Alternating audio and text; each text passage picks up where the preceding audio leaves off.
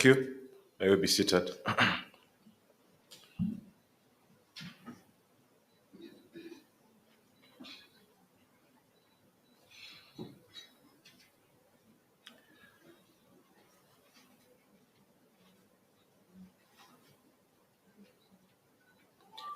May I at this point invite Honorable Rahab Ndambuki to offer us an opening prayer.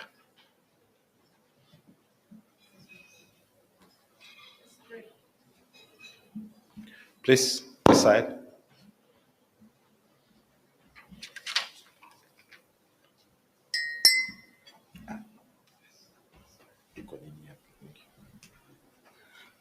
Okay, let's pray. Heavenly Father, in the mighty name of our Lord Jesus Christ, we want to thank you this morning for this opportunity that you have given unto us, Lord, that we may come in this place, Jehovah God Almighty, and we have this meeting today that is of AMD and the women, Jehovah God Almighty. We pray that King of Glory, your presence be with us, Lord. We thank you, Lord, for the leaders that are with us. We thank you, Jehovah God Almighty, for even the women that are in this house and the men that are with us, Jehovah God Almighty. We pray that, Lord, in this nation, Lord, as you have brought us together, you use us, Lord, as vessels of honor, that we are going to bring peace and unity in this land, Lord. And whatever we shall deliberate today, may it be for your own glory. In the name of the Father, the Son, and the Holy Spirit, we pray and we give thanks. Amen.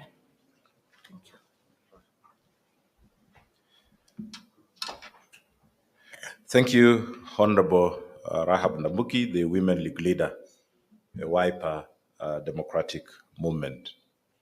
Ladies and gentlemen, thank you for honoring us with your confirmation to participate in this agenda setting summit to deliberate on gender equality and women empowerment ahead of the general elections and also at the various levels post-election at national and county level. My name is Franklin Mukwanja. I serve at the Center for Multiparty Democracy as the Executive Director, and this morning I'll play the role of Master of Ceremony to take us through this short program, which is half day. We understand the political terrain. Politicians are out there now and not seated in meetings like this. But it is important that when you are at war, you always check in occasionally to make sure that the strategy is working. And that is why, as much as it was quite inconveniencing to majority of the participants we targeted, we insisted that we have some time to be able to sit around the table and have a conversation. At this juncture, we will want to have a quick round of introduction. Please avail the mics, team. Let's begin right where you are. Please tell us your name and the position you are vying for and possibly the area. Just those three things, please, so that we save time. Thank you. My name is Jasi Nyanyuki from Nyamira County, Women Rep. Tell us the political party as well, and if you're independent, still communicate. I'm in Naki, Kenya. Good morning. My name is Grace Kioko, MP Mwala, Machakos County, ODM. Good morning once again. My name is Rahab Ndambuki, NEC member, Wiper Party. I've vied twice in Nairobi as a women rep, but this time I'm not vying, I'm supporting my party. Aren't there any appreciation?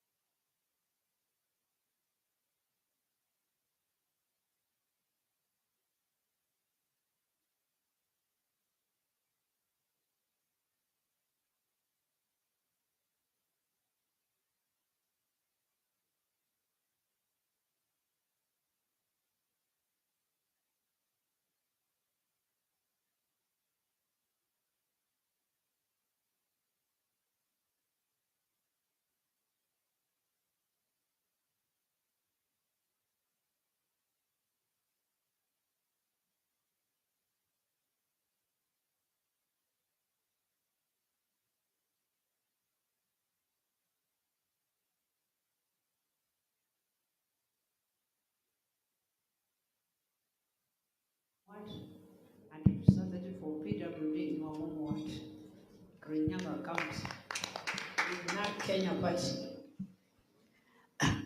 Good morning. My name is Merumurwa, representing Embakasi Central and Auda, MCA. But kulienda vile kulienda, sindio? We're still moving strong, sindio? Wamama oye, wazi. But also a representative of PWD. I fight for their rights. Na bado tutaendelea kupigania, sindio? With your support, we'll appreciate so much. Thank you. Yes, Bwana asifiwe. Amen. I'm Owino Caroline from Korogosho. Venye mumesikia wenzetu wanateta, hata sisi nomination haikufanywa, ikabidi niende independent. I'm MCA. Thank you. Hello. Hello. Hello. Hello. I'm Gary Stella from Nairobi County, Korokocho Ward. And I'm vying for MCA, but I'm in ODM. Na chenye mmesikia venye watu wanatetateta maneno hayakwenda mazuri sana. So I think I'll go to independence.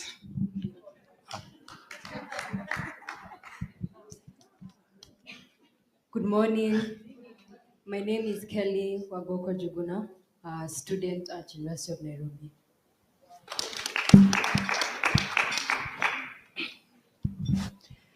Good morning. My name is Lucy Ndungu, an aspirant in the Limuru parliamentary seat on a NAC Kenya ticket. Thank you. Good morning, ladies and gentlemen. My name is Joan Michuki. I'm an aspirant MCA, Mwiki Ward here in Kasarani constituency, Chama NAC Kenya. Good morning, everyone. Good morning. My name is Grace Omondi. I'm vying in Makadara, Member of Parliament. Thank you. My party is NAC Kenya. Thank you. Good morning. My name is Mary Immaculate W. Nyaga from Lam County, vying for MP Lam West, NAC Kenya. Good morning, everyone. Ruth Bolo is my name. I am currently a member of the Secretariat in the KANU party, and I'm also coordinating the campaigns for KANU in Nyanza region. Thank you. Good morning. I'm Grace Nyambura, a youth leader, ANC party. Good morning, ladies and gentlemen.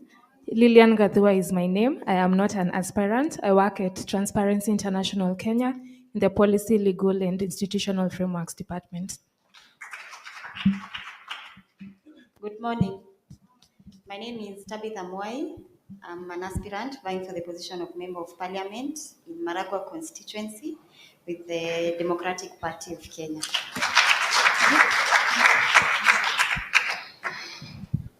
Good morning, everyone.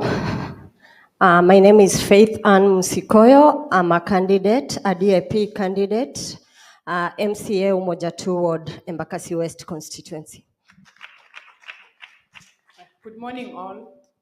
I'm Naomi Chebai. I'm a candidate at Njiru Ward, Kasarani constituency, under the party of DAP Kenya. God bless you. Good morning, everyone. My name is Noel Opile from UDA Party Secretariat. Good morning, everyone. My name is Evelyn Korir, UDA Secretariat. Thank you. God is good, and all the time. My name is Bridget Songok Mwarabu. I'm the Secretary UDA Disability League. Bwana asifiwe. Hallelujah. My name's I'm Dorcas Rotich.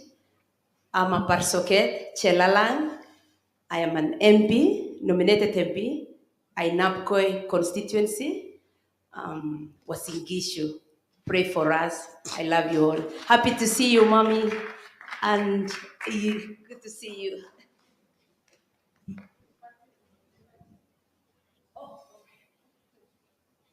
CCM, chama cha mashinani. Asante. Hello, morning all. I'm Lynette. I'm a woman with disability. I'm proud to be here. Nilikuwa na vice tare, lakini kule vilienda, mimi siendi independent. I'm going to support my candidate, which is Jubilee. Thank you. Good morning, everyone. My name is Catherine Siokaumweo. I'm an independent candidate.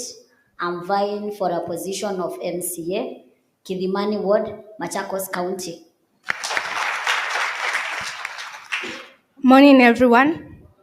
I'm Sarah Ngugi. I represent Consortium of Disabled Person Organization in Kenya.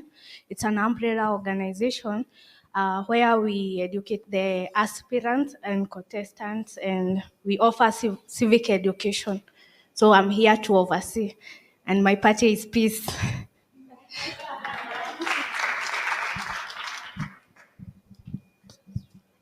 Good morning, everyone. My name is Halima Sharif, independent candidate, women representative, Kajiado County. Also the Peace Ambassador, Ms. Nondo, Queen of Disability, Kenya. Good morning, everyone. Good morning again. My name is Gladys Chetekei. I come from Bungoma County. I'm the Women League, Bungoma County, Wakanu.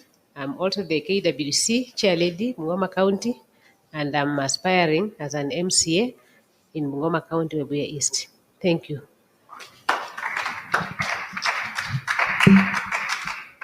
Good morning, everyone. My name is Gladys Nzisa Mudama. I work at an organization known as the Youth Agenda. Thank you.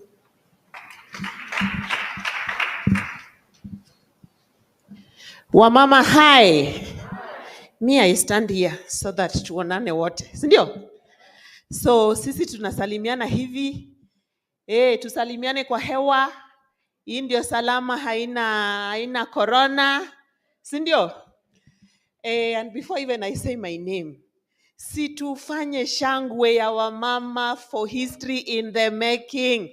Honorable Martha Karua, incoming first ever deputy president. Sinivo? Nasi tumefurahia. I recognize Madam Zipora Kitoni from the KANU party na wengine pale. Kwa majina naitwa Betty Adera. I'm the national chairperson for KANU Women Congress. Wapi makofi yangu? And I was an aspirant or a candidate for that matter for MP Westlands constituency. Lakini vile lineup ya Nairobi ilitoka, munajua vile ilienda, si ndio? But we are here. God is good, and all the time. I am Malamba Betty. Now that she is Betty, I start with I am Malamba Betty. I am a program officer. I work with the National Gender and Equality Commission. I'm excited to be here. Thank you.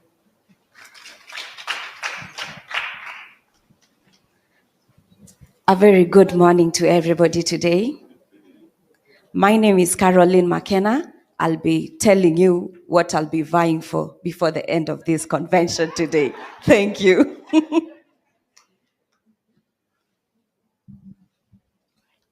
Good morning, everyone. Kina mama habari ya asubuhi. My name is Angela Ambogo. I'm with UN Women. Karibuni sana. God is good, and all the time. My name is Njoki Jonjo from Molo constituency, candidate with the Democratic Party of Kenya, Umoja na Haki. And once again, congratulations to Honorable Martha Wangare Karua, mbele pamoja, Umoja na Haki. Asanteni sana.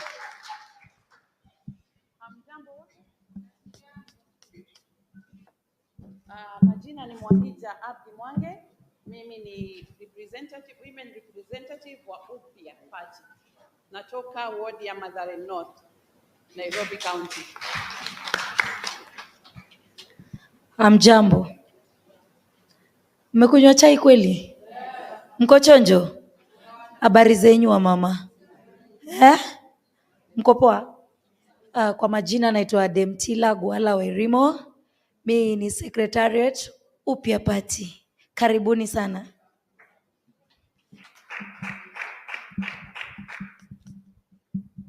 Good morning, everyone. Kwa majina naitwa George Maina. I represent Youth Alive Kenya.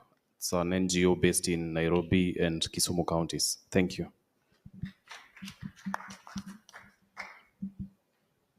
Good morning, everyone. My name is Maria Martino. I am Economic Freedom Party EFPE. Thank you. Secretary, sorry. Good morning. My name is Zulekha Rashid from the Taita Taveta County, and I'm Secretariat from Economic Freedom Party.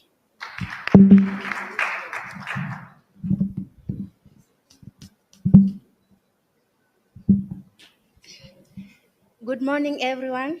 My name is Evelyn Minayo from Viga County, vying for MP. Chama cha mashinani.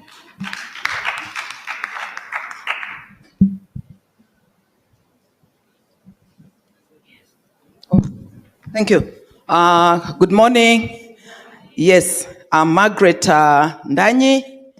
I am the Executive Director of Amani National Congress Party, ANC. I am also the Secretary General of the Political Parties Liaison Committee. And I'm also the Vice Chair of FAWE Kenya chapter. I'm glad to be here among prominent women who are sitting here, Madam Elachi, Madam Zipporah, and the rest. Thank you very much for being a good example to us. And I look forward to a good deliberation today. Thank you. Good morning, everyone.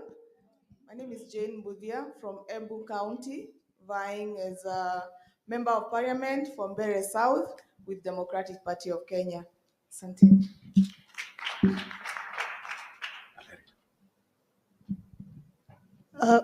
Sorry, good morning, everyone. My name is Lydia Kwamboka, the County Attorney of Nairobi. Thank you. Thank you very much. Please, let's give ourselves a round of applause. All right. There is some level of excitement, which is very much understandable. That on Sunday, we heard that there will be 10 women if that political formation forms the government. And yesterday, there was a candidate declared as a running mate. And I understand the excitement. But I want to say that the excitement must be matched by vote. Can you repeat that? The excitement must be matched by vote. Thank you. Our partner, Madam Rukaya Mohammed, representing the UN Women Country Director. Just hold on. Yes. Mama Zipporah Kitonyi. The best fitting name is the Trailblazers. All right. Thank you very much, Mama, and always for being available to participate in CMD events and speak to your daughters and your granddaughters. We don't take it for granted. My sister, Elachi, formerly at the Gender Ministry, and now back in the race for the Dagoretti North seat. Madam Lydia, representing the Office of the Governor at Nairobi. Honorable Jen Kihara, who's just walking in. Other candidates, political party representatives, members of the CMD board, good morning. I really want to thank you and appreciate you for making time for this agenda setting summit for the women. I can confess that it's not been an easy time trying to figure out when would be appropriate to organize this, because we are torn between supporting women on the practical things in the campaigns right now, or calling them for a strategic reflection like this one. But we had to, out of consultations with your political parties and yourselves as candidates, make sure that we have this very important meeting to deliberate on priorities for gender equality and women empowerment for various stakeholders at various levels going into the general elections. And that is what we're going to focus on today, looking at the various topics. First, having a reflection on the party primaries, the hits, the misses, the opportunities going forward, and also looking at the political journey of women. And that is why we have trailblazers in the room and always available to offer ideas on this, so that when we're having a conversation, we don't take it for granted, some of the developments that we are witnessing. And then we will have a conversation on what priority areas for Gewe do we advance going into these elections and post-elections, both at the national and county level. We will also reflect on how do we want to move this forward. We have our partners in the room, we have you women leaders in the room, we have civic actors in the room, all working in a way that needs to be organized and make sure that we are making strides. I hear the various challenges that women have faced in the party primaries, in the political parties. I do not want even to speak about the very recent court ruling that just threw away the gain that we had made way back in 2017, that compelled political parties to submit gender responsive nomination lists.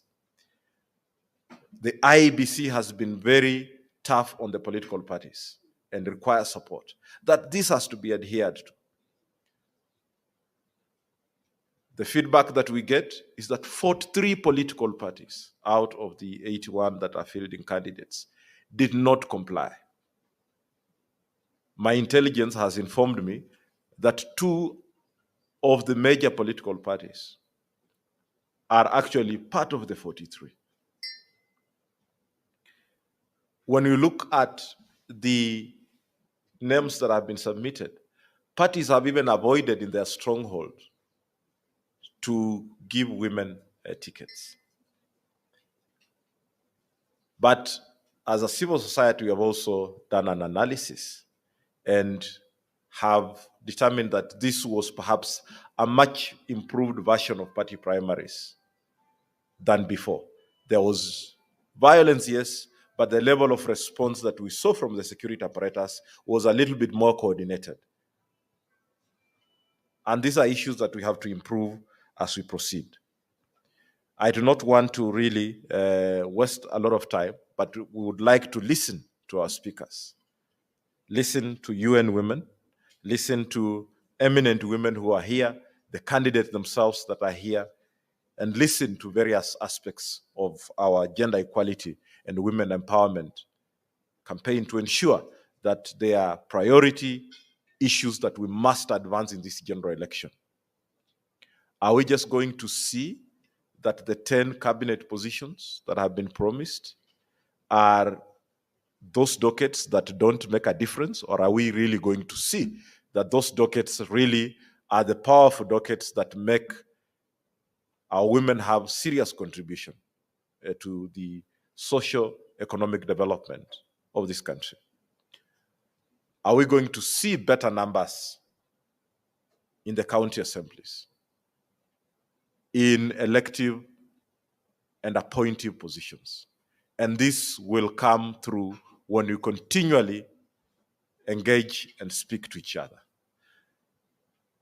With those few remarks, allow me to also relay my chairperson's apologies, who is also on ground contesting for Isiolo North parliamentary seat. She was not able to leave a place called Kulamawe in Isiolo last night, so she was able to leave this morning, and we spoke a few minutes ago. She was just past Nanyuki. She will join us as the meeting goes on. And this shows the commitment that women have, leaving Isiolo early morning to be here. I can hear from Lamu, from all the places to come and have this conversation. We really, really appreciate. I want to thank you very much on behalf of my own chair, Senator Halake, who will join us at some point. But at this juncture, invite Rukaya Mohammed, the Deputy Country Director, Women, UN Women, to speak to us. Thank you.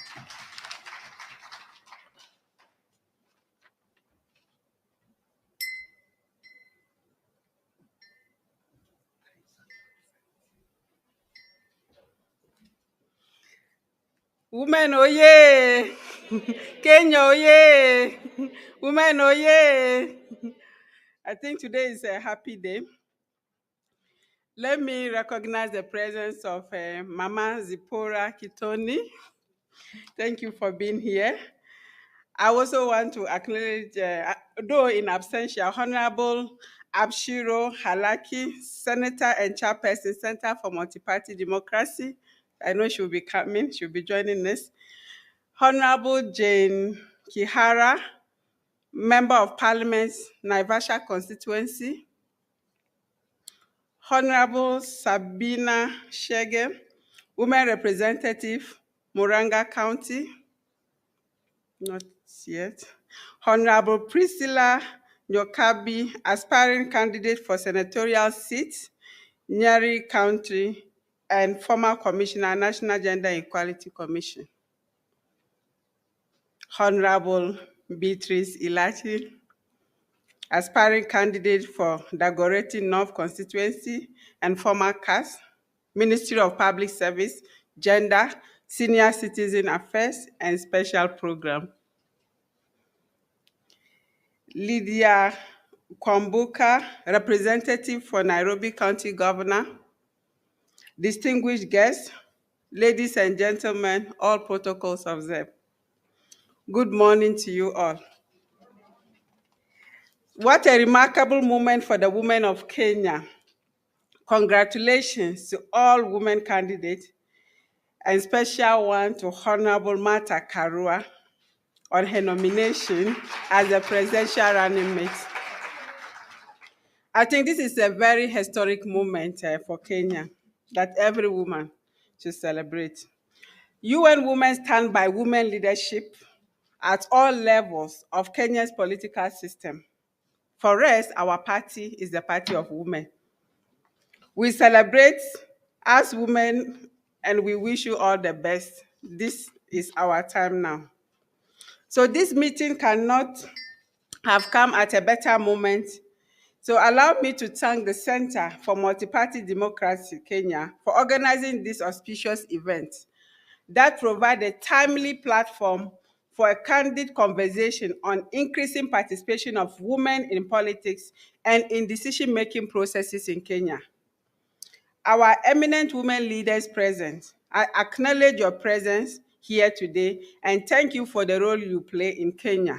Your resilience, courage, and strength are inspiring to us all, and we are your cheerleaders at every step of your journey. I always say it, I really find Kenyan women to be very, very strong. I'm from Ghana. I think we are not as strong as you are. And the mark you have reached, we haven't reached there. We've not had a female running mate yet. So Kenya has beaten us. So congratulations. I am delighted to be here this morning with you as we deliberate on the key priority areas for gender equality and women empowerment in Kenya, particularly during this electioneering period, to ensure that women have what they need, both as voters and candidates, to participate in this key political process. Ladies and gentlemen, we are all aware that public and political life in Kenya is characterized by low representation of women in decision-making. Yet, the active and meaningful participation of citizens in public affairs is the distinguishing feature of democratic societies, which are judged by the extent to which governments open up citizens, both women and men, involvement in public affairs and the space they give for citizens to hold government accountable. In Kenya, women's political representation is still below the constitutional threshold of 30% and further below SDG target of 50%. Although women constitute 50.5% of the Kenyan population, political representation is heavily skewed in favor of men. So how can we really progress when more than half of us are really not part of the mainstream development? So ladies and gentlemen, gender equality does not merely strengthen democracy. Without women equally involved in all aspects of political processes, there is no real democracy to begin with. Granting equal rights for all is the very essence of any democratic country. Democracy is not solely about multi-party system, fair elections, and accountable institutions. It is equally based on human rights, participation, and inclusion of all citizens, including women and persons with disabilities. And we have seen countries where we have more women in leadership. They focus on investment in critical areas like health, education, infrastructure, and all aspects of investment that really improve the quality of life. So this is what it means to have more women in leadership. There is evidence that increased women's political participation leads to higher chances of successful, peaceful negotiations and increased cooperation across political and ethnic lines. And the best way we can ensure women's participation in the policy process is through dialogue, like we are doing today, by placing gender equality and women empowerment at the center of political parties' discourse, since they are key determinant and entry point for women getting elected to political office. Ladies and gentlemen, the just concluded political parties nomination speaks volume to all of us. There is a perceived increase of women participation in the party primaries, with high number of women coming out to participate as aspirants and consequently making it as candidates. Congratulations. However, we all know the experience of the party primaries did not favor women, and more so the young women and persons living with disabilities. We need to have conversation on improving nomination processes in Kenya to ensure that political parties uphold internal party democracy and guarantee the principles of inclusivity and representation for all politicians. Ladies and gentlemen, we need to walk the talk. The promulgation of Constitution of Kenya 2010 ushered in a new dispensation in Kenya's constitutional, social, political, and economic order. The Constitution recognizes the underrepresentation of persons for special interest groups, including women, in various political processes, and therefore puts in place affirmative action measures that seeks to promote political participation and representation of groups, which include Article 27, 81B, and 177B. Which provides that not more than 2/3 of members of elective or appointive bodies shall be of the same gender. The Sustainable Development Goal 2030 puts us at an awkward moment with only 8 years to realize the 50-50 gender representation as per the commitment. So we have only 8 years to reach to 2030, and we haven't reached the 50-50. That's the goal set for sustainable development. This is the time to rethink and deliberate on the way forward as we focus on the 2030. Therefore, this meeting is timely as we deliberate on the gender equality and women empowerment priorities to be advanced by various stakeholders, both at the national and county levels during this electioneering period, to ensure that women leaders have enhanced capacities to participate in electoral processes. Sustained dialogue on implementation of the 2/3 gender principle at all levels is necessary to raise the number of women in leadership and decision-making. This is a responsibility for all of us. Ladies and gentlemen, the journey to gender equality is challenging task that can only be achieved by both men and women working together. So we need to work with men as allies. We need to work with traditional leaders. We need to work with faith-based organizations. We look forward to gender-responsive reforms that puts gender equality and women empowerment agenda at top of the list. As UN Women, we will continue to work with the state and non-state actors to push for the gender equality and women empowerment agenda and to ensure more women of all ages lead, participate in, and benefit equally from governance systems and processes. As we enter the home stretch for the 2022 elections, I want to reiterate UN Women's commitment to supporting women candidates at all levels of Kenya's political system and call on all duty bearers to ensure that the environment is enabling for women to exercise their constitutional rights, both as voters and candidates, by guaranteeing peaceful, free, non-violent, credible, and fair elections. Asante Nisana.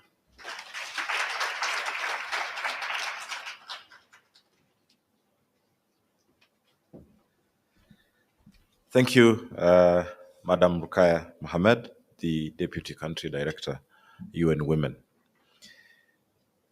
Indeed, how do we expect to win with half the team playing outside the pitch? Sometimes not even allowed to be fans and support the favorite teams. Honorable Jen Kihara, you're laughing.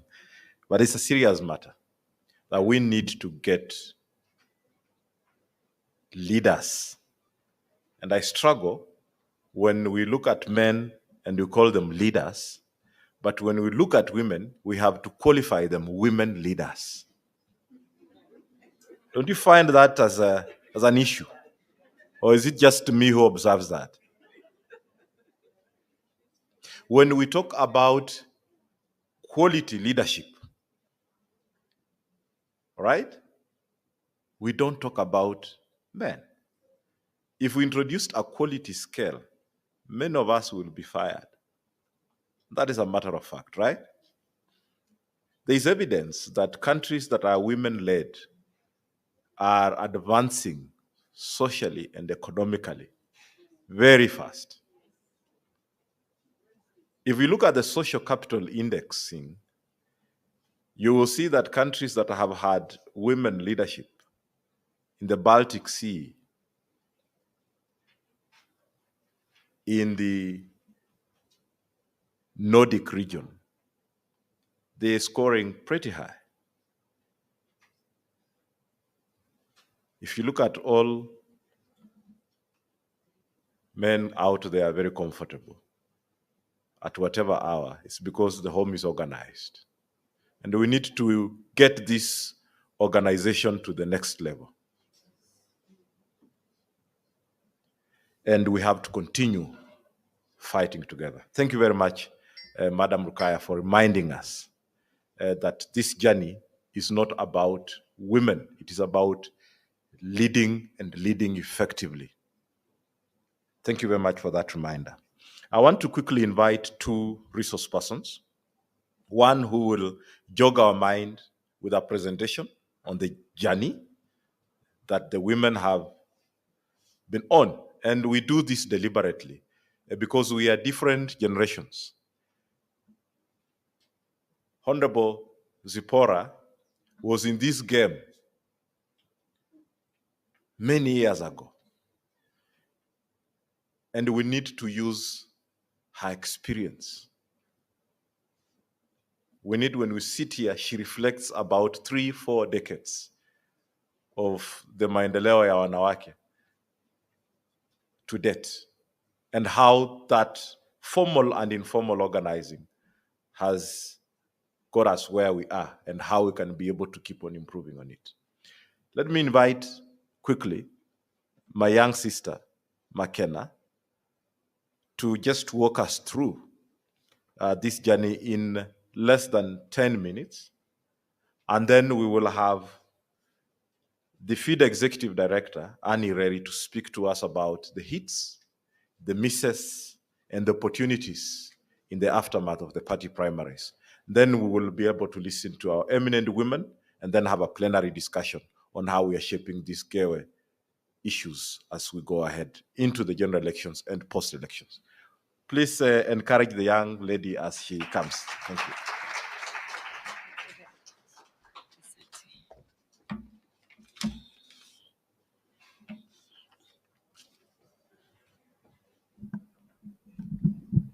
Good morning. Good morning again. Somebody kindly help. We are vertically challenged.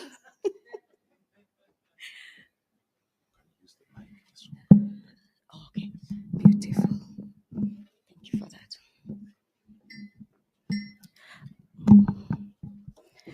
Good morning. I believe this sounds far much better. CMD, UN Women, FIDA Kenya. Rukanya Mohammed, Country Director, UN Women. Honorable Zipporah Kitunyi. Honorable Beatrice Elachi, Speaker Nairobi County, CAS Gender. Honorable Jane Kihara, MP Naivasha.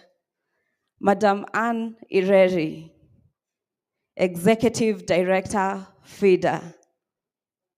Lydia Kwamboka, FIDA, Nairobi County Attorney. Ladies and the invaded gentlemen, and all protocol observed, good morning. This is a very beautiful point in history, a time when women are gathered here today. And as we gather, we all have one thing in common. We are celebrating a beautiful country that we have, that is Kenya. And because of this beautiful land that we hold today, and we can sit here as women and deliberate on issues that affect our lives, and as we fight for the next liberation of women and occupy our relevant places, we are taken back in history. And that is the journey that I'd love all of you to take with me. Today, being a National Women Agenda Setting Summit, we will be deliberating on gender equality and women empowerment. And our focus is on prioritizing areas of national and county levels that women need to be involved in. We have women who preceded us. We can see their pictures and we can see their faces.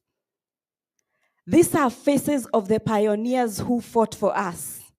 These are the faces of the mighty women who took care of children, who lived through fear and pain, not knowing what tomorrow held, all in the quest of independence.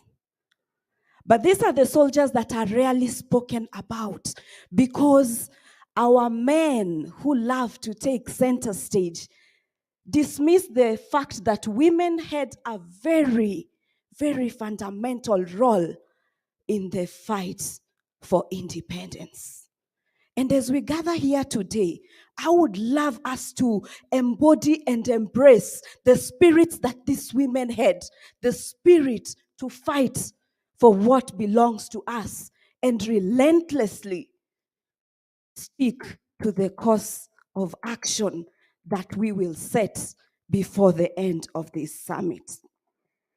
Some of these names, most of them were just captured as women doing things, women of Kipiripiri, women holding guns and taking care of children. But they were not named. But we are lucky to have a few names. And I'd love to recognize those names in our summit today. Mekatilili Wamenza, Field Marshal Modhoni Kerema, Kipiripiri women, Wamboi Otieno, Mary Modhoni Nyanjiru, Wanjiru Nyamarutu. These are the women who used unconventional methods to fight for our freedom against the colonialists. In the previous image, you could see them having funny hairstyles. They were not just hairstyles. In those braided dreadlocks, they hid weapons. They hid food that they were taking to the caves for their male counterparts who were at war. Some of these women were freed because the men were incarcerated. But as they were freed, one thing is key to note. The women used different mechanisms to fight for the liberation. Mekatilili is quoted for using her dance to defy the colonialists, to make sure that she passed the message that, yes, we want freedom. When we talk about Mekatilili and all these women, I am reminded of the beautiful story, the movie that I doubt the today's generation are watching, the lovely Sarafina. Do you remember Sarafina? Do you remember Sarafina? What was that song? I'd love you to participate with me and we sing, freedom is? I can't hear you, lovely women. Freedom is? When? When? Freedom is coming? Freedom is coming? Freedom is coming? No, I want women to be sure. They said that Sarafina said freedom is coming tomorrow, but today we say freedom is coming today. Freedom is coming? No, women, I need us to have power. We need to remove the feminine energy and make sure that this whole auditorium lives with women who believe that freedom is coming today. Freedom is coming? Freedom is coming? I need you. You are all politicians and you're very vocal. I need us to say it and believe it. Freedom is coming? Freedom is coming? Thank you very much. Freedom is coming today. And freedom is here with us because they paid the sacrifice. That is an image of a Kenyan female freedom fighter in central Kenya in 1960. That's how they quoted us. No name, but the image of that woman as she holds the gun and her baby can tell you of the powerful position that women hold. Just as a by the way, you are that woman. The script is different because we are still holding babies, and probably in place of a gun, we are holding a constitution that we are yearning for its implementation today. The next slide is actually the one I was talking about, a group of female freedom fighters led by the Kipiripiri women in Rift Valley of Kenya in 1957. We proceed to see great women like Wangari Maathai, a political and environmental justice activist who went on to become the first female African Nobel Peace Prize laureate for her activism at the time.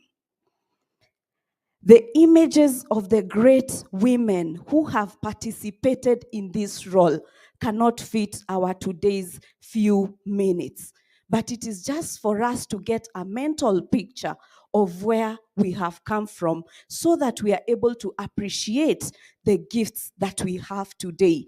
That much as we may not be where we want to be, the fact remains that we have progressed significantly since the time of independence. I have capitalized on Field Marshal Muthoni Kirima. Can you give a hand clap for her? Because she's alive today. And this next is a picture of Field Marshal Muthoni Kirima, and she loses the dreadlocks. She loses the dreadlocks. Can I hear a hand clap for that? Let me explain why you're clapping. Field Marshal Muthoni Kirima said that she will only lose her dreadlocks when she feels that Kenya has gained its ultimate independence. Significantly speaking, just asking, as a by the way, Could it be that she has realized that we have gained the ultimate freedom that they fought for, that she believed in, up to the point at which her dreadlocks were shaved? Just a question. But what inspires me most about this image is the fact that she said that she wanted to breathe. She wanted a new phase of life. She wanted the shaving of her dreadlocks to be an epitome, to be an example of where we are at, which is a new dawn. And that new dawn is the new dawn that we intend to create today through the agendas that we will be setting as we proceed on. The journey of women's political involvement in Kenya has very many beautiful faces. I wish I could have captured them all. And to get us started, I would love us to give another mighty hand clap for Honorable Martha Karua.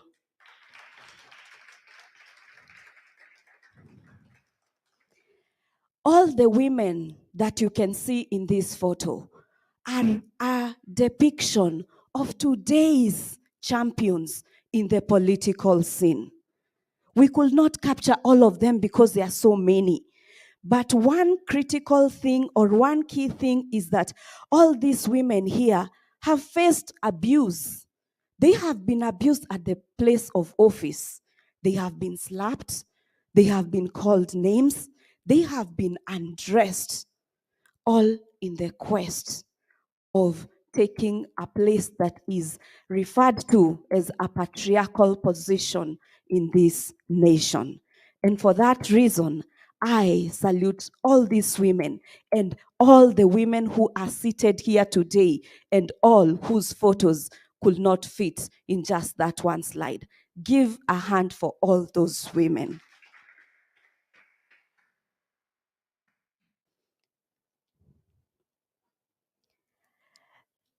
These women face the roadblocks. There is a report by the National Elections Monitoring Unit of the 1992 Multiparty General Election states, more women could have won parliamentary and civic positions were it not for electoral malpractice targeted significantly against women. Without exception, all women candidates we observed were harassed by their male political opponents. Many of them, especially the women parliamentary candidates, had their campaign meetings disrupted. Others had faced imprisonment and harassment of dissent. The mother's hunger strike. There's also the fact that the women who've been standing up in politics have faced have been rendered guilty by association. The harassment and imprisonment of relatives of government opponents. More women have been tortured, raped, and ill-treated due to their candidature or involvement in political matters. Kenyans of a time when we exercise such rights as freedom of speech and expression could land one in torture chambers. When we refer to these cases, I remember watching a documentary on UN women, and I heard and I listened to Honorable Charity Ngilu as she narrated her ordeal as being the first presidential candidate in our multi-party democracy system. And she said she was pained because it was the first time the women who supported her, their homes were raided. They were raped. They were harassed. And some were even killed just to fight for these democratic spaces that we gather here today to continue fighting for.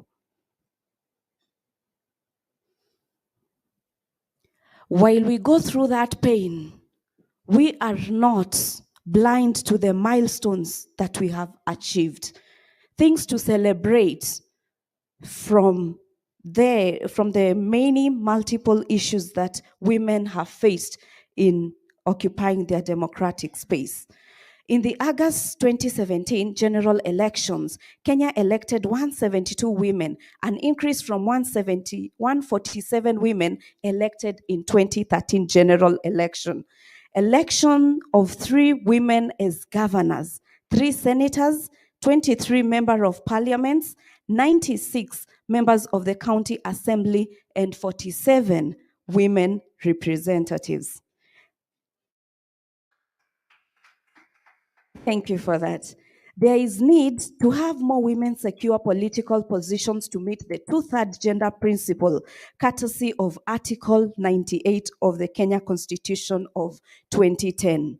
There are other progressive articles which embed equality and non-discrimination based either on ethnicity, religion, tribe, education, gender, political, economic, cultural, and social domains. However, we still celebrate the organizations that have all come in together. We can as well not fit the whole list here, but just to mention a few, this event that we have today is courtesy of UN Women. A hand clap to them. We have Association for Women's Rights in Development, Maendeleo ya Wanawake, FIDA, among very many other NGOs and activist groups that have ensured that we propel the agenda for women forward in this 22nd century.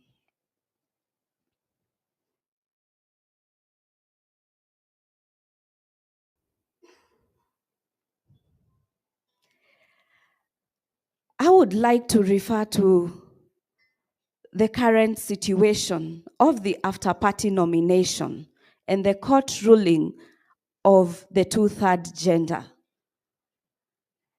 It is important to note that IEBC actually issued a directive and said every list that has been forwarded by political parties that do not meet the 2/3 gender rule would actually be dismissed.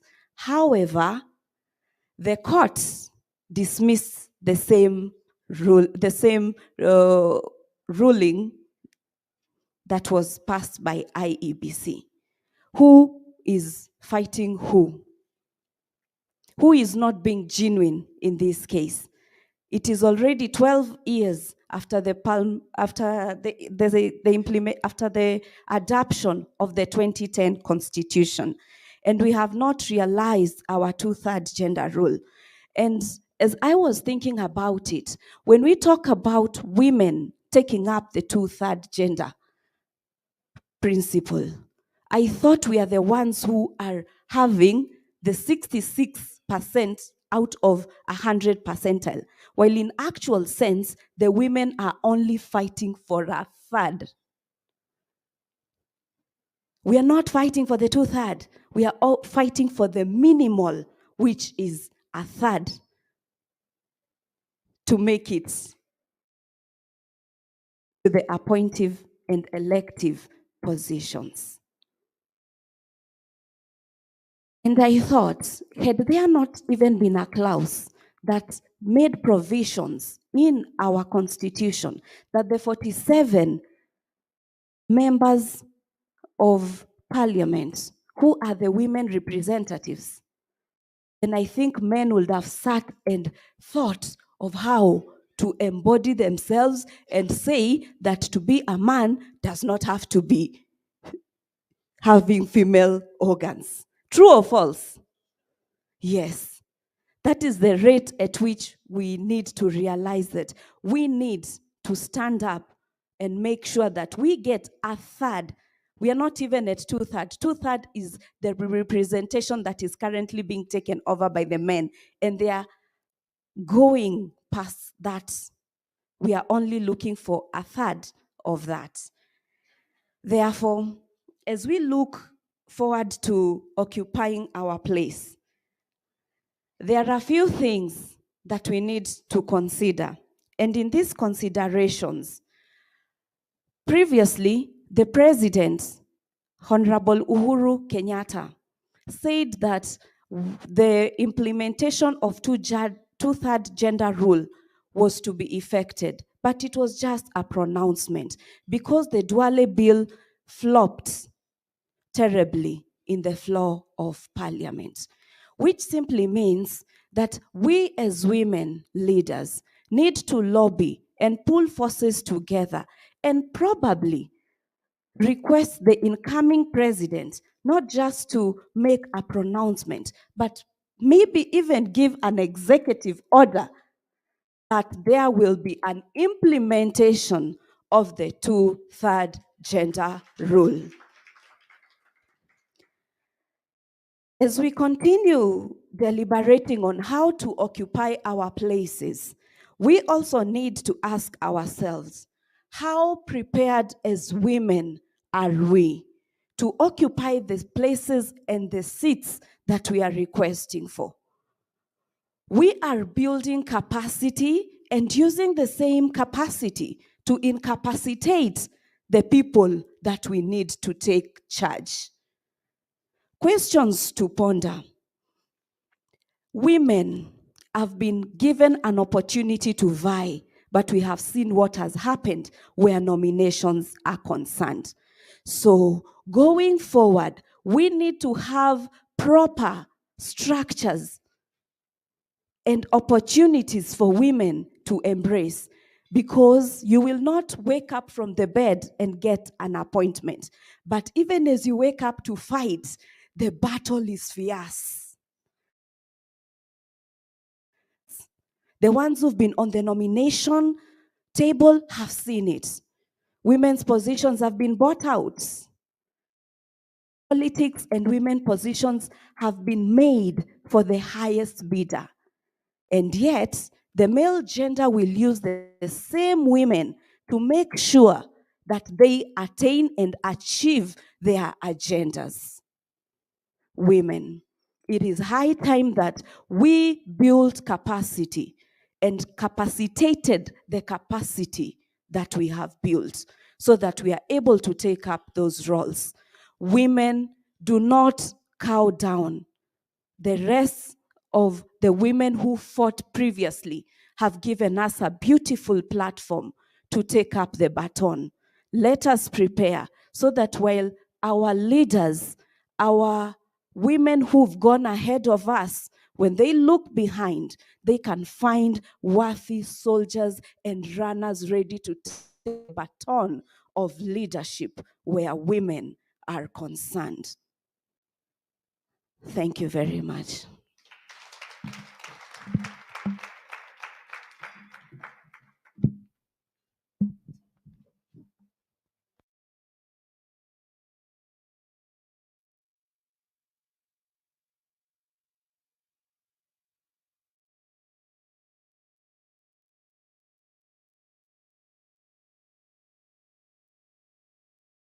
Bless us. Thank you, my sister McKenna. Without wasting time, I would want to invite my good colleague, the Executive Director of FIDA Kenya, that I've been monitoring the party primaries, to speak to us, not just about the party primaries, also the build-up, preparing a number of women candidates to run. And every time we had a conversation, she kept on telling me, don't tell us there are no women to contest. We have enough. Now we have navigated the party primaries. Here we are. Anne Ireri, karibu sana. Thank you. Please let us welcome Anne. Thank you.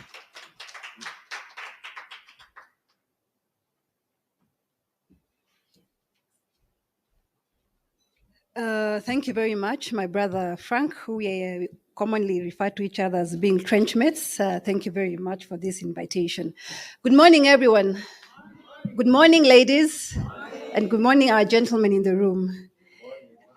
I bring you greetings from FIDA Kenya, a great partner and friend of CMD.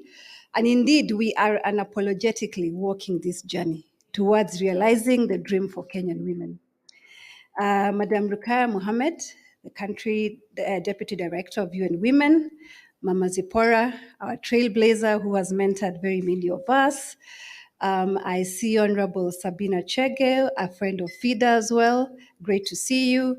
Honorable Beatrice Elachi, who I reminded her this morning, she's our incoming Member of Parliament, where FIDA is. So again, we are not making apologies. And we wish you the very best. As well as Madam Kwamboka from the Nairobi County, and all great leaders present. Good morning. Good morning.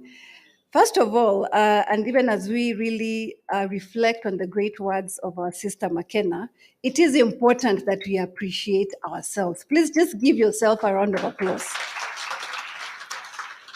And why do I insist on this? I speak with two hearts. One heart as the FIDA Kenya Executive Director, and the other heart, as I mentioned, I was tasked, which is again a good thing for women for this election cycle, to lead the sector as a chairperson of election observation. And I have seen what it means to be out there. It is not an easy thing. It is no mean feat. So to each of you who has tried and attempted to throw yourself in the race, please appreciate yourself. We know it does not come easy. We have seen what it takes. We have been there leading missions, even with the by-elections. So really, for whatever it is, just appreciate yourself. For this morning, I'll try and be brief. I know we are pressed for time. But I know when we had a discussion with Frank, and again in the spirit of collaboration as institutions, one of the things that we are working towards is to make sure that within this election cycle, we are able to deliver women. And for us, we have been very aware that elections are a cycle. There is a preparation phase, and there's the actual phase and the post-election. And each of these phases do offer very vital lessons for us as women. And so it is important that even as we sit now, looking into now the tail end of nominations, remember there'll still be life after 9th of August. And what we now need to be harnessing are what really are we seeing in terms of what we need to do better, what we need to call out, and what we need to strategize around, so that at the end of the day, we are having more celebrations. And of course, indeed, for Kenyan women, it is a great day. Allow me to start by just going a bit into the law and why party nominations are important. I know my topic is to just debunk a bit of the party nominations as has happened, and also to see what are the hits, what are the misses, and what are we taking forward as opportunities. One, it's to remember that political parties under our democracy still remain the largest means of selecting candidates to run for office. So whether we like it or not, we are stuck with political parties. I know there have been debates, and I see a number of us who are vying as independent, but we will also have a chance to see what's the best way of us going around. But bottom line, if you look at Article 81 of the Constitution, we do appreciate that for our electoral system as it stands in Kenya, political parties play a very vital role. And so it's important we see how to mainstream ourselves as women within these political parties. And even for the larger outfits, how do we just push each other and make sure that we occupy these spaces, because ultimately it is from these parties that most of us are going to end up in elective office. And during the conduct of our political parties, primaries, our parties, of course, have certain rules they must adhere to, and that's what part of the things we'll be looking at. What does the IBC speak towards party primaries? What is a code of conduct that they're supposed to adhere to? And of course, Article 91 that we celebrate a lot really articulates that for political parties, as they carry out their party primaries, the issue of representation is key. Remember, as we have always stated, we are not asking for tokenism, we are not begging. We all queued up in 2010 and said yes to a constitution that for the first time, under our principles as a country, outlined that you are going to be bound by the principle of gender equality and gender equity. So even as women, as we talk about this issue, we are not here to make apologies. We are here to indicate the law has clearly provided this as an aspiration for women, and bearing in mind again that women, we are different, we are diverse. We have young women, marginalized women, women from minority groups, women amongst us who are living with different disabilities. So these are the things we need to be very serious about. And as we push for the implementation of this actualization through political parties, that we are very, very clear about it. So that's the basis, so that we are clear together that we are not begging. We often hear the question of we want to be given seats, and the question, who said we want to be given seats? Is there anyone here who wants to be given seats? Exactly, because we have what it takes, and that is the premise for us to be able to engage in this discourse. In terms of the just concluded party primaries, I know we are now at the tail end. The nominations have concluded. The IBC should actually be rushing now to gazette the successful candidates, both independent and those in parties. As a feeder, as those of us who are on the ground, as Frank has mentioned, we had observers on the ground, and we noted certain things that I'd like to share with you. Why are they important? Because as political players, we'll need to mainstream this as we go forth, as individual candidates and within our parties, so that we are able to make sure next time we are able to have a smoother process. By and large, we saw a better process than 2017. That is for sure. Certain things changed, which were good. The question will be now, did they favor women or not? And allow me to just mention a few. One, we had slightly better access to polling stations where we were supposed to carry out the nominations. But of course, what is outstanding is that we still need to make our parties very conscious, especially to our brothers and sisters who are living with disability. It is very crucial that we're not just looking about access, it is about the question of safety, so that if I'm vying as a member of this very, very special group, I'm aware that my followers, my supporters are also able to access this. We saw that in some polling stations, of course, we had changes. I know some of us, Nanilisikia, we said some things happened. I know some of us are those ones, we showed up at this primary school. We didn't know by 8 o'clock the primary school had been changed. And so we are calling upon the political parties, and we'll have that dialogue, that really, if we gazette a particular polling station, let that remain in terms of information dissemination, so that we don't have confusion and I don't end up as an aspirant or a candidate who has mobilized supporters but we're in the wrong station, because it has been changed. So that is something that came out of it. We also saw the opening and setup of polling stations.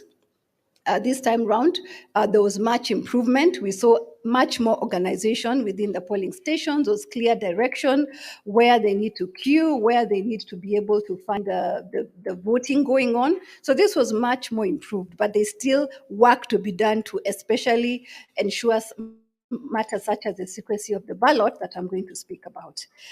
Availability of what we call strategic materials. So for a number of our political parties, we saw where there were ballot boxes that were marked, that were clear. It was very evident where they need to go. Ballot papers were available. And of course, we also saw this time around the use of technology in nominations, because remember, at the end of the day, it is about an efficient system. So even as aspirants, we must have a vested interest and to dialogue, whether independent or whether within a party, which is a most effective means of ensuring that even me as a woman, I benefit from my supporters having the shortest and the most efficient way of having credible, free and fair nominations. And so the technology use was something that is welcome. We saw the key issue, as I've mentioned, of secrecy of the ballot. That is something that still needs to be discussed.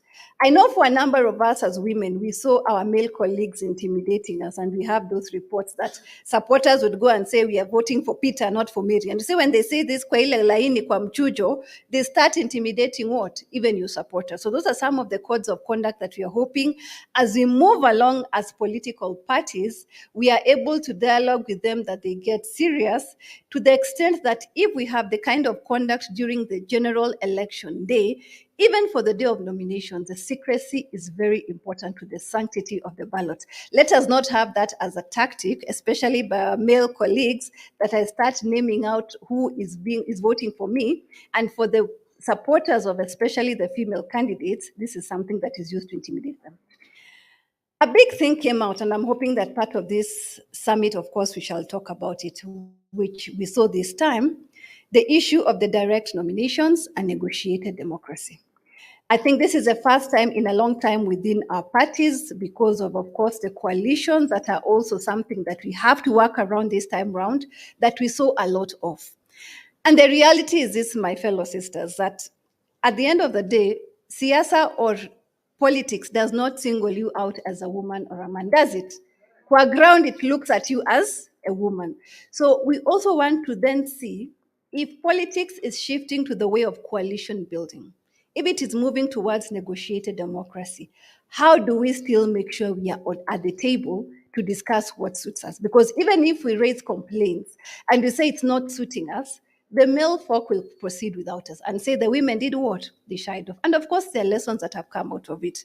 And we'll be sharing this so that we have, yes, as a party member, I know my party will engage in consensus building, whether there are opinion polls that are going to be deployed, that is, yes, legal, but can we have information sharing so that I understand what methodology will be used? And I prepare, isn't it?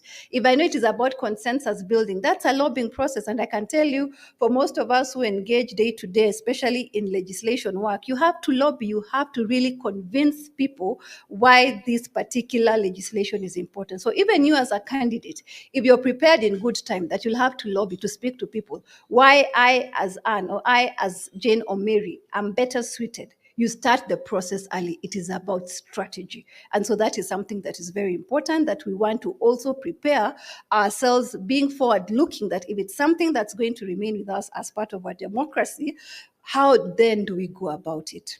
Finally, of course, the unfortunate issue of electoral violence. We did see quite ugly scenes, especially against women, which were really sad. We thought we are past some things, that even if you disagree, we always have a general rule, let's disagree on paper. But when it comes to my body, what does my body have to do with the disagreement? It has nothing to do with it, isn't it? But of course, as women, we did see some ugly scenes, especially on women's dignity. And we know there were violations that happened. And part of the lessons out of it, which we'll of course discuss, is then how do we make, especially politically instigated or motivated sexual and gender-based violence be part of election offenses? Because as we speak, you still have to process them under the Sexual Offences Act or the Penal Code. But then how do we then make sure that the attention is drawn, even for the season we are in, if other election offenses are being dealt with in a particular manner, that SGBV during this period is also prioritized in the same manner. Having said that, we had some good lessons and some good things we want to celebrate, because it's never all gloom, isn't it? There are things we can celebrate. We can say here we have made certain strides and milestones that we can be able to benchmark with. One is that the requirements on the gender threshold this time were very clear. And that's something we need to celebrate. True or not? True or not? Exactly. And I recall as stakeholders, I know CMD, FIDA, and the rest of us, we had numerous dialogue, especially with the ORPP, the Registrar of Political Parties, as well as the IBC. And one thing was very clear, that this time they're not budging, that the issue of 2/3 must be achieved. And that's a great step, because then it means a political commitment, the commitment of those who are managing elections is there, and it is clear that we are not going to run away from this thing we have created to be a monster. We don't understand why it is the only provision almost 13 years after the promulgation. We are still discussing about it. Immediately after it was enacted in 2010, we went to court, and up to now we are still in court. But there's that commitment. And for us as ladies, that is already such a huge opportunity, because it means we've been given so much impetus to be able to lobby and to push for the actualization of the gender threshold. The other success we are seeing, of course, is the active participation by women in political parties. And I know we'll have a chance from our trailblazers to speak to us that it was never this easy. I'm sure Mama Zipporah will tell us. One of the things I personally celebrate is when I look at especially the major parties. If I want to see what's happening today in one coalition, I'm sure I'll see Honorable Beatrice, I'll see Honorable Jane, I'll see Honorable Sabina. And this was something that was not the norm. True or not? That women are there, and I can assure you, even within the political parties, we had a forum last year which was launched as Voter Dad. I'm sure many of you heard about it. And we had Mama Zipporah in attendance. We had Honorable Sabina in attendance. And I can tell you one very, very pivotal moment. We had a forum where we had political party representatives. And these are now women who are not aspiring, but who are part of the political management at senior position, whether as secretary generals or the chairpersons of the elections board. And I can assure you we had no less than 11 women representing 11 political parties. And that's a milestone. Because remember, as much as you're seeking seats, you also need allies who are women within the parties who will push for you. And that's why we're indicating that even if today you have not succeeded in one or the other, that political party you have chosen, be part of it actively. Participate in it. Build that party. Get known in that party. Because at the end of the day, when they'll be walking around to see who they want, they'll say, I've seen Mheshimiwa Rahab.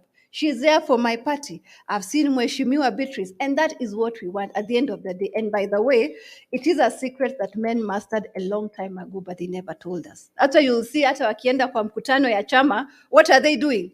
They're jostling to make sure that they are there to be seen. So as women, let us not be apologetic.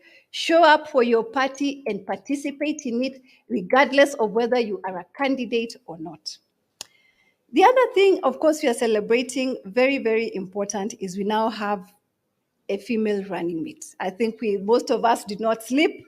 Once again, a huge, huge congratulations to Honorable Martha Karua, who we are celebrating so much as women, as a fraternity. We're extremely proud of her at FIDA. Some of us sit on those desks and you can see, yes, it has not been in vain. But allow me, sisters, to just speak to this issue, what it means. It is a ripple effect of what it has done. I will give my personal experience. I remember when we were vouching for the Honorable Chief Justice, who is now in office. And I remember I made presentations before the Judicial Service Commission.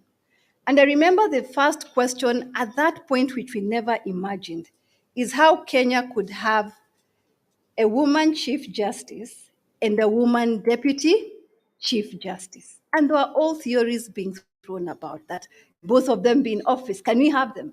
But guess what? We were very clear to indicate that these esteemed women are not being selected to that highest office because they are women.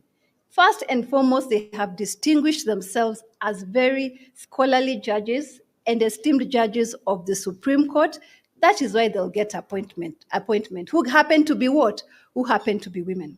And when we had the swearing in of the Chief Justice, I can tell you from the sector, the discussion of whether you're a woman judge or a man judge is gone, because we have normalized it, that we can have a Supreme Court that has a female Chief Justice and a deputy female Chief Justice.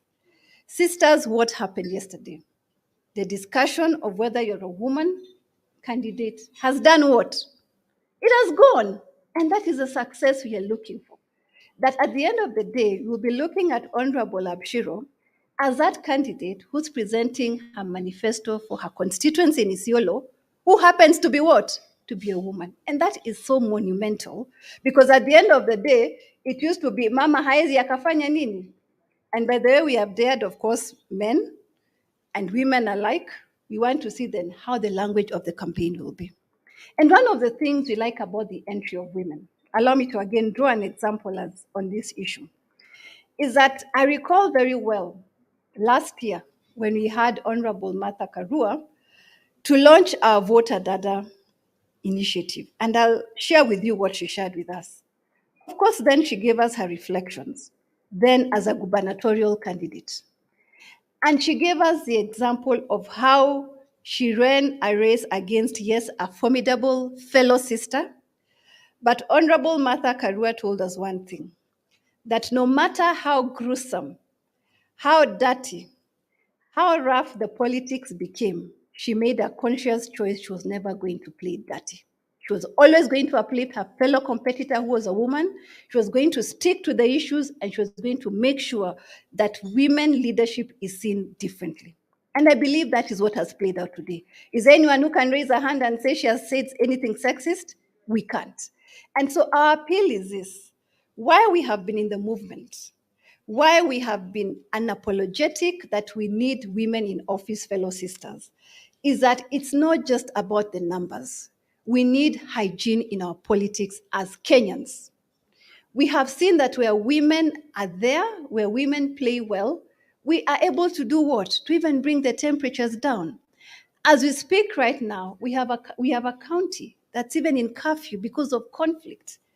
How good it would be if we have more women from those areas being part of leadership to really make people understand who bears the burden of conflict in our country. And so my challenge to you is that for all of you who will end up on the ballot, we celebrate you, but please use the opportunity to show that women leadership is different. We don't have to play dirty. We can be issue-based. We can show that Kenya is a country of substance women. And I can tell you for sure, because I have worked with all of you. For every one candidate who's a woman who presents herself, she has done so much introspection that surely even the CV is much higher than an ordinary candidate who's a man, isn't it? Because to be a man candidate, what do you have to do? Show up, you're a man. And so let's use this opportunity to make Kenya a better place and to really show the masses that we are not speaking just about numbers, but women leadership indeed does make a difference. As I conclude, allow me to just highlight other things that we need to think through. That one, we have done training and capacity building. We have seen a lot of training for all of us, but that is just the beginning. We need to be able to have much more investment, especially in the capacity of women. I know a number of us have tried, but it has not been easy. Because when you look at whoever is carrying out the capacity, whether it's CMD, whether it's FIDA, we are all donor funded. So we really look forward to a day where even the political parties themselves isolate and prioritize the aspect of capacity building, which includes the security for yourselves. You need to start thinking through it. Dispute resolution. I know during the party primaries, we availed lawyers who are able to assist a number of us through the process. That's political strategy. But also a great opportunity was a role modeling we are seeing then and even now.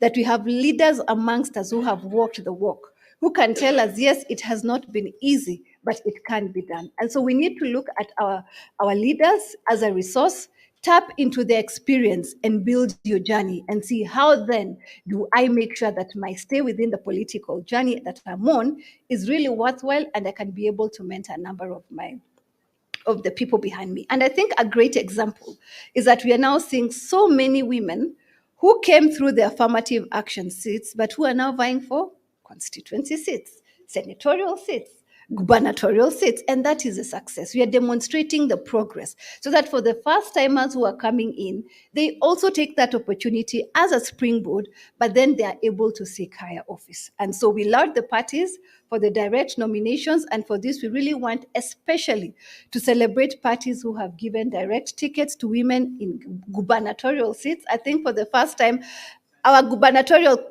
papers will look very nice and very, very, very colorful, which is important because we have seen that deliberate attempt, especially by the strong parties. ODM has done it, UDA has done it, we have seen as well as WIPA has done it. So that is a success. And when you look at the candidates who've been given direct nominations, it's not for the sake of it, they have proven themselves. So let's take this as a lesson. What still remains as a work in progress? One, as I've mentioned, as I conclude, is let's reflect on this issue of negotiated democracy. Coalitions, they are here to stay. Looking at the dynamics and the demographics of our country, coalitions have become a necessity. So how do we as women make sure we are part of the discussion, we bring our strengths at different tables, and negotiations are not done without us at the table? And by the way, we are not there at the table to serve tea, we are there to contribute and to indicate what we can do for the parties. True or not? Exactly. Secondly, the issue of election funding and support to women candidates, this needs to really, really be underscored. We need to have the support of key stakeholders in society to really rally and to speak to the people and to really commit to be able to share this. Allow me to just digress on this and give an example. I know in the case of FIDA, we have been made to aware of especially our Muslim sisters who don't have access to the mosques. And we have known in certain cases where it's the men who are there are sheikhs who have used that platform to push for women candidates, but also in some cases it works against you. But rest assured, we are dialoguing with our religious leaders to allow them to appreciate that it does not matter whether you're a man or woman, you also stand to benefit by having stronger leadership that is women-led. We also need to look at the issue of internal dispute resolution mechanisms. For this, it's particularly close to me because it's also an issue of the rule of law. And I know a number of us, we had the testimonials who came to our offices. I know at some point you were forced to have the negotiations around the table. And I don't think that's a negotiation. It was more of the power barons telling you, sasa hii mchujo wache hii ticket iende kwa nani? Kwa fulani. But that is a lesson learned. And part of what we'll be looking at very strongly to push is that even within that internal dispute resolution mechanism, you have a fair chance.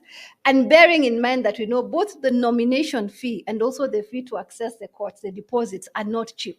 So that we are able to see how do we have waivers. I know some parties had waivers, and we want to really laud those parties who waived nomination fees. But for the other parties, especially where they then engaged in consensus building or any other form of negotiated democracy, at least one irreducible minimum is, can you please return the money, the nomination fee to the sisters, isn't it? If at all you did go through a nomination process, that needs to have happened. And of course, intimidation of women candidates who have won. I've seen my good friend, Honorable Cecilia, who we are always sharing spaces together. And of course, we know what happened to her. She won her party ticket, and sadly, her vehicle, what happened to it? I mean, it's just stoning your car, your body. You wonder, what does that have to do with me? Am I the one who announced the results? You know, at times you want to ask that question, but the violence is not going unnoticed. We are taking stock of it. We are going to raise issues even with the National Police Service, and to really indicate that this is a precursor to the general election. You want to be sure that when, as a woman candidate, you're declared the winner, we don't have this kind of sideshows which are actually endangering your life and really intimidating you to not want to fully participate in the process because you are fearing for your life. And finally, how do we navigate dynamics of coalitions? I see a number of our sisters here are independent candidates. That's not a bad thing.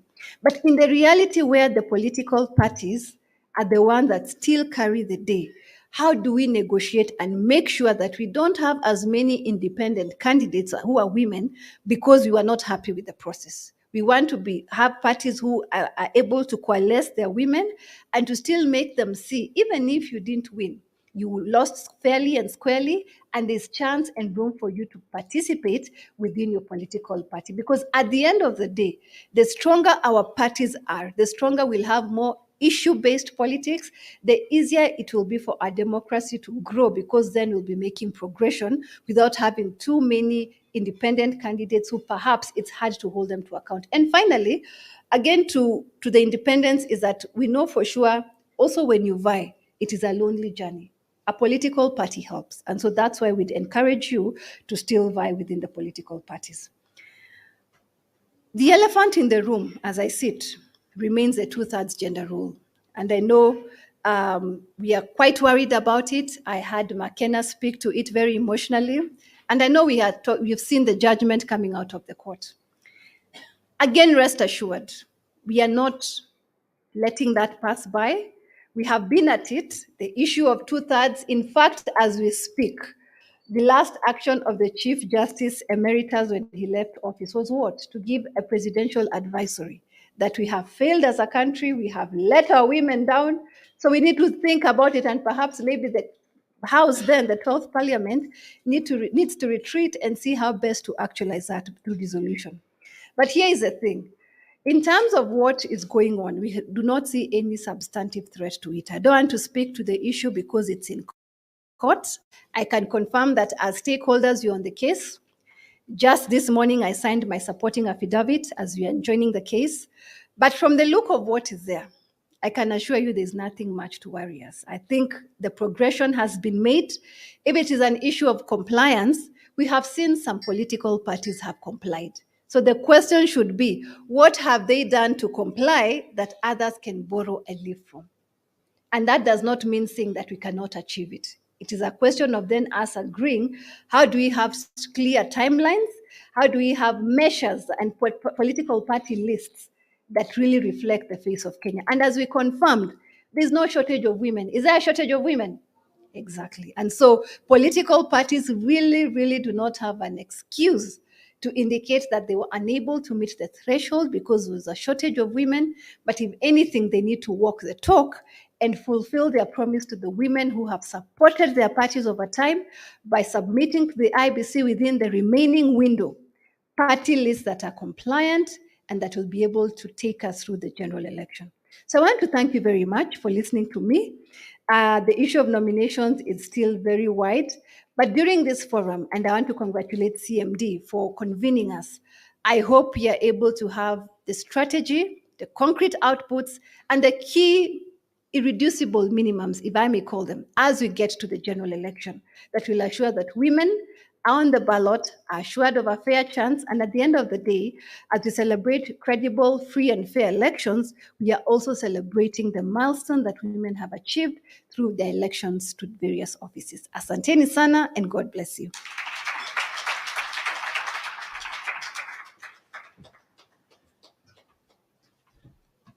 Thank you, my sister Annie Reri. Kenya indeed is not suffering from a shortage of leaders. We only suffer a shortage when we look at the trousers, and that is a fact, right? But when we look at women leadership, and I like saying this when my boss is seated, the stakeholders of CMD will agree with me that there is a Midas touch when there is a woman leader in place. And we have felt that at our own small level, when we've had the first chairperson of the organization who is a lady. Please let me welcome you to acknowledge the presence of Senator Halake, who's joined us. Thank you very much, Senator. We spoke very early today, and whenever she says, I am on my way, definitely she will arrive. Thank you very much for arriving from that place called, is it Kulamawe or Kulapesa? Right? Herself a candidate, I believe in Isiolo North, hitting the ground and still running an organization like CMD with the delicate balancing act is no mean business. Thank you for arriving and joining us. We want now to go to the session for the eminent women to speak to us. And I'll be inviting Madam Chair, of course, to help us to do that. But I just want to appreciate what Anne Irere has spoken to us about, that there is no going back. And they are all indications that we have to achieve and realize what we have to realize. If you assess the democratic recession over the last 15 years, you will notice two characteristics. One is that there is a rise of authoritarian rule, which is not associated to women. And number two, there is a rise in oppressing and suppressing of pro-democracy and alternative voices. Some of these voices are of the vulnerable groups, especially the women. And therefore, fostering the next democratic recessions must also bear these characteristics, that we must include advancement of gender equality and women empowerment in electoral and political processes for us to sustainably advance our democracy. Without much further ado, please join me to welcome the chair. I think she has had a moment to catch her breath, to be able to speak to us, and then we'll be able to invite Honorable Sabina Shege and the other eminent leaders to speak to us. Let's welcome the chair of Senate Formula. Thank you. Good morning, ladies. Hatujambo leo. Thank you very much. My apologies. I just made my way from Isiolo from 5 a.m. today, and I'm happy to be here. But you're most welcome, all of you. Please allow me to acknowledge, first of all, Madam Rukaya Mohammed, UN Women Kenya Deputy Director. Thank you very much for being a warrior for women in this country and around the world.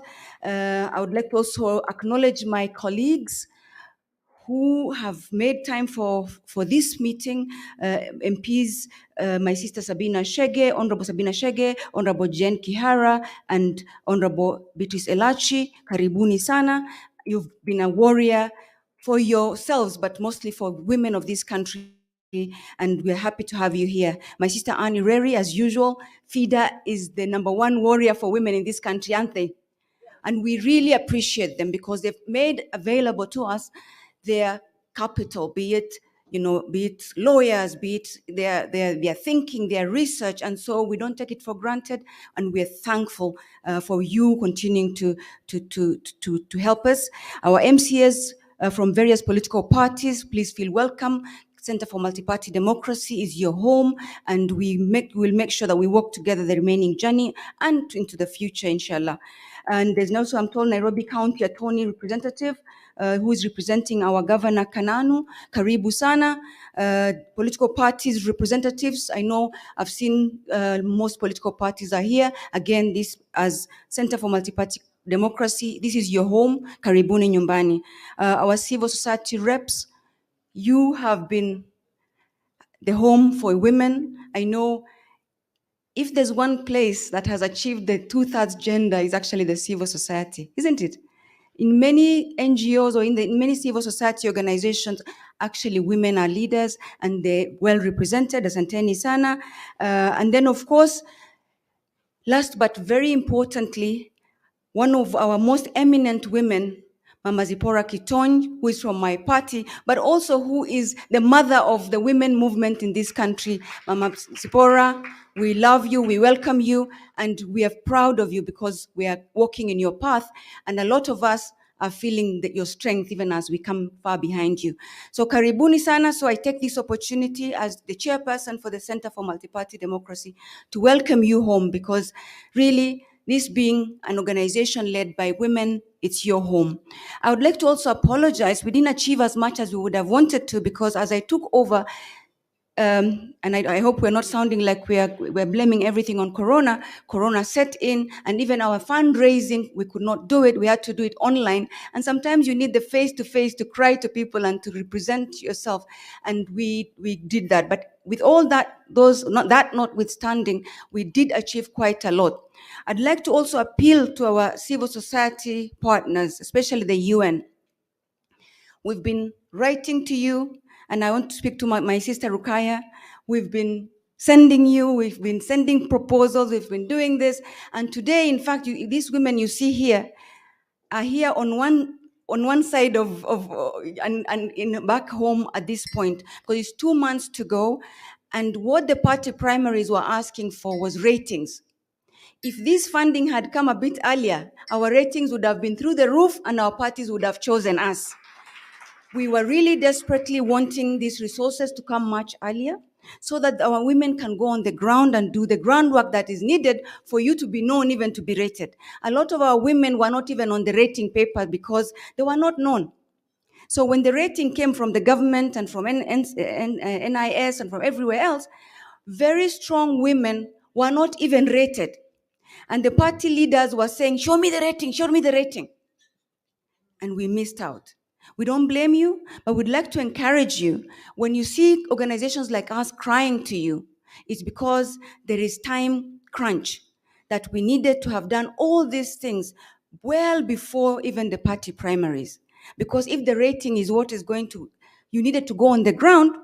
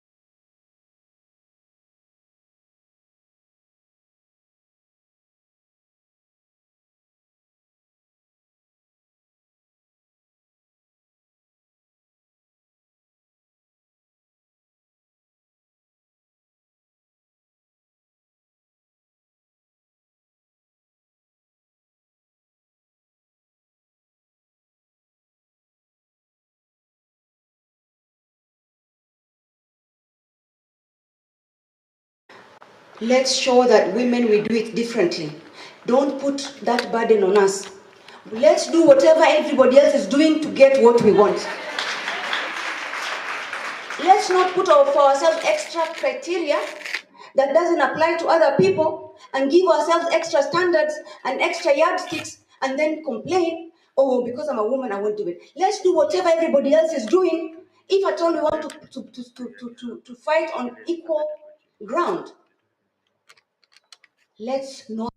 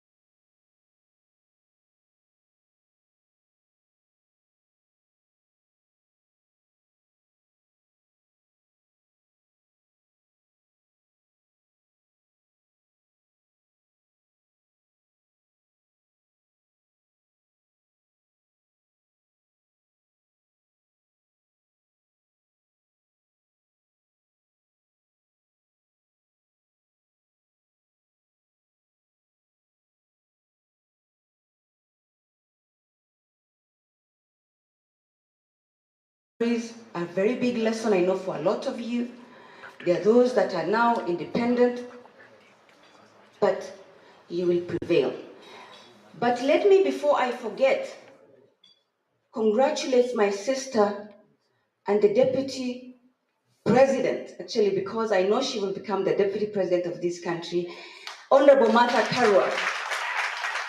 That is one woman who has fought her battles without fear and without even considering herself as a woman. Who defines Mheshimiwa Martha Karua as a woman first? She is just a leader. She is a leader. Before, I mean, of course, her characteristics, but she has shown the leadership, even as honorable, as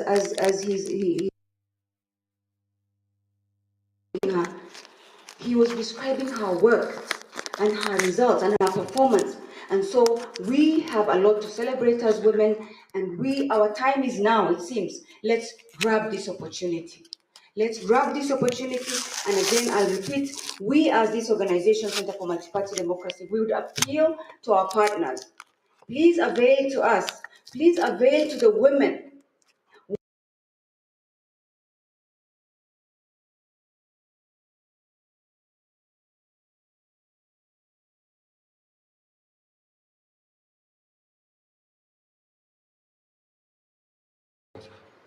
And we also need a bit of flexibility in some of the programmatic aspects as well, depending on, of course, on the context.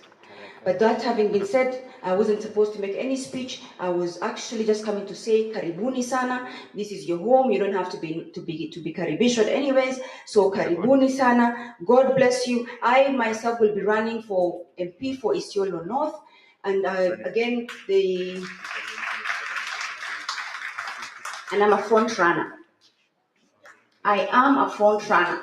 My party had been told that the person who came from nowhere else on a Friday and wanted to take over my position had so many votes because their tribe was going to vote for them solidly, and that my tribe had many other people. And I proved that I'm not a tribal leader. I am the mother of Isiolo, and I'm going to fight for Isiolo from whichever county. So again, the negotiated democracy or any other democracy that actually disadvantages women, we can challenge it. We will challenge it. And please do not give up on your parties because somebody else. It will look as if it's a weakness on our part. There was a point at which I said, I can go to any party. I am the president of political parties. But then something clicked on me and said, that would show a weakness of a mother whose child is taken away from her back and she walks away from her child. So women, with no extra criteria for us because we're women, let's fight. This is our time, and 2022 is a time we're ready and prepared for. I thank you. God bless you.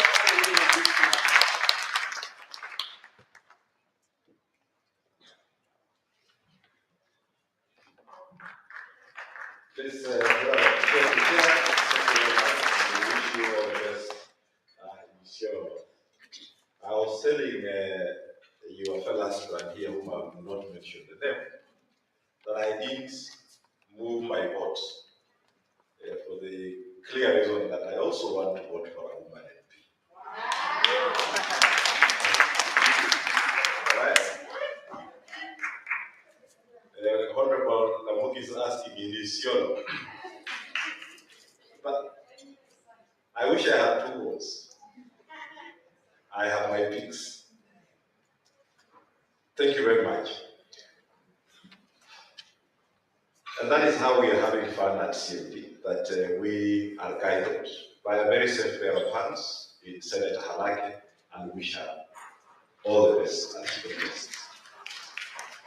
Let me now invite Agnes Ibarra to take us through the next session. Agnes, please welcome and run us through the eminent women speeches, plenary, and any other remaining parts of the program. Can we appreciate Agnes?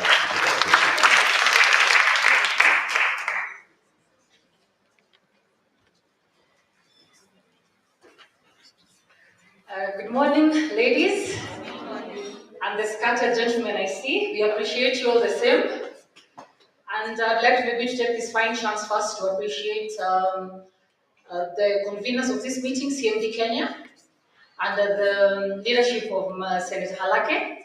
And UN Women, I think, have had an opportunity to sit in spaces that have been empowered by UN Women. And for that, we say thank you very much for empowering the women of Kenya. And also, FIDA Kenya.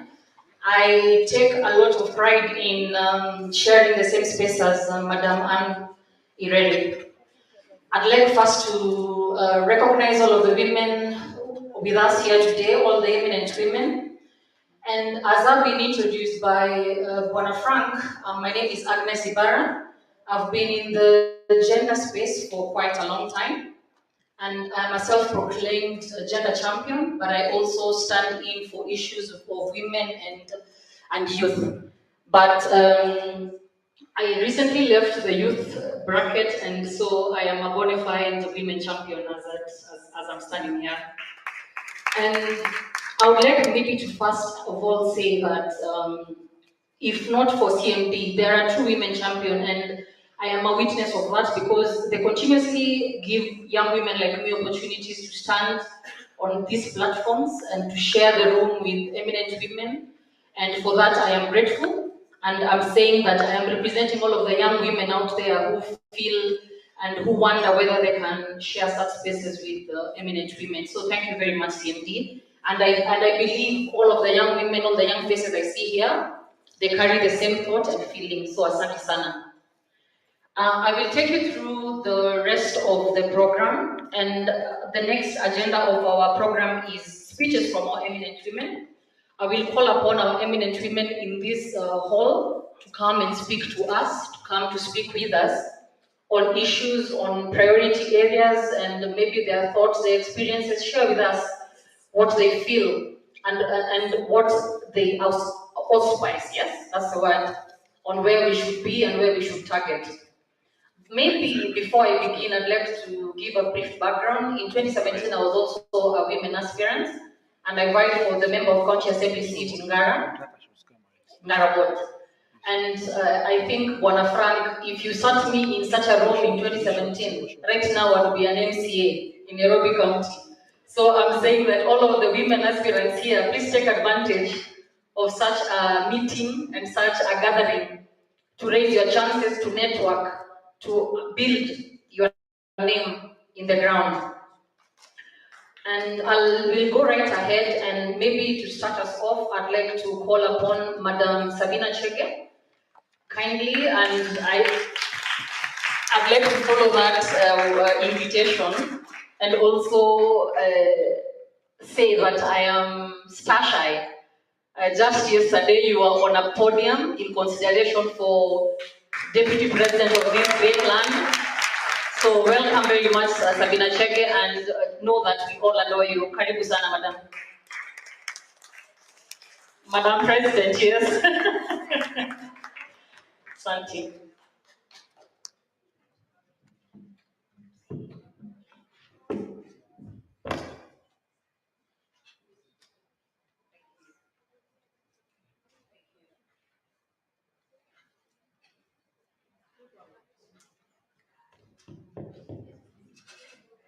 Thank you very much. Good morning. Good morning, everyone.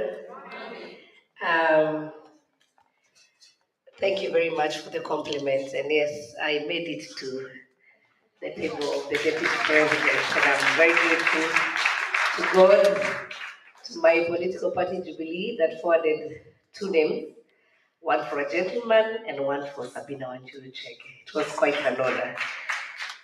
I want to recognize the UN women, Madam Lukaya. Thank you very much for convening us here this morning. Madam McKenna and Irene who spoke before me. And we have Angela, our mom Zipporah, who have always been there to hold our hand. Honorable Jane, I've seen her around. Honorable Elachi, my sister. Chair Abshi, I like calling her Abshi. And I'm happy to see you this morning, all fiery, you know. Let's appreciate our chair. Thank you. Thank you very much. And all the partners who are here this morning, honorable ladies who are in the political parties and who are also candidates. You are no longer aspirants, now you are candidates in different political parties. I want to thank you and women and CMD for convening us this morning. I was just called last night by Lisa, and it has been quite a hectic, I'll say, month for me, which culminated yesterday.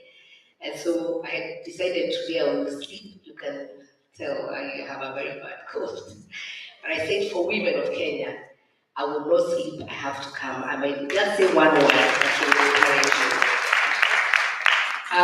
you. I also want to really congratulate my political party leader, Azimio Coalition, Right Honorable Raila Amolo Odinga, for finding it fit to nominate a woman as the deputy president. I really appreciate our side of coalition because they showed that women can do it. And yesterday was really I would say my highest moment politically. I'm not very old in politics. I'm just might be almost 10 years now in active politics. And God was faithful because when I started my politics as a young girl in Muranga County, I happened to meet Madam Beatrice Elachi who held my hand, and she keeps holding my hand even today. So I want to appreciate Beatrice Elachi. And my sister, I wish you well in the. And even if I don't vote there, I'm trying to people in Dagoretti, and especially your predecessor, Honorable Simba Arati, so that he can also hold your hand because you went to KC. And I want to wish all of you, especially the women who are candidates, I want to wish you all the best. For me, it has been quite an experience, and I think the journey also with you and women when we came in. By then I was below 35, so I was youth assembly we did for the young women. And really, I was wishing that this meeting we were somewhere in Isiolo with Abshi or at Dagoretti because the primaries are behind us, especially the party nominations. I want to thank the political parties that have either nominated women directly or who even did fairness, the ones who went through nomination and supported women. This space, somehow it was meant for men, or the men took it and grabbed it. and kept it for themselves. But we have proven that women can do better. And I'm a strong believer that the day we will have the women leadership at the highest office, this is when Kenya will move forward. You can trust in women leadership, and she will not do like them. Allow me, my sister, because the political, we are called honorable members, but the politics sometimes that men apply actually waters down the whole issue of leadership. You can be firm without being abusive. You can stand and don't allow yourself to be bullied. But don't go low. You always say when they go low, you go high. And it will not show any sign of weakness. It will not show any sign of weakness. It has been a journey for me as a woman in Ranga County. And when I vied for the first time and got the highest votes, more than the governor, even the senator at the county level, they started asking, who is her godfather? you know, and you get all sorts of things. And there are some things that we have demystified. Because the first thing you ask, are you married? There are those questions that really make women shy away. And I even saw them even after mother was nominated, those small issues started coming up. And so at one point I went and I knew what my opponent then was a woman saying. So when I went and asked the lady, so do you want to vote for me or my husband? Who is going to be representing you in parliament? Is it me or my husband? So I don't know why we are bringing in the issue of home here. This is not home affairs. We are talking about my potential as a leader, and a person can be able to lead this country to the next level. And I think I was able to dilute that issue in Wanga County. And so even now at the national level, somebody called me this morning and said, have you heard what they're saying? I said, what are they saying about Wanga? And they were saying, no, we need to do a press conference. I said, no. You cannot do a press conference to start, those small issues that people want to start discrimination on gender. I said, the minute you repeat it, then people start talking about it. So even for you ladies, sometimes you'll be, people say negative things. Don't worry, the people are saying no. Sometimes when you repeat what I said, I had not even heard. So I said, we will not do some press conferences here to try and justify ourselves, because we are justified to be in the space. Mother Karua is too qualified, and I was happy that when Raila said it's her, I told her, we are going to stand behind you as a team. And when we saw her yesterday walking down, after we opened this, we were 10, so the 9 of us met our party leader.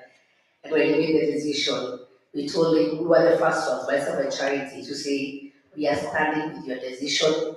We are so excited. We were like small babies, like small children. When we had it, a woman, we were like, yeah! It didn't matter which one. But at least it was a woman. And so we were so proud of each other. And so when we were walking down there, we felt the women victory. You could see the three of us walking, mother in the middle, we're just smiling. And so we are so proud that a lot of you now who are candidates, that was a positive for you. It doesn't matter which party you belong to. It doesn't matter which party you belong to. This is a woman who has now given full authority for you as an MCA, for you as an MP or a governor, to say, even at the top level, we are there. So why not as an MCA? I know there are some counties that are difficult. The pastoral counties, although they have proved to us, they have started now electing the ladies, places like Kisii, where even the nomination of female candidates at the county assembly was challenged in court because the men felt that the women should not even be nominated, even when it's in the constitution. So ladies, my challenge to you is this. It doesn't matter which political party you belong to, but when a woman is given the space, let us all stand and support her. That would be my appeal. Do not be used by other people to really tarnish the name of a person. When my name was mentioned, I saw it on social media, and I was not even sure that it was that, nowadays there's a lot of fake news. So I saw my political party wanted my name, I asked, Allah, is that me? So I waited until one evening when I got the call from selection panel and I was asked to go for the interview. And I was asking them, which interview? Are you sure? I had even to look at the number and the person who was calling me to confirm that my name was really there. And at that moment, I was very proud. You and women, I want to challenge you. Sometimes when we are given such opportunities because the reports were out there, I know you even have candidates, please help us package ourselves better. It will really add more value.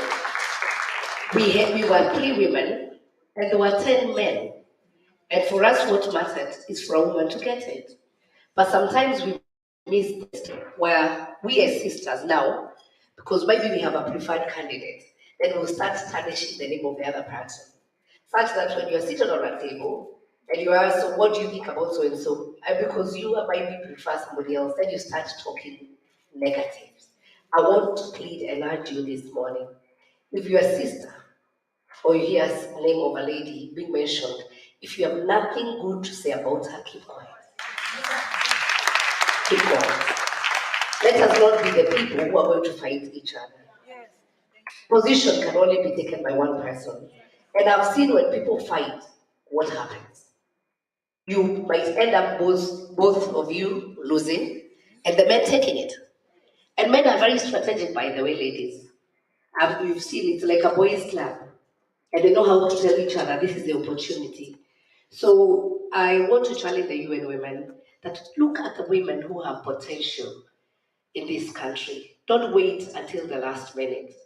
Call us, package us, tell us this is how to speak, this is how to dress. These are the points when you're invited at that panel. This is how to position yourself. There are people who are professionals in doing CV. By the way, the last time I did my CV was in, it was 2007, I think I was applying for a job then at KBC. Then I'm called at 8 in the night. I'm told you're the first candidate to appear tomorrow morning at 9 and kindly bring your CV. I was like, where do I start? You know our jobs, which will tell you, ukienda kwa wananchi wakuitishi CV, wewe ni CV mwenyewe, so unatembea. And of course from 207, I've done many things. I've done my second master's, I've done my PhD. So there are many things that were missing in my, even referees, some of them are already, so you need to update. And the whole night, believe me or not, I did not sleep. Because even the little 1 hour or 2, I wanted to sleep, then I needed to pray also. So I missed that warmth from my sisters who may have said or called me and said, you come over, we have this professional person who can do your CV. Come over, this is what you need. When going to appear before the panel, don't sit upright, do this posture because this one will make you look a bit weak. You know, and I remember when I got there and I was leaving, and the second person who after me was Joe. You know, and he was asked by the media, so what do you think about it? He said, it's me. You know, with an attitude there. That thing is mine. There's no better candidate among the 10 than me. You know, you also need to be taught how to have that nice attitude. So you and women, look at us. We have very nice also ladies in different positions, even in private sector, others in the cabinet. And sometimes a small mistake, and I want to focus on the mistake that was done by the Chief Justice, Nancy Ben Barasa. You know, she pinched somebody's nose, and it became an issue in this country, and she lost a job. When we have had our men punching women, literally slapping, doing what, and they get away with it. You know, I am telling you, people who have very bad records, and they're getting very high position in office, and nobody talks about it. So I'm asking, please train us to be warm and to be supportive to our fellow women. Our trailblazers, the ones who are older than us, I know you've been there. Hold our hands, and ourselves who are there at the middle. We also train us also how to hold these other ones' hands. Because when a woman is up there, I'm also looking at another one coming up. And this space, there's so many opportunities. We cannot just limit ourselves to one. When I get to that position, I know that I'm able to get so many other opportunities for other women in this country. And of course, then our daughters will be encouraged that there's enough space for us. So let's not wait for until the last minute. until the last minute when we would have maybe had 10 governors or even more senators, more MPs, more MCAs. And civic education is key. Sometimes the men, the language they use when they go to the ground, makes the women shy away. Because you don't want again to go and put your reputation out there. And now with the issue of social media, I had to call Twitter, I don't know how many times. They created so many fake accounts. When this one is closed, then you find another one. There's another fake Facebook. Help us, even with the technical support. When such things happen, some of us don't even know where to start. When you wake up, there's a tweet, and of course, they do it so nicely that the page looks exactly like your page. For me, the one in Sabina, I'm Sabina Checkers, so then they were only adding another R, another A. So then the page looks so much, so by the time you convince you that's not me who is tweeting that. So of course, have you gone mad? Why did you write that? Like, where have I written? You keep on justifying. So you might also need technical support with the challenges that we are having with technology. You have been a witness seeing some members, you wake up in the morning, there are nude pictures depicting that is honorable so and so. And sometimes our sisters are the first one to share them. Please, before you share anything negative, put yourself in the shoes of that person. Please reconsider. We have seen it all. In my almost 10 years, things coming up. And because there are people who are political, and I can tell you, our brothers or the men are so threatened by strong women. I don't know why. We need to make them feel comfortable. I totally don't understand why. And that's why yesterday in my speech, I first thanked Mama Aida Odile. Because the way she kept herself when the husband was in detention, took care of her family and children. She was a teacher. She was, evicted from her school, her home. She was in Kenya High. She was just told, get out. She was a teacher and had all the rights to say that I was a teacher and not carry the burden of the husband. So she went through so much, and after she has stood with Raila Amolo Odinga, and I said, her character is what made Raila have confidence in women leadership. Otherwise, if she was not good to him, do you think he would have had any confidence with the other one? Because you start looking from the one who is very behind. So let us also, wherever we are given a chance to represent or to be there, let's put our best foot forward.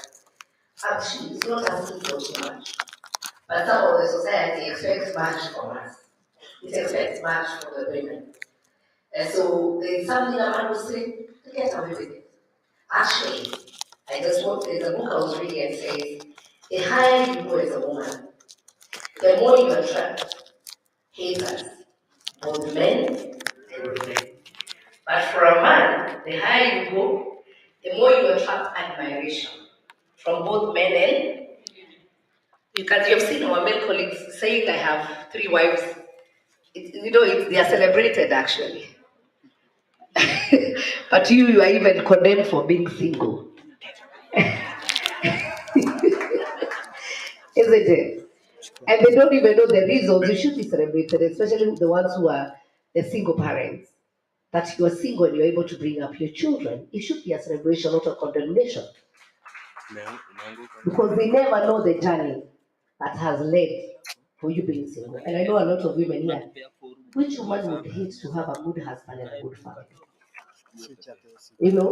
But sometimes circumstances. And because you're not there to explain to everybody and to speak to everybody and justify yourself. Sometimes these are some of the small burdens that our women are carrying. With around 80 days to go, funding is key. Funding is key. Let us look at the women who are running for positions. Do we have organizations that can fund them? And even if it's not funding directly, cash, are we able to help them bring some materials? Women groups, they love lessons. They love lessons. Our young men will love t-shirts or caps. But as we target, are we able to ask a few candidates that we are able to support on how we can be able to fund them? Because a lot of times, the male, they're able to make their own financial decisions. But for a woman, especially the ones who are married, you still have to consult your spouse. And so sometimes it's not very easy. And so I would request that if you're able to fundraise or be able to support the women candidates that we have in this country, we will manage to have a better number in both parliament, national level, and also Senate and the MCAs also. And by the way, MCAs are the most important, because they are interacting with the ground every day.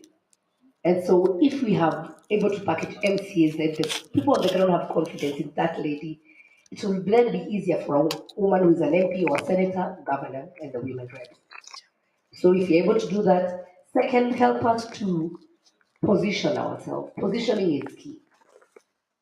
My journey, even getting to the position of, I am now among the people who are contenders for the deputy president position nominated by my party. It's because you have to offer yourself. You have to sacrifice. Ladies, don't wait to be called to do or to be on the table. The ones who are in political parties, don't just sit in the office. Go out there. Go out there and offer yourself. I've seen many lobby groups, Warembo, I don't know, comrades. There are many different lobby groups. They are very important. So even the political parties, the ones who are representing their political parties here, please help us with these lobby groups and also train them. Because you can also have a lobby group that will do a lot of, they will downplay the role or the gains that women have had. So let us also package those ones. The ones who are the ladies who are in the lobby groups, let's train them. So when they go out there, what do? Are we identified as women by the way we shake our bodies or something, or is it the content? Sometimes even just what to say, what do you need to say, to who, at what time is very, very important. And finally, we must ask ourselves, what if? So ladies, the ones especially who are candidates, what if you win? What is the next level? Do we understand that there are very strong committees, parliamentary committees, that we as ladies need to position ourselves? And I think you and women, that's the next training you should do, prepare them. So for the ones who win when you go to the assembly, which are those committees that they should focus on for the gains of women, and not themselves, but the gains of women on the grassroots, so that they can make them also be seen. I'll say it's through God's grace. When I was first elected, I got to Parliament, I became the chair of Education Committee in the Republic of Kenya. And of course, with the new constitution, that's like the Minister of Education. So it gave me a national exposure. I was able to go around the country. Every year, I could meet with all the teachers in this country. Every year when the KCP, KCSE, I positioned myself such that the minister could not read the results before I speak as the chair of education. And that's how I was able to build myself and my profile nationally. Currently, I'm the chair of health. And of course, now with health being devolved, I'm also able to travel a lot and understand more. And so when ladies, even when you're elected and you go to the county assembly or even national assemblies, are you able to lobby your fellow ladies? And I know sometimes they're given because it's either this political party, the minority or the majority. But we can focus and say, this one is for a lady, and once in your committee, caucus first as ladies. 20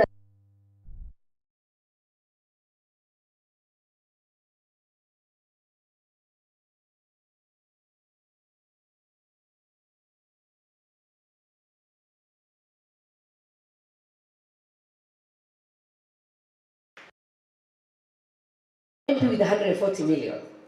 You are sharing a similar office, similar members of staff, but when you go back to the ground, for example, myself in Muranga, I have 7 constituencies with nothing to take to them. So what did we do? We said we'll be contributing, then we can go to a Kaharambe. Now, okay, now ukisimama, you have this a lot. So we tetemesha with every woman giving 100,000. So you can go and stand with 1 million. Like, wow, we had to get a thing able to package each other. And we did not look at our political parties. I remember we had Gladys Wanga, who was in ODM. I was then in TNA 2013. We had Kajuju. We mixed. We didn't look at ourselves as a political parties because we had something to do so that we can be able to build the profile of the women reps. And again, who are the pioneers.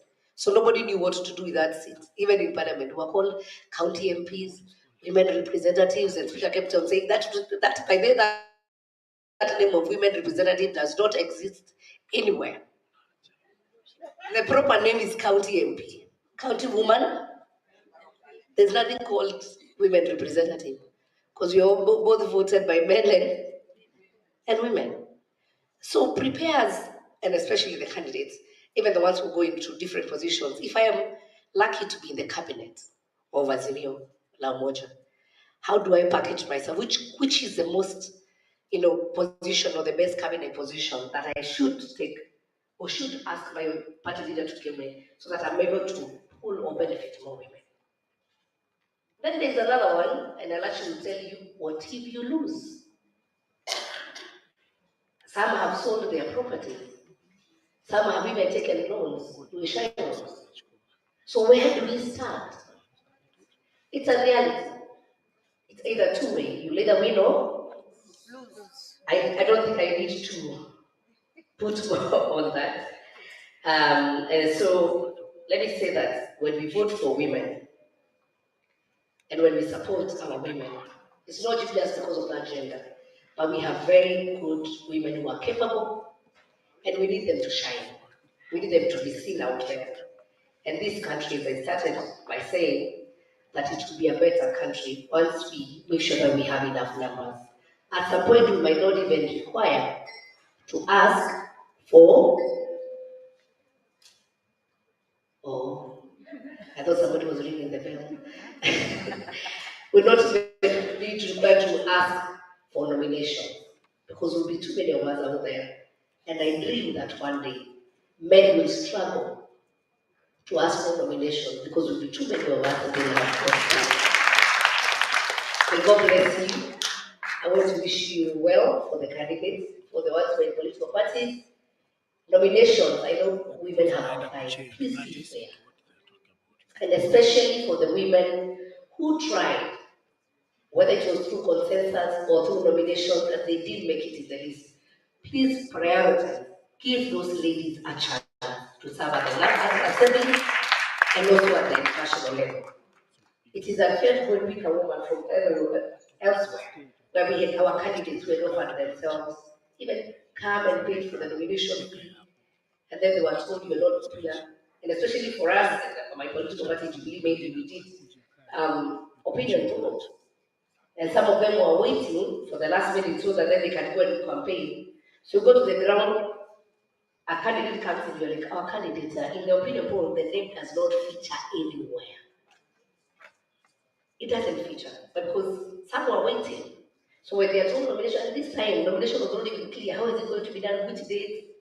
So some kept the kidogo resources they had for the last minute. Then opinion polls were done. So, and they lost it like that, but they were very good CVs and very good ladies who can be able to work. So political parties leadership, when we're here, consider those ones who stuck their neck out there. They'll actually be of more value in the assembly or in the National Assembly. But if you get a woman who was not really interested in politics, maybe because she played a different role somewhere else, then it's actually a demerit. You just find women who get into the county assembly with handbags, they sit, they chat, and leave. Because that was not their calling. So let us support our sisters who try. Who try. That would be my last message. So God bless you. I wish you well. And for once, I am praying, not because of my political party, that Raila Odinga wins, so that we can have the reality of having the first woman deputy president in Kenya. So hata kama you had other people you had considered as your presidential candidate, just for that part, for history, tafadhali Azimio liseme inawezekana. Asante sana. Siwezi enda kabla nipige kampeni ya yangu, sio? God bless you so much. And thank you for the opportunity to be and women. Asante sana. Thank you. Once again, let's clap for my talk. Sabina Chege. Asante sana for making time. And as you exit the stage, I must say that let me absorb that energy. Maybe next time I'll be on the platform being considered for deputy president or even president. Nina absorb upako wa maito. And I think the key takeaways from Sabina's speech for me would be that we be our sisters' keepers, and I think that is very important. Just shield our own as men shield their own. Always have positive things to say about our women folk, even if we are in competition. And I think second, and maybe directed to Madam Rukaya, that the women seated here, probably if the majority don't sail through and win tickets and end up in the county assemblies and the national assemblies, that we can consider building a chest of formidable women who might rise up in the next election in 2027, and maybe these faces represent those women who will be contenders and very strong contenders in the next general election. So I think those are the two takeaways for me. And next, I'd like to invite on stage a woman that I refer to as a woman of steel, who has fought her own. She's a former Nairobi speaker and former CAS gender, and a personal friend and mentor to me, Madam Elachi. Karibu sana. Makofi kwa Madam Elachi.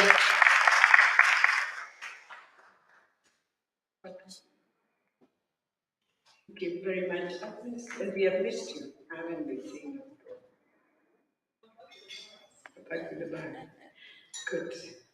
Thank you very much, CMD, our mom, our Spora Kitoni, our senator, our everything. The UN country director, Rukaya Mohammed, our chair of CMD, our women in the field today, and indeed my sister and my deputy president, Honorable Sabina Chege. Give a round of applause to that guy. And indeed, my attorney of the county, thank you for letting me go with no scandals. But more importantly, to all the women of this country, the women of Kenya, and Her Excellency, the Honorable Martha Karua,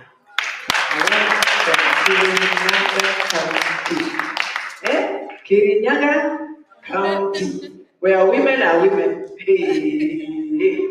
Where women are we? If they wanted to be governor, woman, senator, there would have been all women. Clap for that county boy. And indeed, Frank, our CEO of CMD.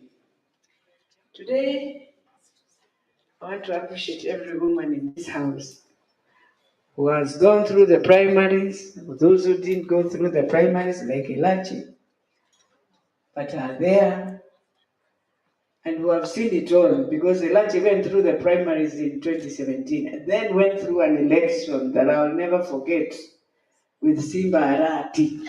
Hey, hey. So when I hear all this, I keep quiet. I just listen, and we just need to write your autobiography, your book. Do a story, yeah? Do a book.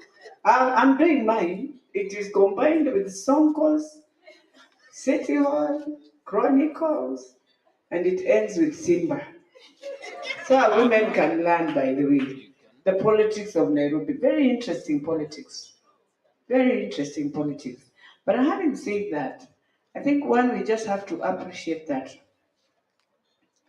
political parties, and being at one point a secretary general, I think if you're a woman and you're an SG and you have a good leader, you'll be able to try and bring women to where they would want to.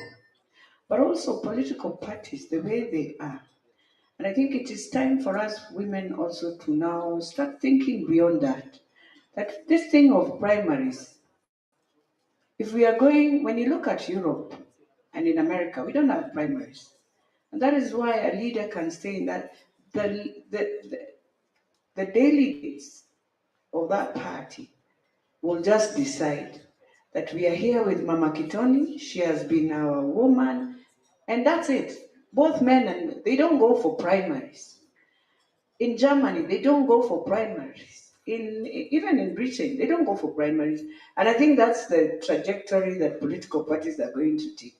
So for women, we must ask ourselves, going to the future, how are we going to stay in political parties, work for political parties, so that when the time comes, you're not subjected to primaries. You see, and it's something we have to learn. I know many people, especially in Dagoretti North, the men were very, very, up to today, very disappointed. Why didn't Elachi go to primaries? And sometimes I ask myself, I wish I went for that primary. Because I think in primaries, you just need to organize. Yes, there's a lot of goonish. But at that time, because of that hatred and everything, but then at the same time, no woman in ODM who was vying for MP was subjected to primaries. So, and one of their procedures was that. But then we've moved on with the men, which is okay. But then we have to now move to the next level. Now I know we've gone, many of us independent, many of us. It's good if you know your ground is strong. Let me tell you, women.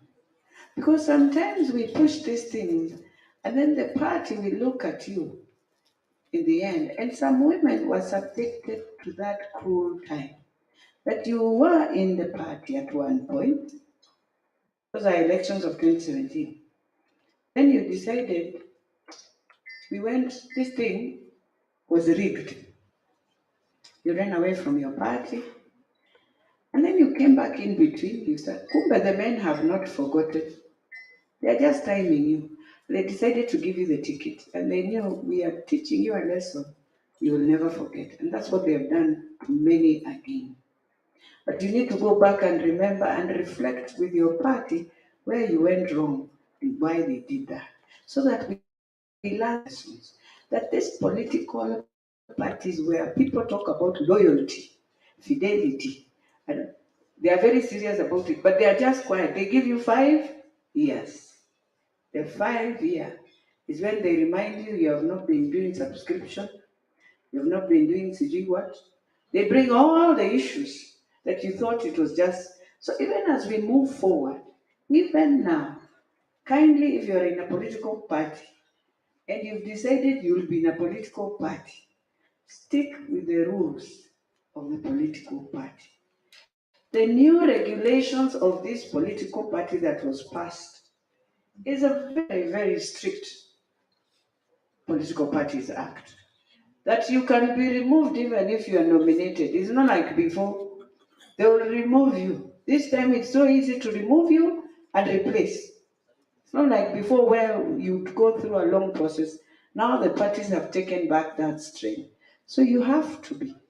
And let me tell you the most difficult part, because we are women. We look at these parties as women and we want to work as women. And that is why in Parliament, Kewopa was there. That is what built Kinamartha. That is what built Ngilu. Mom can tell you, and I know she will tell us, that sometimes those were forums that really helped us.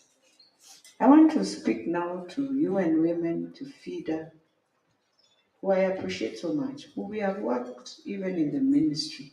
One of my biggest worries right now is that women have moved. I don't know where are the women organizations. And you see, the more women are moving without feeling those organizations, we might kill the women's movement and the organizations after these elections. Because you'll come to me and I'll say, by merit, I think I moved on and I didn't see you. So that delayment, and it's not you and women, I think you and women has the partners. The partners have to either come and say they no longer work with women in politics, they want to do women economic empowerment. That is okay. They want to do women in gender-based violence. That is okay. So that we start thinking, where do we get organizations that can work directly with women who are in politics? Or if it's CMD, then we empower more CMD, and let us just know we have an organization called CMD that works with political parties. And so women can just come and tell Frank, I need this. We know all the money for women in politics. This is with CMD. That way, we'll have managed this process. Because I can imagine now the women have finished. We are going now to the last lap. It's like 84 days to go. And now when you come at this time, definitely the women will be requesting more to be helped on the ground. The time I'll take you back, and I'm sorry, I don't know, I have maybe 2 minutes to finish here. I'll take you back to Nyaranzai, UNIFEM. Nyaranzai, and wherever she is, as women of this country, will say thank you, understood the politics of Kenya. She played her role at that time and ensured women who were in parliament, even without giving them money, but the materials, because that's money. You don't need to give cash, materials, the branding. And then she made sure we would go and train women for the women who were vying. That time Mama Tsipora was there, Sambili, and many others. We would go to the rural. All you and women will do is to give us one person. Come to the ground. When you finish the meeting, it does not matter. It does not need to be a room. That time, Nyanzai believed when you want grassroots women, they will sit on the grass, they will be trained there, they will be mobilized as there. And I remember going to training for somebody. I went somewhere in Tambach. There's no hall there. We sat on the grass. But these were 4,000 women. And Sambili came to parliament and many others. So I don't know how we changed and we became this thing where you must do what. Those things are not going to help these women. It's not going to help Pitizelachi huko kwa ground. Because I'll just tell you, the women I'm meeting are in Kamari. They don't have time to come to a hall. Even they are wondering, now I'm coming to a hall. Then you'll give me this bus fare. Then I'll use it on the road. What's the purpose? So women prefer walking to a distance where they can just walk, have a meeting, 3 hours they are done, and they are gone. I would wish this remaining 84 days, if the partners really want to partner with women within the counties, let them partner and come up with a different program. If they feel in terms of accountability, they'll be questioned about giving money and all that, let them do branding. Just materials, give them. It will help them with it. And so we are moving on 30th of this month. We will be now presenting our papers to IBC. That is when you become a real candidate. That is when you know you're going to the ballot. I am very worried, and it is important since the women, most of them, have the strength and have stood, have now gone independent. I am now requesting you and women and the partners have a meeting for all the independent women. They need more support. They need to do their own symbol, they need to do their posters, they need to do everything by themselves and ensure they present their papers with their signatures. So if somebody would have just done for them, if there are 5 or 6 in a county, all of them come together, have one meeting, and see how now they can reorganize, especially the issues of signatures, I don't know what. All those things would really help these women. So for me, I want to really say we are proud to see our eminent women hold us our hands. We are hoping we are going to hold other women their hands. But more importantly, now we need to hold Mother Karua, her hand. Regardless whether you're independent, whether you're ODM, whether I don't know you're what, it is time. And so we need serious meetings where women should go to this country and popularize this candidature of Martha. Some women now are saying the undecided vote, even not just women, the men who are saying, now I'll vote. It means they are not voting for the presidencies, they are voting for the deputies. Yes, I am telling you, it's good to be honest. So let us encourage that, but more importantly, encourage that we are going to support every woman. A woman who is going to go beyond the IBC nominations must be supported, and now the partners must cluster based on their counties so that they also don't duplicate. If you have taken Nairobi County and another one can take other counties so that every woman is covered in this country. With those many remarks, I just want to say thank you. We are here. We are on the ground. I think I'm called Wamboi, Wanjiro. My biggest issue, by the way, on that ground is my tribe. That's how women we are. I mean, you can't even understand. Yet, my MP, who I really respect, Simba, the wife is a Chinese. Then you even wonder, I'm a Kenyan, fully Kenyan, married Kenyan, father Kenyan, but I'm being told I am Wanjiro, I am Wamboi, I am Motijiwa. It's very interesting. I leave you with that anyway. God bless you.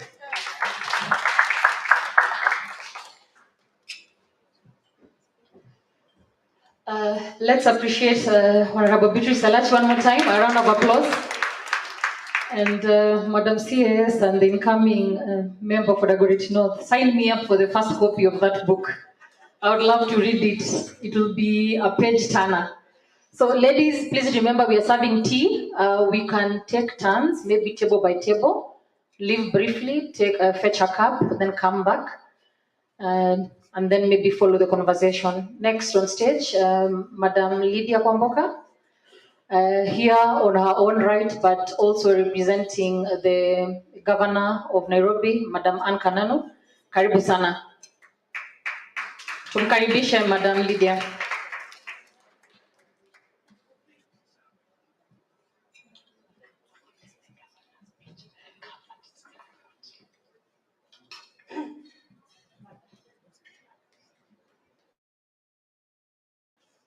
I will first start with order of seniority, Mama Zipporah, all directors, CMD, UN Women, my sisters Beatrice and Sabina, ladies and gentlemen, distinguished guests, good morning, or is it afternoon? Good afternoon. I'll proceed firstly to read the speech from my boss, Her Excellency Governor Anne Kananu, who's away on official duty, and then I will give a word from myself. Thank you all for being here today to discuss this important issue and continuing to demonstrate your commitment as well as lending your voice to the issue of women gender sitting, national women agenda sitting on gender equality and women empowerment priority areas. From time immemorial, women leadership and political participation has been restricted. Women are underrepresented as voters as well as in leading positions, whether in elected office, civil service, the private sector, and academia. Despite their proven abilities as leaders and agents of change and their right to participate equally in democratic governance, women face several obstacles in participating in political life and life in general. Structural barriers through discriminatory laws and institutions still limit women's options to run for office. Capacity gaps mean women are less likely than men to have education, contacts, and resources needed to become effective leaders. We have spent decades talking about the importance of gender equality. And when we talk, the situation of women and girls is at risk of further deterioration. If we invest in women resilience, we must invest in women. This is a smart strategy. It does not happen without vigilance and targeted strategies to ensure women are direct beneficiaries of this approach. We need to put in place structures that place women needs, rights, and empowerment at its heart, prioritizing women and girls and ensuring our interventions.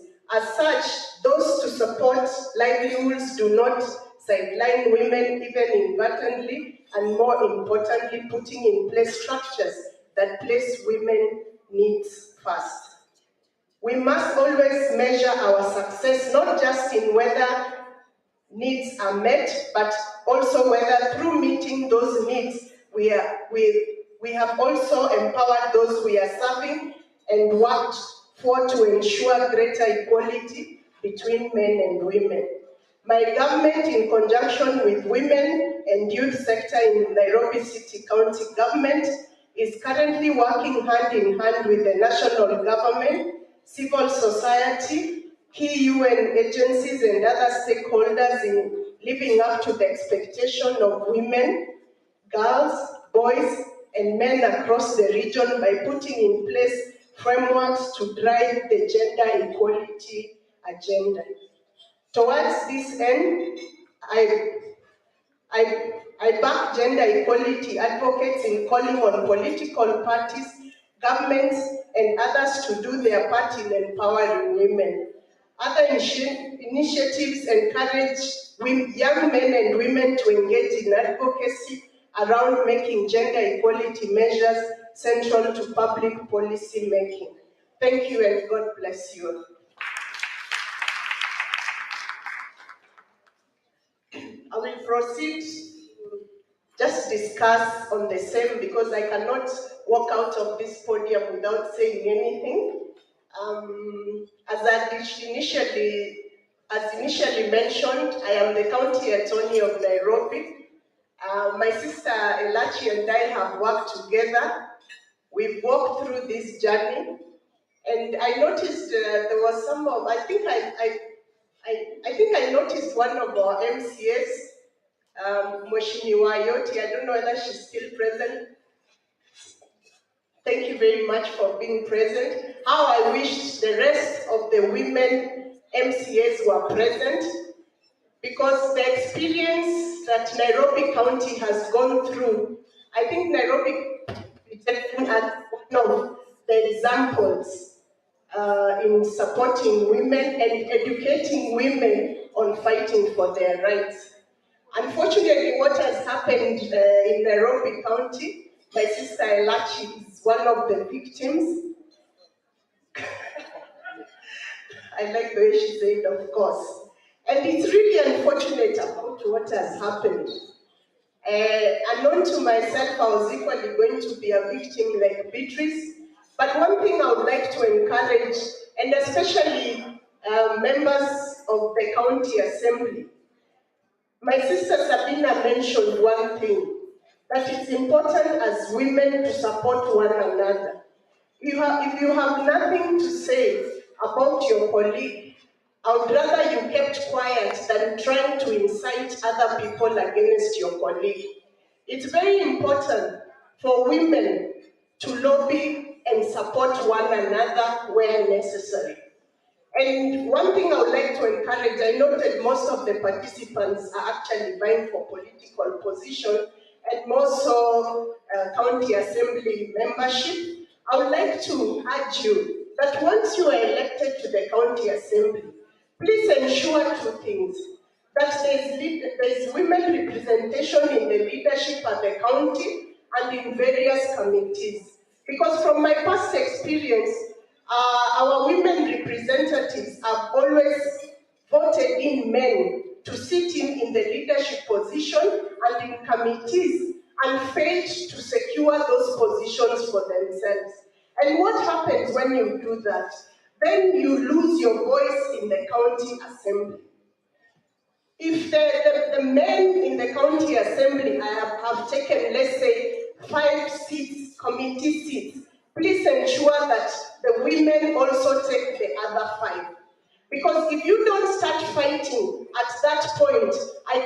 assure you, you will be subdued and your voice will never be heard. As women, if you come together, when you see one of your women fellow MCAs being de-whipped from a committee, please raise your voice, do not keep quiet.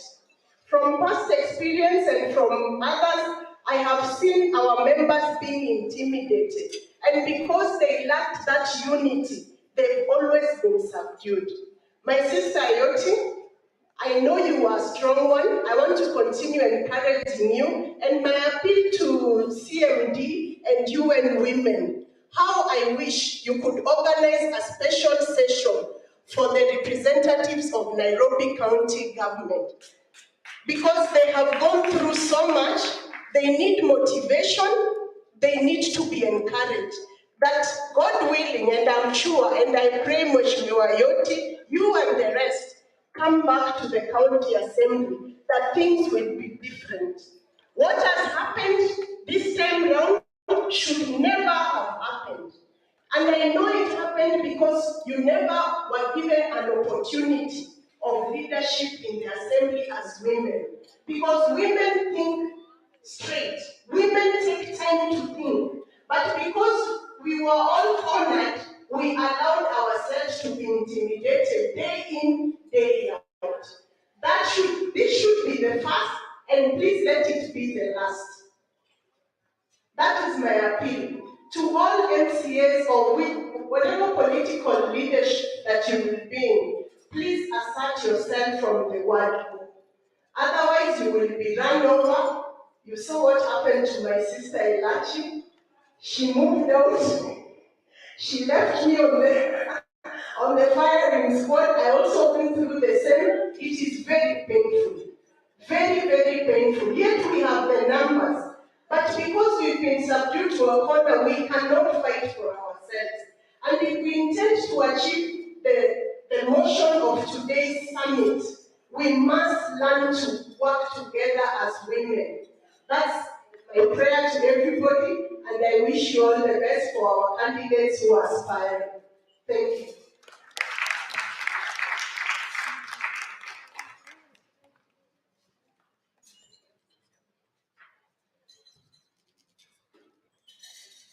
Asante sana, Madam Lydia Mwamboka, for sparing time and also representing our governor and Canada this morning. I'd like to maybe at this juncture to call the meeting to order and request that we may please take our seats, because the next woman coming on stage is a formidable woman who is credited for winning presidencies for men of this country.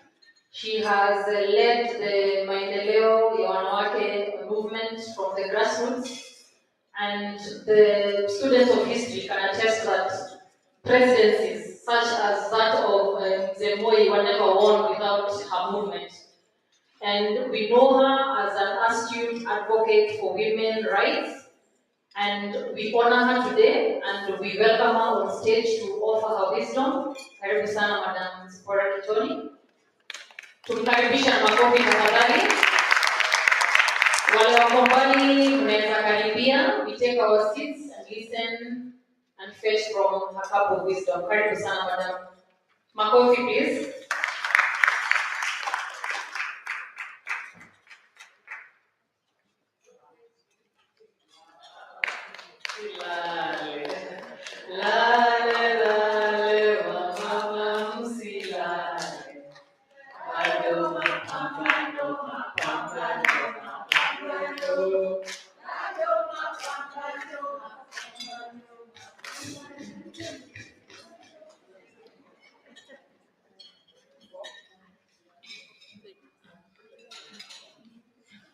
Wamama oye!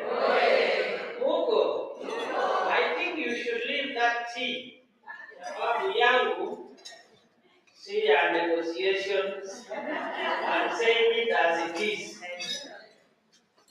Good afternoon, all. I am humbled. I want to say that where is CMD? Our by echoing CMD, the chair, the committee, the executive. You have worked with women, I think, for the last 30 years.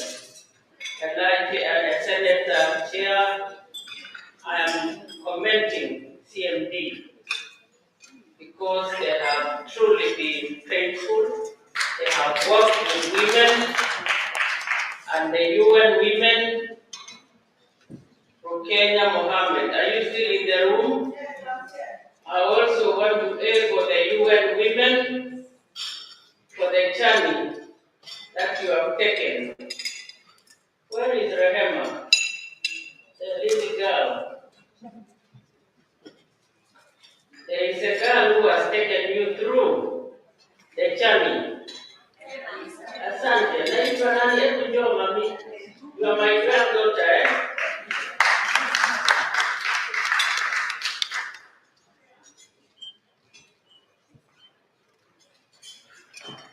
I was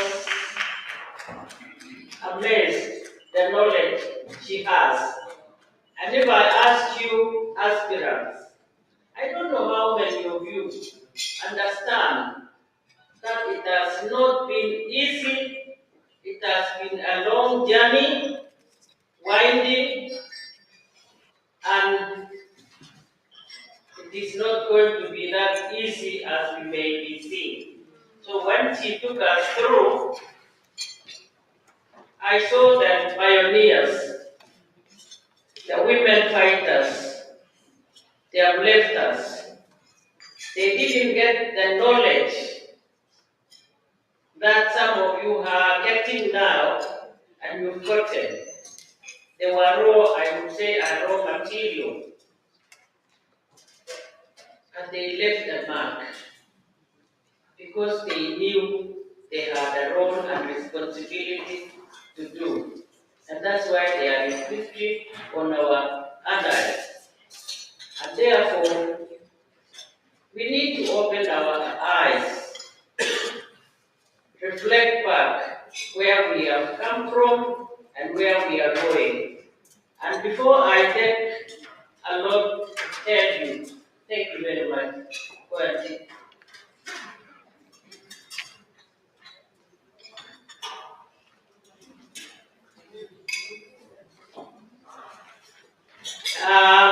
Before I speak or even encourage you, if there is anybody who is happy today, it's me. I say, what a day, what a remarkable country. It has taken us a long time, but today we've broken the history. We have a woman who is the Deputy President of Kenya, Martha Karua. And when I look at the history, 8th Parliament, we were only 9 women. Martha Karua and I bonded. We moved, we went out, we went to UN Women, we went to VIDA, we went all over traversing, looking for assistance to see that women get elected or get into parliament. We were 8 women, 8 women in parliament. And looking at the history of the women of Kenya, the mistake was done at the beginning. When the first constitution was voted at Lancaster House, there was no one woman except when they realized the men who were there got embarrassed. They took the late Priscilla Wow, and she was only one. But no issues of women were put in the Constitution of Kenya until 2010. Now that we are cutting the fruits and bearing to see involvement that women are equal to the task, equal to each other in this country. So the journey has been very, very long. But today, women, as we celebrate you, you have come out of your primary. You are going to the next stage. Are you asking yourself,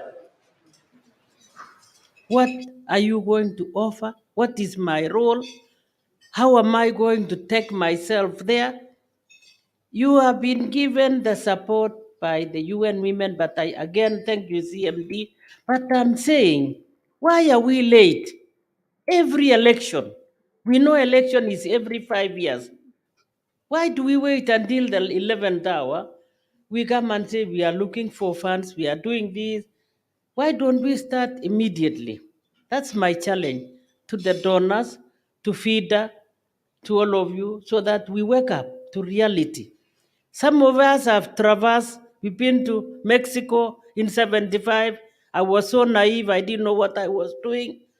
But we made a statement. We came to Nairobi, we came to Copenhagen, we came to Nairobi forward looking strategies. We went to Beijing, 500 women. We were accused that we went to do other things that are not right. But we came back. Now we are many in this room. But I want to tell you, women, it's our right. We have gotten mother today, but we need more mothers in this country. Thank you, Sabine. Are you still here? Maito, come here.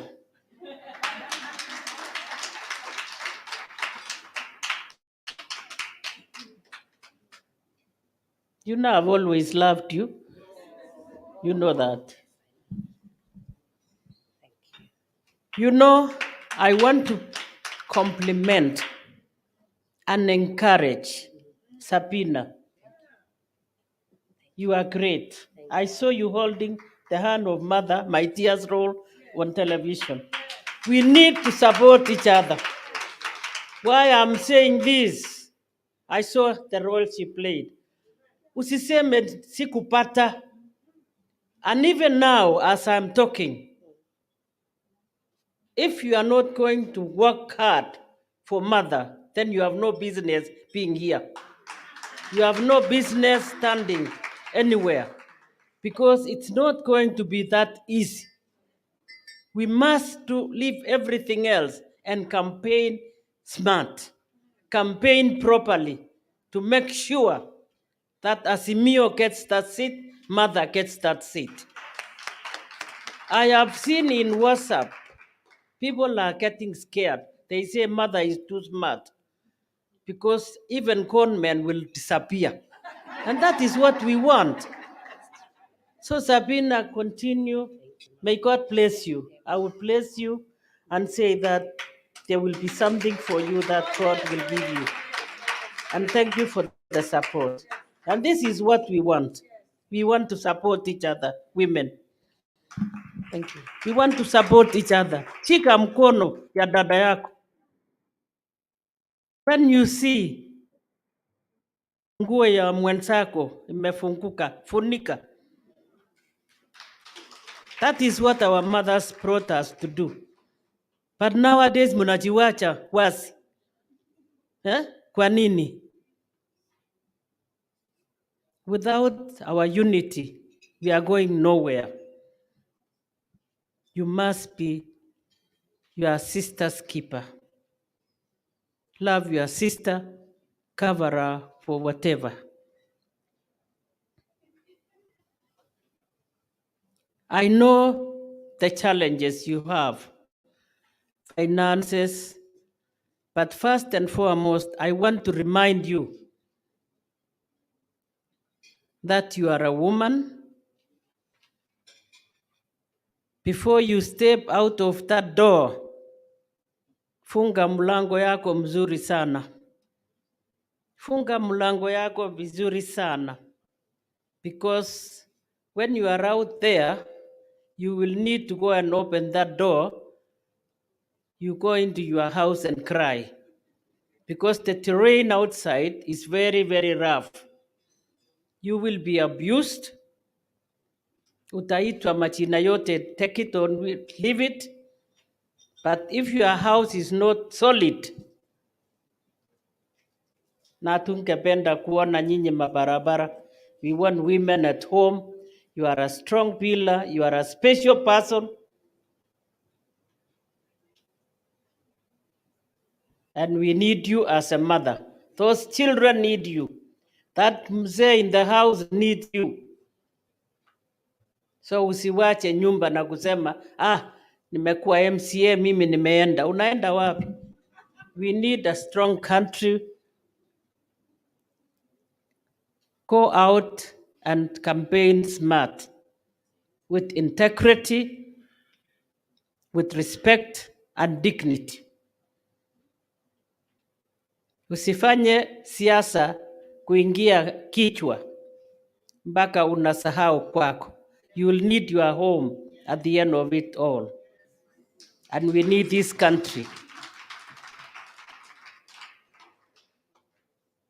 And a lot has been said this morning.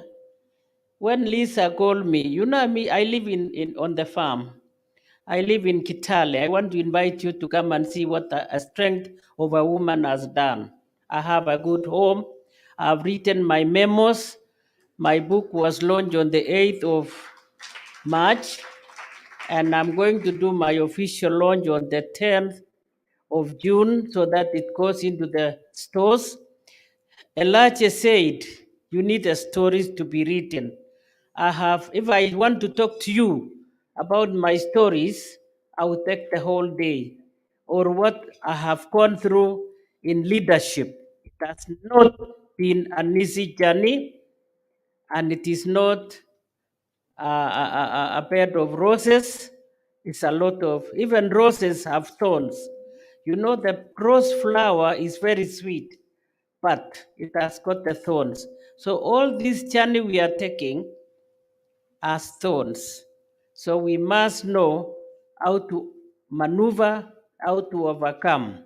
So ladies, as I congratulate you having come out of the primaries, I want to encourage you to take the next journey bravely, smartly, and with understanding who you are and what you want to achieve. Do not lose your direction, because if you not plan yourself and have a vision, you will definitely be a laughing stock. So carry yourself knowing that you are still needed by your people, by your family, by your children. And if you ever get through, which I want to wish you the very best, then remember that you also have a constituency that will be demanding your time. So you got to plan and carry yourself in the manner that is expected of a woman. Because a woman, whether you've done a mistake or not, you'll still be blamed. Somebody mentioned here this morning that why do we want to say women leaders? Why do we qualify? We are leaders. So accept that we are leaders and do the right thing that any leader of his worthy name is needed to do. So for me, when I was called by Lisa, I didn't know I was coming to speak. I thought I was coming to be a participant. But I think with those few encouraging words, I just want to say, remain a woman, remain a woman, remain a mother, and be a dependable regardless of the politics that you are playing. And I want to ask the UN Women, FIDA, and the rest that in future, let us try to start our issues early enough, fundings, meetings like what Elache used to come. We didn't have boardrooms, as she said. For sure, we were meeting even in their women's homes. We boiled mahindi to nakula, but we managed to get the women, and the numbers has increased from 8th parliament to the numbers that you've seen today, that we have 47 women senators, we have 3 governors, we have 92 women in parliament. And because of the unity that in Maendeleo ya Wanawake, where I led, we made sure that we traversed the country with those good friends who supported us, and that is why the We Kenya women are where they are now. And I want to thank those pioneers and those friends that have supported women initiative for over the years. So women aspirants and members, women aspirants in any position, support each other and let us support the initiatives of Mother Karua to make sure that we get the position not by name but by actions and by our support. Thank you very much and may God bless you.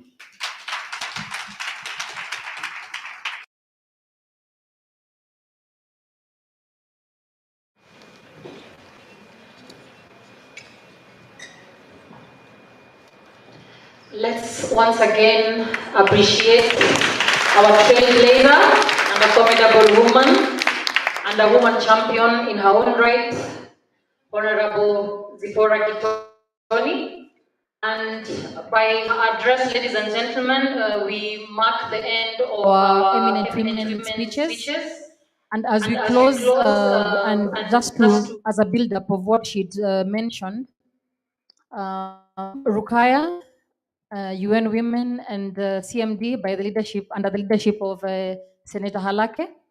There are some women following this conversation across the country, and they are making a plea if we can take this conversation to the grassroots. Na ni wangapi hapa wanataka kusikiza Madam tena? So tunaenda Kitale ama tuendi? Tunachemsha mahindi hatuchemshi? So UN Women and CMD kazi kwenyu. Our bags are packed and ready to go to Kitale to sip from her cup of wisdom. Maybe at this juncture, I've seen and I'm recognizing the presence of Honorable Priscilla Nyokabi, former Women Rep and Commissioner Ngek. Karibu sana. She's also an eminent woman and a woman champion. She's a she for she. And as much as much has been said about Elachi, we say the same about Madam Nyokabi. She holds the hands of young women in leadership. Asante. So we've opened the floor to the plenary. And to start us off, hello? To just start us off, I'd like us to follow this procedure. We will open the floor to you, the ladies, because there's no point of coming to a conversation and not participating in it. Our conversation today is gender equality and women empowerment.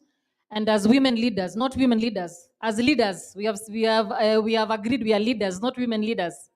As leaders, we want to hear from all of you what you think are our priority areas, where are we going, what do we need to do.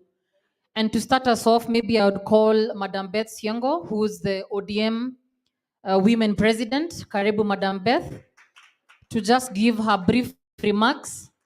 And because we understand that there are MCAs in the room also, maybe next to follow, would like to invite Ayot.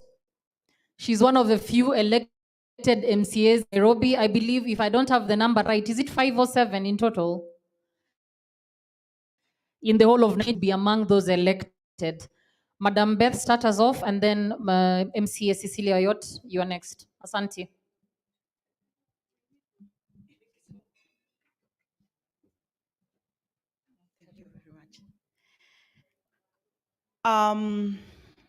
UN Women, CMD, Senator Zipporah Kitoni, Commissioner, my chair, my choice, CMD, Senator Alake. Kina mama hai. Kina mama hai. Unajua mimi nakuanga mtu wa mioto mioto. Kina mama hai. Thank you. I am very excited today because I'm standing here when I have two mothers at the aim of leadership in this country. The CJ, Mother Gome, and the DP, Mother Wangari Karua. Hey, I'm feeling good. I feel good. Women started very far, this journey, we thank God we are getting somewhere. I really want to say it is very difficult to speak after my mentor, Senator Zibora. You have said it all. I don't want to say. But women, allow me to encourage you. Remember, you are victorious.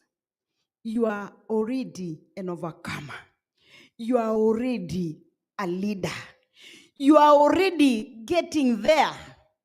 The step that you took to declare that you are contesting, that in itself is victory. Women, hi. Am I saying something? Those all of you who got out to contest and you went through your party primaries, you are already a winner. And now for those who have gone past the party primaries, and now you are waiting for 9th, I have a word for you. Please never look back. You can become anything on this earth, so long as you are determined. So for me is to hold your hand. I am very ready. Actually, I am ODM, as you can see, Azimio yenyewe, Baba the Fifth. But I remember I am a woman before becoming ODM. I am a woman before being a Kamba. I am a woman. That is my basic tribe, being a woman. So I'm there for every woman, for any woman, so long as you are seeking leadership in this nation. Please feel free to call on me, whether a word of encouragement, or I come on the ground, or I come and say, Azimio, please, I'll be there for you. Finally, allow me to say this. In this country, we need safety and peace. We can only be secure if we have peace in our nation. And for us to have this peace, for us to have secure environment for us as women and our children, we must have the right leadership. I am convinced in my heart the right leadership is under His Excellency Raila Amolo Odinga and Her Excellency Mother Karua. Sorry if I'm not soothing your, but please allow me to say it, because I know with these two, Baba na Mama tuko safe. For what might happen over those who are of different opinion, it is important to understand them, but we march forward. Mama said it, Zibora, when I walked in. We must hold each other's hands. That is very important. Never talk negatively about another woman. If you speak negative about Bethy Siengo because I'm in Azimio ODM, you are speaking against yourself. Please speak well, positive, good things about a woman, and you are building yourself. We may differ on opinion. You know where I come from, eh? We may differ on opinion, on our political affiliation, but remember, basically, you are a woman. Women are the best in this earth because we make our families first, we make our society, and we get to the national and international. I love you so much. God bless you. I'm heading to Machakos to give the people of Ukamba Nation direction. God bless you so much. Sema fire. Direction. Hey. Asante sana, Madam Beth. We also have other formidable women leaders in our parties. But because we have to balance these things and we have a plenary and we have to listen to the other ladies seated here, maybe Mheshimiwa Cecilia can take on, and then we have the other women leaders, and perhaps consider also electing or deciding to have representatives per table. So each table will have at least one person giving their thoughts. We can put them together and then elect one person to present them for the table that you are seated in. So MCA, asante, karibu.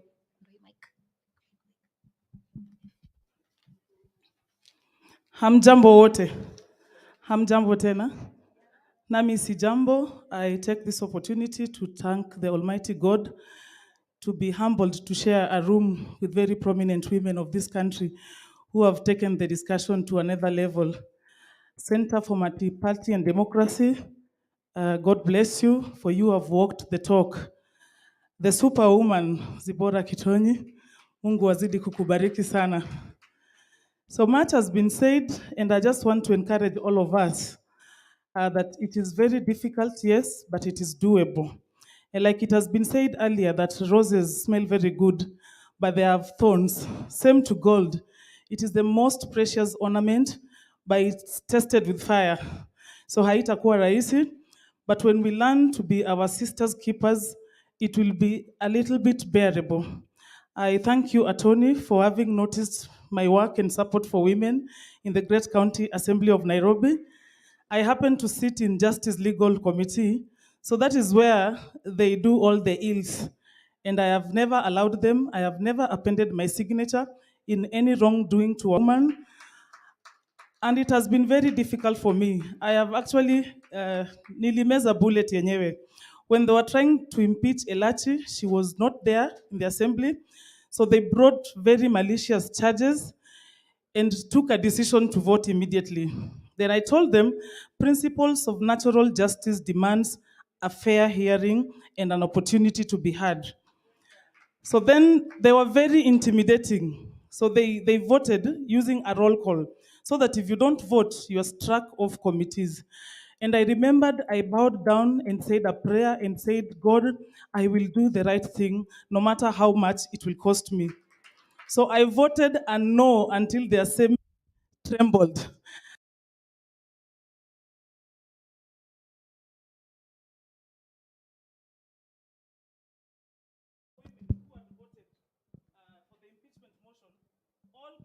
Hug me and say, Ayot, we couldn't do what we did, but we admire your strength. So that tells you sometimes, don't expect people to be with the same strength that you have. They could be willing, but they're not strong enough. So let us learn to hold women, even in times that they make decisions that are not very right. We should always be there with them. I'm also very proud because I mentored 3 women, and all of them went through the ballot and won the nomination. One is seated close to me there. She's called Masiza. Masiza, yes, she is the ODM nominee for Makina Ward. And because I came to the game much earlier, I was more experienced.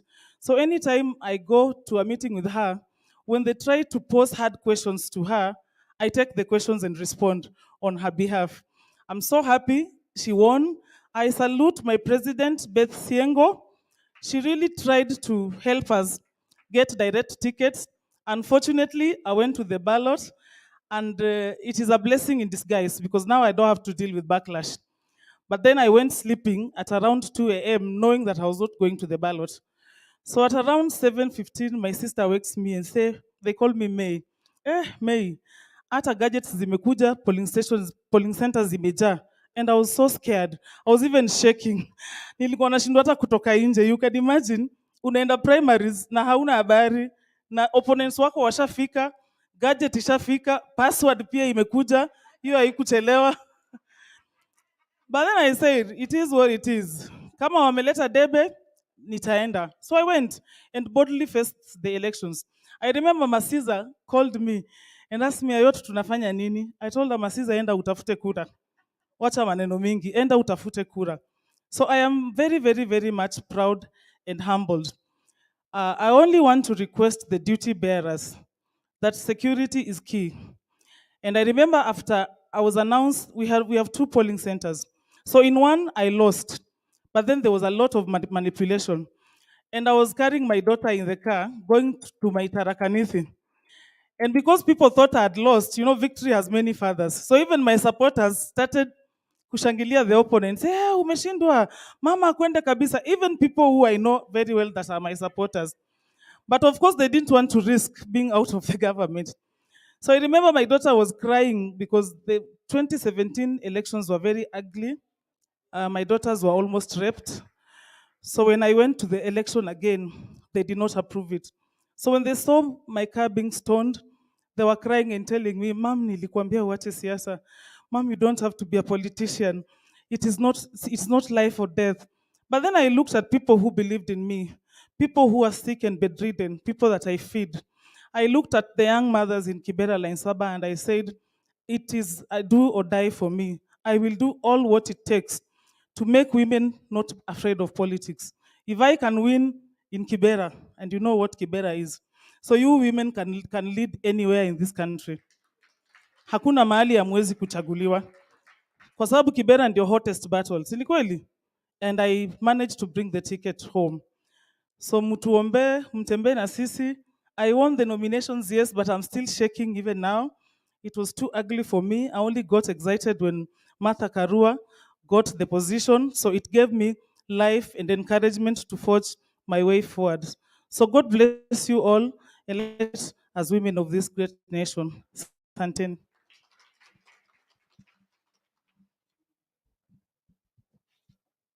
Wow, asante sana kiongozi. From the look of things, after this summit, we might have multiple books coming out. I think kiongozi, andika kitabu tusome. That's such a beautiful story you have. Naona wengine wako nje and elections are ongoing. People are looking for representatives to present their priority areas, na wengine wako even venye watu waanguka kura, alafu wanasema kimeimbi na kirundi tutarudia election. So here we are looking for a representative here for this table. We will start on this table and go anti-clockwise. But before then, to balance the meeting, unajua all of us are passionate in our own rights, and we come from different political backgrounds, and ndo mkutano isikae ni kama ni azimio sana. So tunataka maybe Madam Millicent Abudho anatambulika kama deputy party leader wa Ford Kenya, mwenye anasaidia Weta the fifth, akuje mbele angalau atuzungumzie moja briefly so that we can start engaging our participants. Madam Millicent, ama ameondoka? Oh, okay, karibu, karibu.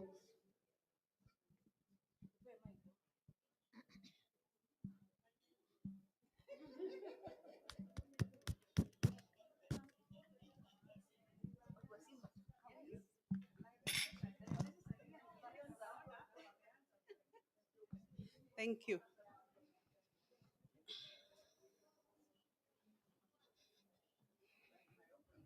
Wamama hai. Wamama hai. Si pia mimi nishangilie. Si sasa wamama hai. Walisema lakini imesemwa lakini sasa tumefika. Si ni ukweli? I want to take this opportunity first to thank the UN Women CMD, where I sit in the steering committee under my able chair here, Madam Senator Alaki, and my CEO, Franklin. Thank you, Frank. And all other women who are here, my mother, Mama Sipora, who has just left. I think she has mentored like all of us. Because if we think of leadership, we think of people like Mama Zipora, Grace Onyango, and the rest. Sini ukweli?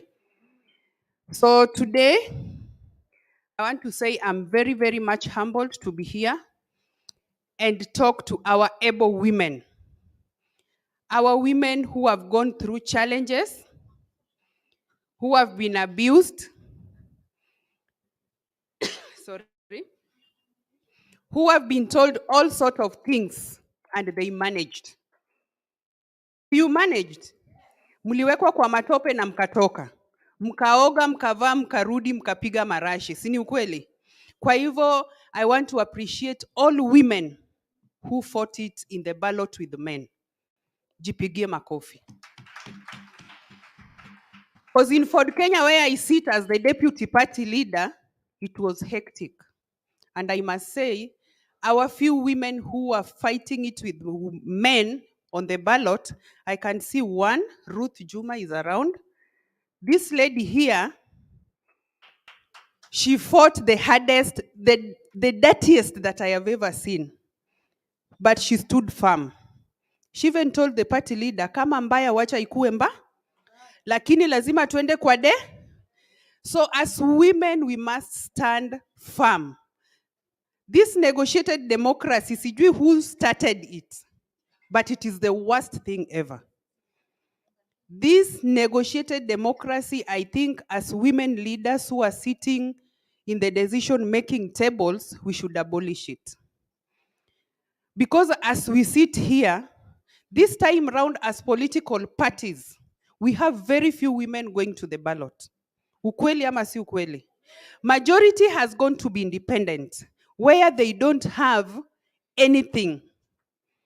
And in this country, we know if you are an independent candidate, even if you win, you are like a nominated person. Am I lying? You have nothing to represent. I don't know whether they are given money even for doing anything in their areas.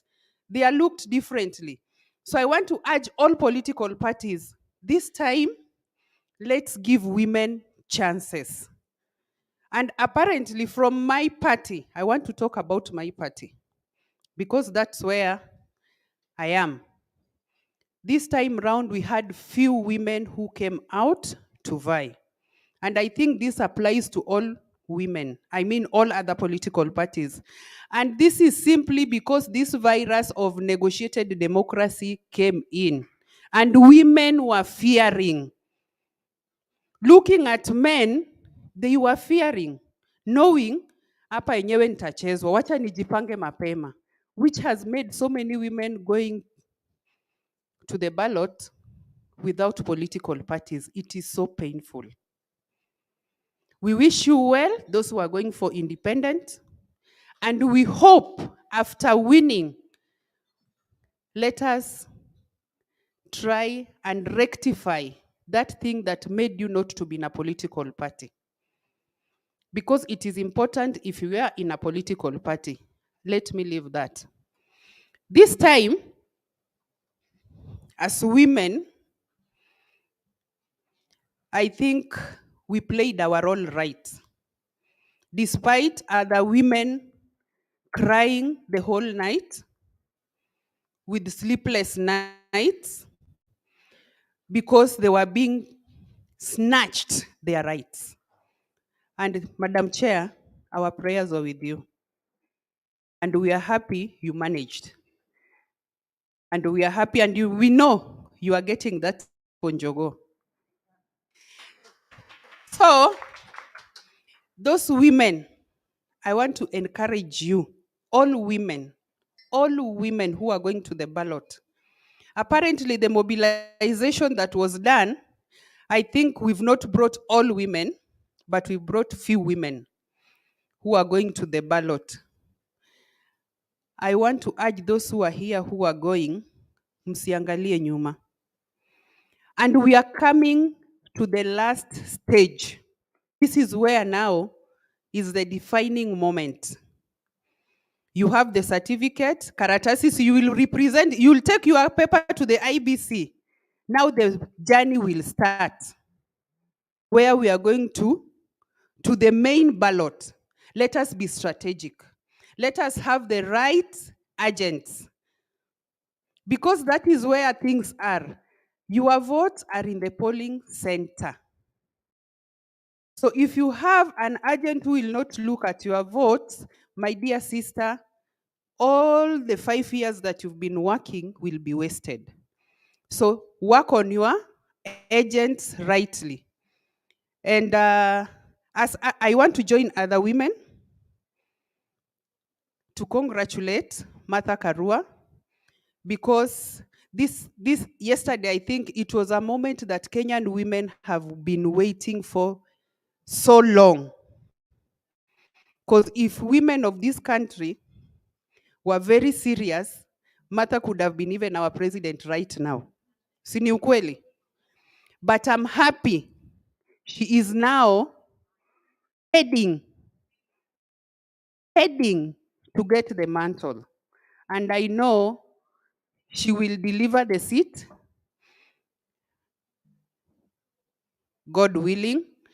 And even us, as the Kenya Kwanza team, I know we didn't have the woman deputy candidate for that matter, but I hope and I know in that arrangement of our government of Kenya Kwanza, women are going to get the majority seats of cabinet.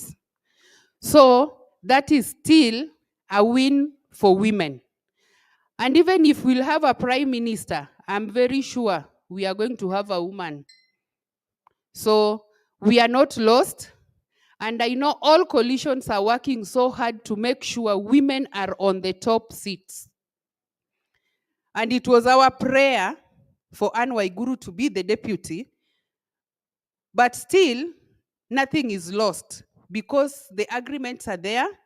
And as Kenya Kwanza, we are going to deliver more. And I know all women in this country are going to be happy. With those many, many remarks, I want to say thank you so much. And I want to wish all women all the best. Usiogope, msirudi nyuma, na msistuliwe. Na muambie mwenye analeta nyef hampangwingwi. Tunaelewana? Wamama tujue hatutapangwa. Raundi hii wametupanga na negotiations, si ni ukweli? Those who are going even for the independent, hakuna mtu atakupanga. Wacha Mungu akupange, lakini hapa chini raundi hii, I'm very sure we are going to have more seats from independent women. And I'm praying those who are in the political parties also to win the seats. Are we together? Wangapi wanasema wamama raundi tunaenda kwa debe na tuna win? I can see some women are not even interested. I don't know which seat you are vying that you are not even interested of winning. Wamama wangapi wanaenda kushinda viti? I hope if your hand is down, you are here as a sponsor. Yeah, because I'm asking women who are going to win and they don't clap, they don't carry up their hands, so I don't know where they belong. Range, how many sponsors do we have here apart from UN and CMD? Wamama wangapi wanaenda kushinda kwa debe? Very good, very good, very good. Thank you very much. God above all, and we are going to win the seats. Thank you.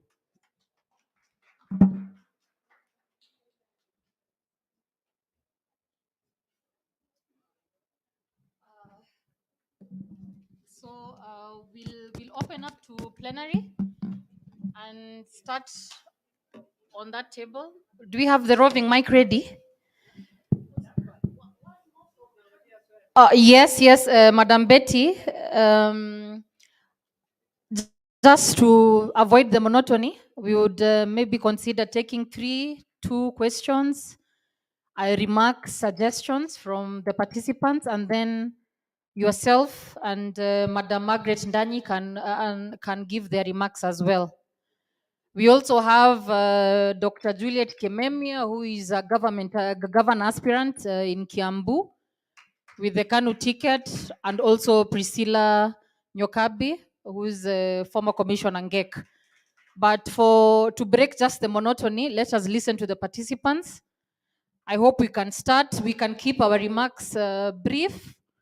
You can decide whether you'll direct it to either of the eminent women or just give your remarks broadly directed towards the sponsors. Yes, Madam Damboki. We were supposed to begin here, but I'm all alone. I don't know where my friends went. Nature has created a situation where I can say today is a great day. Yes. I am so humbled with the facilitators. Actually, I was so proud. I am saying that I need that clip for Mama Sipora, where she has talked to Sabina Shege and blessed her and said that she's an hero because she supported Mother Karua. This is something that should go to the news because many of us women, and I'm sorry to say this, they don't support other women. I thank God I am supporting the candidates we have, like in Machakos, the governor Wavinya, the women rep, the senator, and I am standing firm with them because I have made up my mind that I will support the women. And I'm telling them, wherever you go, speak about the other woman. Yesterday, I called them for a meeting, myself, the three of them. I told them you need to support one another and love one another, because sometimes we are the people who destroy for the others. So I'm so happy today. And that clip, actually, I need it. I hope these guys will give me. And we are supposed to support one another. We are supposed to love one another. The other thing that I wanted to ask is about the funding. We have challenges with women, as Madam Elachi told us, Mheshimiwa Elachi, and many others have said that we need money so that women can be able to cross over. In fact, many of us women, why we are not able to get to politics is because of finances. So I am saying that we need to know how we can be helped. The UN women, we appreciate what they have done and what they are doing. Even the CMD, Madam Chair, my friend, and I wish you all the best. And I know you will have that seat by the grace of God, because our God is good. So we need to think about where can we get money so that we can support our MCAs, we can support our governors, women, not even the women rep. I remember I vied for women rep, and they were saying, because you are competing with other women, where jipange. But if they can be able to help the MCAs, the governors, the members of parliament, the senators, then we can be able to move ahead, because that is the only challenge that many women have. Yeah. Asante Madam Damboki for those remarks. Which table was next? Na ameshinda kura hapo? Oh, this one? Okay. Let's just, and then maybe take that one, and we welcome Madam Betty. Thank you so much. My name is Ruth Nasimi Juma from Trans Nzoia County, the county of Mama Zipora. I also want to begin by thanking our organizers for this meeting today. It is really a great inspiration, especially to us, the young politicians. It is a murky road, but when we look at those that have been ahead of us, me, my Mama Priscilla Nyokabi, I've been following her since I was young. So I'm glad that today we have met, among others. I'm also glad with Madam Beatrice Elachi. She's a fighter. And I think that is the spirit we also need to encourage. I remember when Madam Millie was given the position of Deputy Secretary General of the party. And at some point akanyang'anywa. Wakasema, hii si ya wamama. She fought. She even slapped somebody. Asa ikabidi aambiwe, unataka nini? Akasema, kama CSG mimi nataka deputy party leader. And I think that is the spirit that we need as women. Let us be fighters, because there's nothing for free. It is you and yourself. And I think as women, when we come together and support each other, and we also want to appreciate the he for she's that have been there for us. And if we encourage that spirit, I know we are going to get far. But let us support the women that are there so that we win as most seats as we can this year. Thank you. Asante, asante, asante. Let's hand it over to the next table. Let's remember to keep it brief because we are time bound.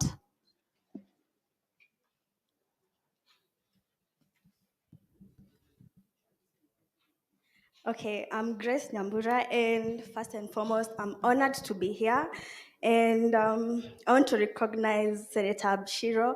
I remember she hosted us at Isiolo one day at Lewa Controversy. I don't know if you remember.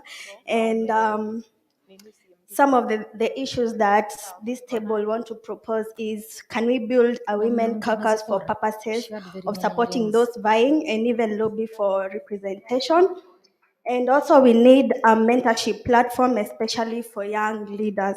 I myself do some mentorship programs in Kisumu where I mentor young girls and mostly youths on matters peace. And it's an interesting journey seeing women come up to these discussions. And also, I'd like to urge the women here, please support us young women. Hold our hands as the other leaders have said. Please hold our hands, show us the way. And also, I'd like to recognize my ED, Madam Margaret Ndani. You know, yeah, so thank you. Asante, asante. Maybe one more and then welcome Madam Betty. Just one more, the next table.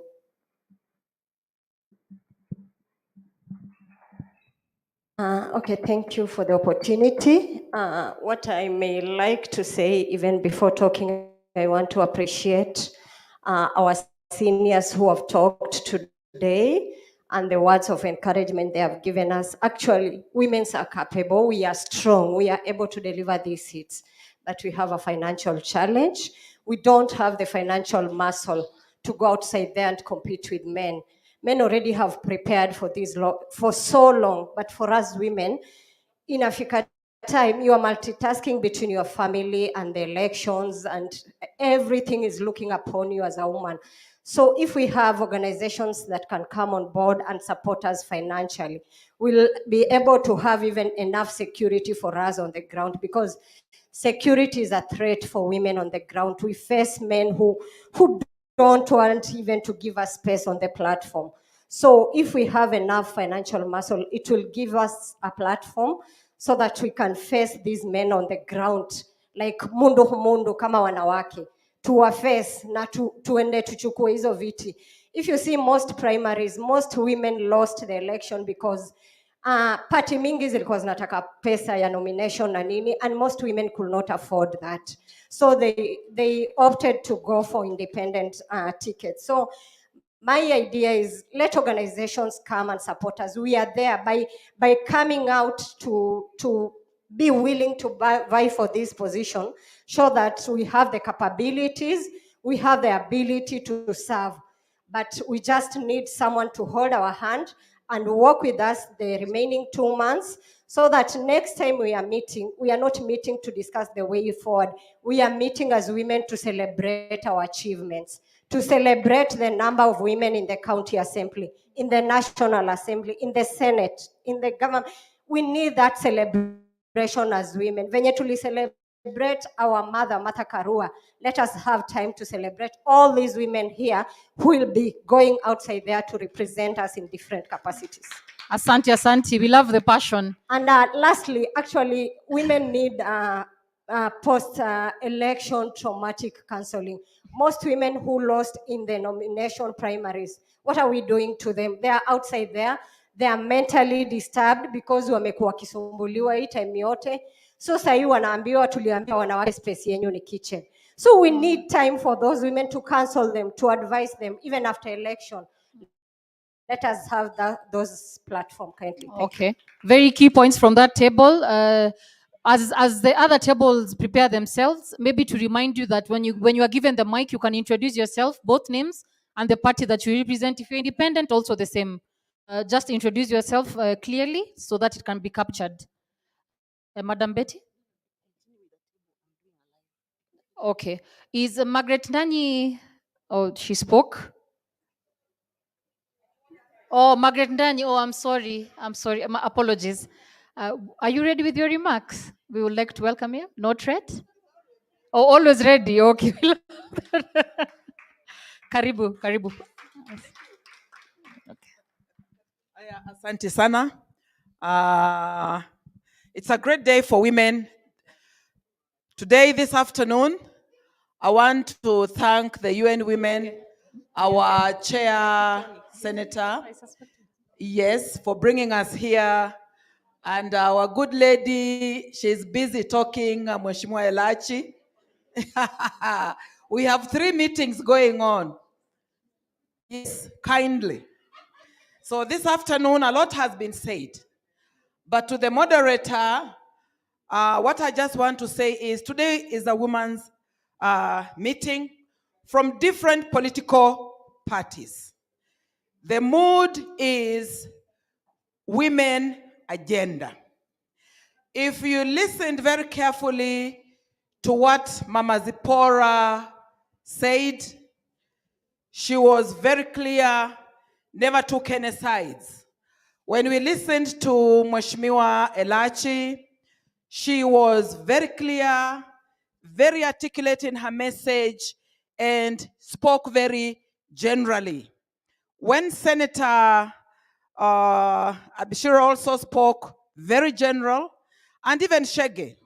Why I'm saying this, when women are seated together from close to 20 different political parties, it's always important to be very, very sensitive.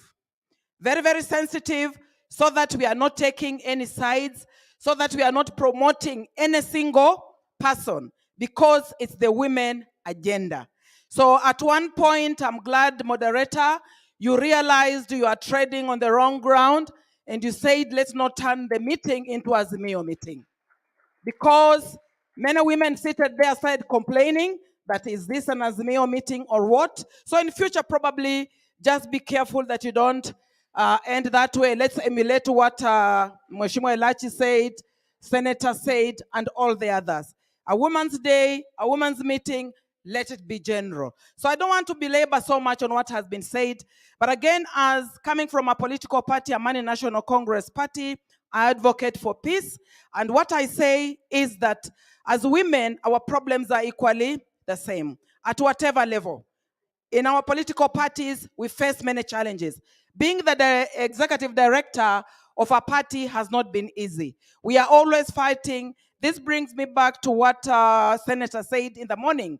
She had to fight even her own party, wanting even to leave, but she said loyalty comes first. So mine is just to urge all the women who are here today that let's soldier on. Let's support each other. When it is time to talk about your party, talk about your party. But when it is the time for women agenda, let it remain as the women agenda. Because if we bring in Azimio, Kenya Kwanza, anga which one, then we lose track, isn't it? So today, isn't it?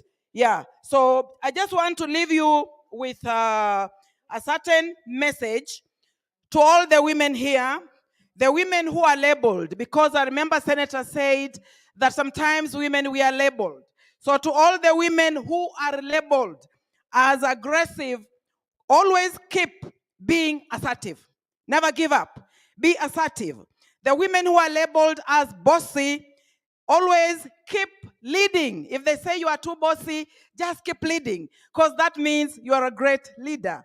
When they say that you are difficult, keep telling the truth, because they have noted something in you. When they are saying you are too much, kindly keep your space. Take that space with you. And when they say you are awkward, keep asking hard questions. That why can't I take it? And so forth and so on. Be blessed.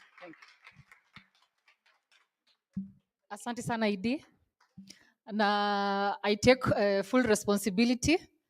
Maybe kulikuwa ninojua mliona Maito and in 2017 alikuwa anasema chama ya mama ni chama ya, I wish she was here so that she can repeat that heavy word that she says. But to echo the words of Madam Kitoni, chama, we are in the women party. There are no divisions here.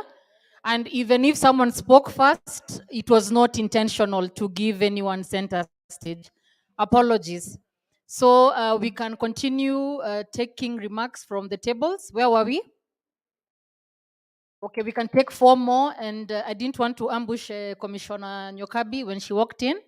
Maybe after the remarks, we can welcome her to the floor. Asanteni.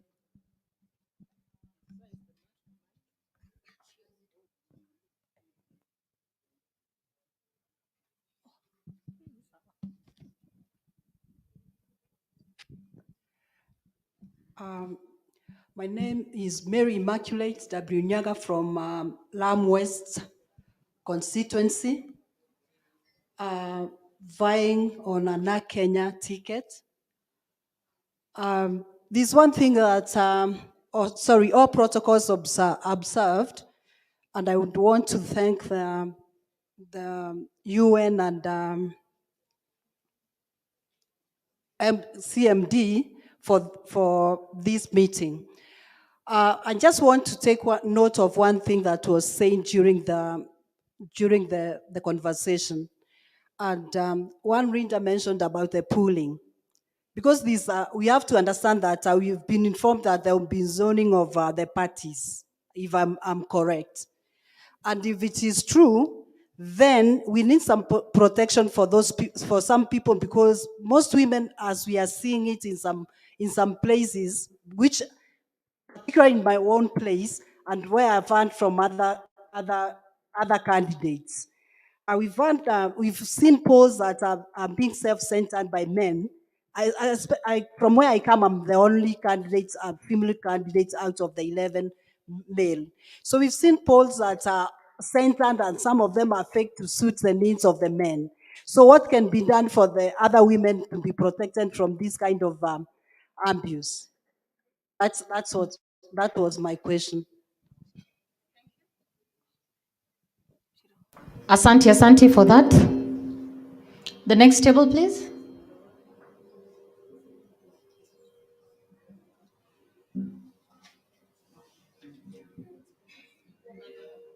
All protocols observed this afternoon. I'm Rose Wambura Kadhiari with NAC Kenya from Kirinyaga County. I'm a woman, and in this hall, I'm calling all the women here, PPP, that is participants, potential, and prominent women. I'm not only a woman, but a woman with disability. And I'm aspiring for the seat of MCA in my ward. And let me tell you the story. It was yesterday. I was to go all aloud, putting the posters, and I took almost 9 hours because I'm bride. I hired a boda, and it took us for 10 hours because my ward is very big. But I don't care if I have a disability. But what I want to do is fight for the rights of the women, and not only the women, but women living with disability, because we are very much forgotten in the leadership. But me, I have decided to fight for the right of those people and show that I can read, even though I have the disability. I've been working in my ward as a frontier in community peace, and also looking for the bursaries of the people with special needs, and also to the orphans and whatever. So I wanted to prove my people that I can do, even I can read, because they knew me as a frontier. But now I want to show them I can read the whole word. My ward is very, very big because it has almost 15,000 people. So I want I want to encourage every woman, especially the person with ability in this place, that you have a potential and you are able to participate, and also are prominent women. So have courage, and then I'm encouraging each and every person here, though you are a woman, you don't have finance, because I'm telling you, yesterday I had no money. I had only 1,500, and I hired the border, and all the day from morning 10 a.m. and I went back home at 7 p.m. in the evening, hiring a border and going around. But I was very lucky because I had a man who carried me with a border. He was also a person with disability, and he's from my ward, and I've been helping him here and there. So he did not ask me for the payments of the work he was doing, but only I friend the border, and all the things was well with us. And when I was going all around putting my posters, I met some people when I was talking with many people, young and women and whatever. They told me, you are from the Kenya. Mother Karua is being appointed as a deputy president. I was very, very happy. So I did not mind whatever was going on. She will be elected, not elected, but I have to stand as a woman and a woman with disability to fight for the rights of the people of Kenya. God bless you. Can we take the last two because of time? Oh, the lady's hand is up. Oh yes, perfect. We have the lady in the black hijab with the hand up.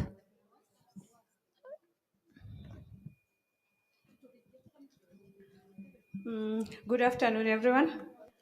My name is Halima Sharif from Kajiado County, Independent Women Representative Candidate. Mm, Thank you so much. Today, I just want to remind Madam Chair, Senator Abshiro, UN Women, my good sister Beatrice Elachi, Mheshimiwa Priscilla Nyokavi, and everyone who is in the house, women leaders. Congratulations and thank you for being here today. Me, I observed one thing first. Mheshimiwa Mheshimiwa Abshiro, when we were having the representation of women in leadership, we didn't remember inclusivity because we are also women with disability and we seek to be included whenever there is a forum like this. Thank you so much. Again, among the women with disability, we are here as candidates and we would wish to be recognized and be given the podium. Number two, us as women with disability who are candidates, especially independent candidates, we had a challenge because we belong to parties. When they were doing the consensus, we were left out because of that stigmatization. It came from our own. Like me personally as Halima in Kajiado County, my governor told me, lazima ungepewa. Lazima ungepewa, because I seeked why the consensus didn't go as we wished, because they had the entire county persons who are abled. So the only person who was a person with disability, it was only me. Why didn't they consider that inclusivity? Then he told me, si lazima upewe. And that is my Jubilee Party. Priscilla Nyokavi is here. And yes, again, also, as a persons with disability, we have that challenge at the grassroots. Moving around the entire county looking for votes. We have challenge of resources. We seek the organizations and friends and women leaders who are here to help us in resource mobilization for our campaigns. To help us on resource mobilization on our campaigns for women with disability. The third one, we suffer double stigmatization for being a woman in leadership with disability. Because of the male dominance and also our fellow women. So for us here as women in leadership, please, let's embrace each other. Be it you are a woman with disability, be it you are a able woman who is in leadership, please let's hold hands of each other. Here today we are women, we are not here like different categories. We are all women and women in leadership. Please let's hold each other's hand. Asante sana. Finally, having a disability, it doesn't matter because we all have that strength and ideas and we are out there. Because me as Halima, I came out strongly doing campaign by my own. When it came to consensus, somebody who didn't go out, who was very reluctant, she was given the ticket just because she is close to the entire team, and also just because she's that tribe. Here in Kenya, we are all from Kenyans, and we don't look at tribe or kind of physical appearance. So for us, we feel like we are being stigmatized. Still in Kenya, especially in Kajiado, I have UN, we have UN and senator, especially in Kajiado. I really felt it. The impact was too high for me because I was being told, enda kwenu tafuta kiti Mandera, ama enda kwenu tafuta kiti Garissa. There is a vacant seat here, women rep Garissa. And me, as Halima Sharif, born and raised in Kajiado, we are member of the group branch in Kajiado County. My parents came when they were young. I don't know any other home apart from Kajiado. Kajiado is a metropolitan county, and me being born and raised in Kajiado, with my knowledge and my passion of being a Kajiadian, I walked up and said, I have to go and rescue my people, to work for them. So why should we be shut down our dreams as persons with disability just because you are not close to one person, or you have a difference in Maumbile? For us, people with disability, I'm sorry to repeat, for us, people with disability, we need to be so much embraced and to be given that upper hand. Because if you people, you can't give us that priority, who else will give us? Because we have that chance, our constitution gave us that priority. Please let us practice it. Na si tafadhali, let us practice it, because lazima tupatiwe ile percentage yetu ya walemavu in leadership.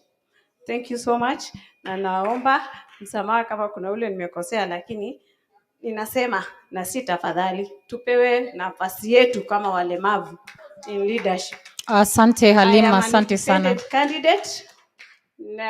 We seek for help to be given resource mobilization for campaign. Please, whoever who is around and know any other organization which can chip in. We are several of us. I think I know Madam Kate, and how many are we? Independent women? We are several of us who are independent. We were locked out, and that's why we went for independent. Because if we went for nomination, we could be satisfied. We said we were locked out by the people, not 10 people at the boardroom. Thank you so much. Asante Halima. I know it takes courage to share. Thanks for sharing. Please, taking two more and let's keep it brief. The lady there and that other table, so we can have a summary done by Madam McKenna, and then open the floor to Priscilla. Please keep it brief. Good afternoon. My name is Zulekha Rashid from Taita Taveta County. We have all agreed we belong to the Women Party, so I'm not going to introduce which party I'm coming from. Yes, it is a tradition that we normally say an enemy of a woman is a woman. Let us break that tradition. We are born as empathetic people, and that is why God gave us the ability to nurture life. Life comes from us. Just from conception up to adulthood, we were given that responsibility by God. Let us not let politics change us. Let us capitalize on our nature as being empathetic people. Whether you are in Azimio, Kenya Kwanza, or whatever political party you are in, please adjust each other's crown, wipe each other's tears, and go out there and fight. Thank you. Thank you, thank you. The last one. Briefly, please. Okay, I'll be very brief. To our chair of CMD and a senator in waiting, to the United Nations women, to our leaders who are already elected or have been in different seats within government, that is Honorable Nyokabi, Sabina Shege, we have Beatrice Elachi, and of course our mother, Zipporah Kitoni. We appreciate you a lot. I will just make a brief comment on behalf of my members on the table. One, they've recommended that you just be yourself and campaign, and don't fear to compete with men. Support each other as women, And this is not an Azimio meeting, we agreed, but it is a women's meeting, and we have a woman as the deputy president of Kenya. We have no other business other than to support Martha Karua. We have no other business as women on the ground. We have been given an opportunity to speak with one voice as Kenyan women. Why don't we support Martha Karua, irrespective of the political divide that she is in? Whether she's in Azimio, whether she was in Kenya Kwanza, whether she was in Oka, it doesn't matter. What matters is we have her on the ballot as the first female deputy president of Kenya. I am running as member of parliament in Kibwezi West constituency. My names are Doctor, and let's have some respect. You cannot speak when somebody else is speaking. Let us respect one another. And everybody is entitled to their opinion. So let me finish, let me have my say and my day. You have had yours. I'm running in Kibwezi West constituency. I am a doctor of philosophy in commerce, and my names are Dr. Juliana Mumo Kisimbi. Kibwezi West has not seen a female leader since the days of the Honorable Agnes Dete. I have been incubated by the Democratic Party of Kenya, which has been very fair in its nominations, and I carried the day, and it has supported women heavily. And I appreciate them, and I'm working very hard, and I'll deliver this seat. One thing that I would like to request our fellow women leaders who are here, please go and speak to His Excellency Raila Amolo Odinga and His Excellency, the President of the Republic of Kenya, Uhuru Muigai Kenyatta, that every woman who has been cleared by IEBC, there is a channel of communication where they can be supported, and we shall support our dear mother, Mother Karua. That is, we had women lobbying, whether you're a PWD, whether you're an MCA, whether you are a member of parliament, a senator, or a governor. We would like to have a system whereby we can have a steering committee, whether it's through like-minded funding bodies or fundraisers, where female aspirants throughout the country can be supported, and we win and we support our mother, Mother Karua. Thank you. Kina mama hi, mpo, mother all the way. Thank you. Asante, Nasi asante. siri. Asante kiongozi. Allow me to close the plenary. Nimeona kumeanza kuchemka, but women are passionate.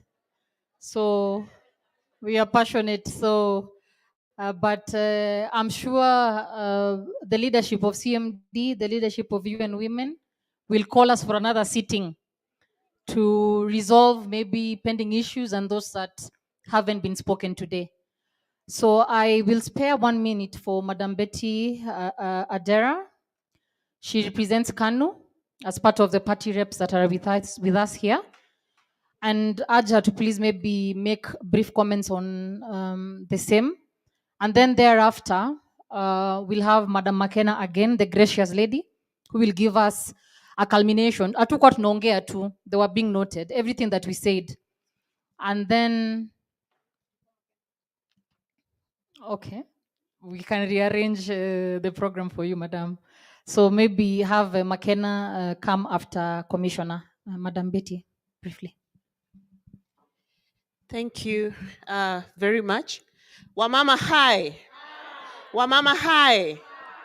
You are here because you put stones in your ears and did not listen to that person who was going to discourage you. Hallelujah. You are here because in as much as you were abused and called all manner of names, you decided to follow your dream and your quest for political leadership in this country. Hallelujah. You are here because even if they said you melala na nani ni umetoa hongo wapi, you did not pay attention to that and you stuck to your course.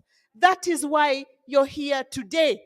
And there are so many women out there like you who came above anything that could have stopped them from seeking these political seats. And for that, I say congratulations to all of you.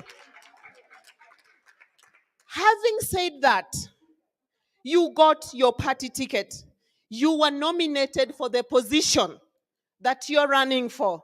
Honey, your journey is yet to begin. That journey is yet to begin. This is the time and the phase of that journey where you need all the money in the world, Sinyukweli. Where you need all the support in the world, Sinyukweli. Where you need all the partnerships in the world to hold your hands, Sinyukweli. And where you need, even most importantly, the mentorship to transcend day after day after day until the IEBC official of the seat you're running to or running on will make the announcement. Ladies, I wish you well. But this is a time when we need to come together as the woman nation, as the woman movement, because women issues transcend political parties. Women issues transcend ethnicity. Women issues transcend religious barriers, because at the end of the day, we are the women.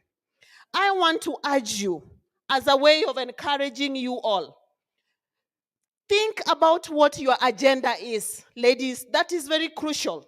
Sell your agenda and not your agenda. Even yesterday, when we watched former Prime Minister announcing his running mate, he only mentioned the word woman once. But he went on and on and on and on and described the person in Honorable Martha Karua. He talked about her agenda. He talked about her track record. He didn't say, hey, Kenyans, just because she's a woman. Senior, we tend to fall into that trap where we come out the woyeye type. Unajua sasa mimi mama yenu. Mimi ni mtoto wenu. Mimi ni bibi yenu. That is why we keep saying woman leader. Let us come out of that and let this election be the election that eliminates that. Sell your agenda. What is it that you will do for people if they elect you? What is it that you have been doing? Lastly, the 9th of August, the following day, I hope and pray that you will be laughing and smiling and celebrating because you won. Sini ukweli? But there's also the reality that this is a competition. And in any competition, there are winners and losers. Think about your support system. Do your own self-care so that on the 9th, whether you win or you do not make it, to recraft and rebrand yourself into something, forming a new journey for yourself if you don't make it for that seat. And get your own support system so that you don't crash. As women, we have everybody looking up to us. You're the one to fix people's things. What about you when you need your things to be fixed? Otherwise, I want to wish you well. And as we said, we are all a community of women under the auspices now in this meeting of CMD and UN Women. Let us get their contacts, continue to interact with them, see ways in which they can support you, tap into your political, party leadership, and maintain visibility. So that even if you don't make it at the ballot, you get nominated. If you do not get nominated, you get appointed. But usitoke bure. Asanteni. Asanti, makofi kwa Madam Betty. Makofi.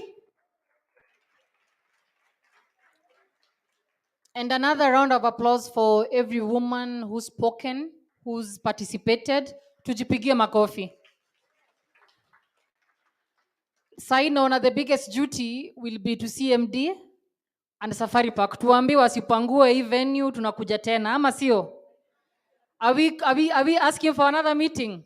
Wamama wakuja wajadiliane, wajipange, walobi, ndio tumalize stronger than ever before. Ladies, we are coming to the end of our program, but just before we close, we'd like to invite Priscilla Nyokabi, Commissioner and former Nyeri Women Rep, and incoming Senator Nyeri to the podium to speak to us. She always has words of wisdom, and we ask her to offer us the same. Asante, karibu, Madam Priscilla. Makofi kwake.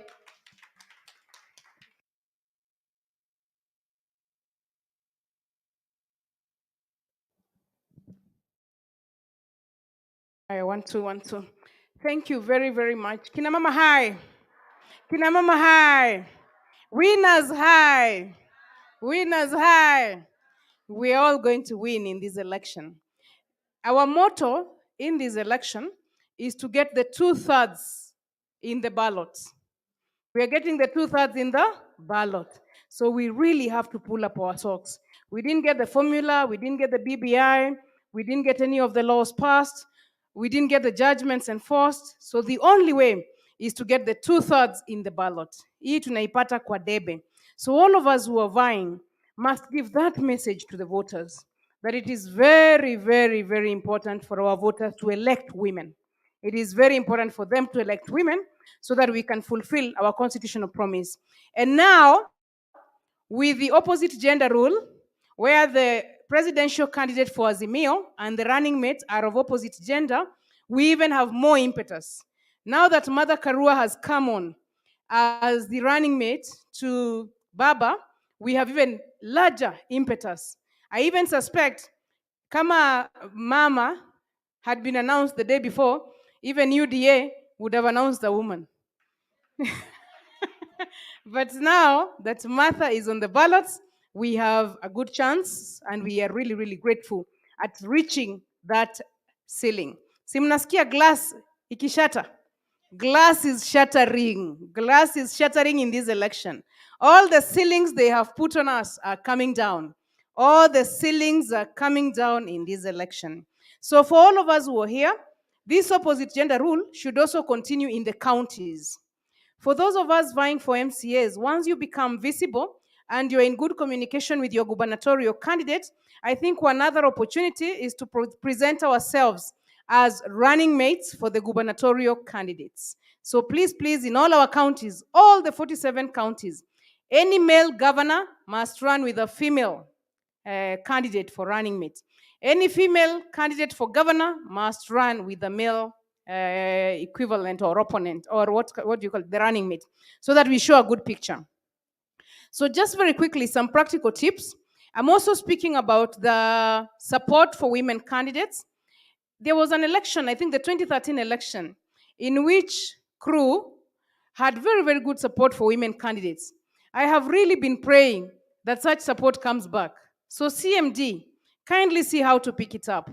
In that support, CRU was able to do posters, thousands of posters. For those of us who are running on county seats, they would do like 20,000 posters.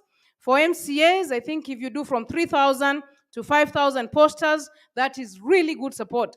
Kila mahali mtu akipinduka anakuona. Kila mahali mtu akipinduka anakuona. Wakipinduka wanakuona. Wakipinduka wanakuona. That's what it takes for the posters. Then we had money for forums. You need to do forums in your areas of representation. We had support for agents. Again, very, very important to watch the election. Unatafuta kura na unachunga kura. And then media platforms. CMD, we need media platforms. So kindly for the partners, and I saw the UN women here. I spoke to Ms. Rukaya as she was leaving, and she told me her colleague is still here. Please design support for women candidates that is responsive to the needs that we have as candidates on the ground. A support that is responsive to our needs. Posters, branding, forums, agents, such things. And then, for those of us who are candidates, very quickly, key issues. You must be very knowledgeable, extremely knowledgeable. You have to go to the statistics department and the statistics website and have every statistic available on your area of representation. If you're an MCA, you must know everything about that ward. You must have the health indicators, the water indicators, education indicators, the housing, food security. You must know how many people are food insecure in your ward and in your constituency and in your county. Poverty, job creation, empowerment of youth and women. Be very knowledgeable on issues. If nothing else is ever said, because what distinguishes you as a leader both for this election and for the future, is your knowledge of issues. Why do we need this road done? Why do we need this bridge done? Why do we need this primary school? Why do we need this secondary school? Where is our shortage of teachers? Which teachers are we short of? Those issues are extremely important. Do we have the doctors? Do we have dawa? Do we have machines? Do we have dental systems, eye systems, testing mechanisms? Very knowledgeable. Yani hata ukilala unaota kama mitu nikilala hivi, I know Nyeri ni watu wangapi ndio wako na diabetes, I know. I know ni watu wangapi wako na cancer. So you really become very knowledgeable. And when you take the microphone in your campaign platform, don't talk about other things. Just talk about the issues that affect your people. You are a leader for other people. Don't talk about anything else. Don't talk about your husband. Don't talk about your children. Don't talk about those things. They're not important. Talk about the people's issues, the people's needs, the people's questions, the answers that you will provide to those questions. Ukimaliza hiyo unaketi. Usiongeze, usijibu, usitukanane, usichokoze, usichokozwe. Hizo zote hakuna haja, weka tu na issues. Father, like for those Catholic Church, au mchungaji, nasalimia wachungaji wa kanisa, dakika 2-3 niwaambie mambo matatu. Kwanza, mambo ya maji; pili, mambo ya afya; tatu, mambo ya chakula. Unaketi chini, unamaliza. Mimi naomba kiti ya MCA na mkinichagua, masuala haya nikifika kwenye county assembly ndio nitashughulikia. Hakuna mtu atawahi kukutukana, hakuna mtu atakuita bibi ya mtu, hakuna mtu atakuita malaya wa mtu, nobody, because where do those things come up? Na hata ukiitwa, Mungu alituonyesha tusamehe watu ili hata sisi tukifika mbinguni tusamehewe. Bas, unaketi.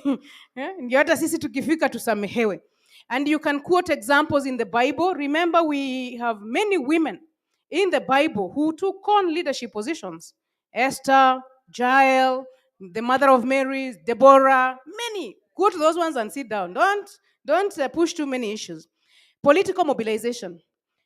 Usually, the society and many of our counties have 14 sectors, but you could find there more.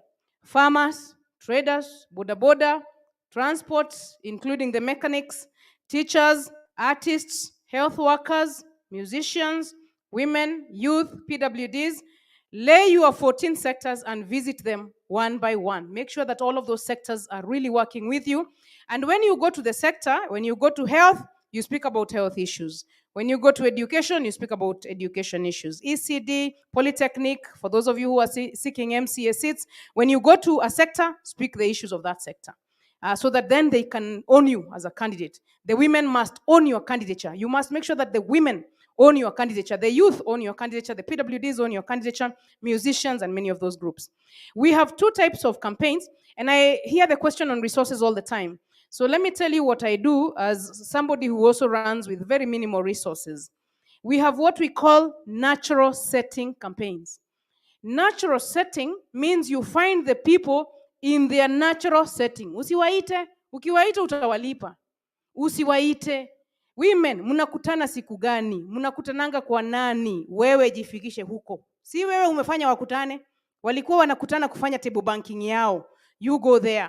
Kwa hiyo table banking ukifika, ukisema kutaka kuwa member is very little money. Ukitaka kuongeza kwa hiyo kiti ya table banking is very little money. Ukifika kwa kanisa, like me, I'm a Catholic, unakaa tu hapo unasikiza misa. You hear the needs of the church. Kwanza kanisa yetu PMC ni watoto. Unasikia PMC wanahitaji 5,000 sijui ya nini, mara moja unajitokeza. Father, watoto wa PMC nimesikia mambo yao, hao mimi nitawashughulikia. Si umesaidia kanisa? Umesaidia kanisa. Nobody can go saying hukusaidia kanisa. No, kanisa umesaidia. You know, si wewe umefanya watu wakuje kanisa. Watu walikuwa wanakuja kanisa. So natural settings, which means your religious leaders become your friends so that they give you the platform.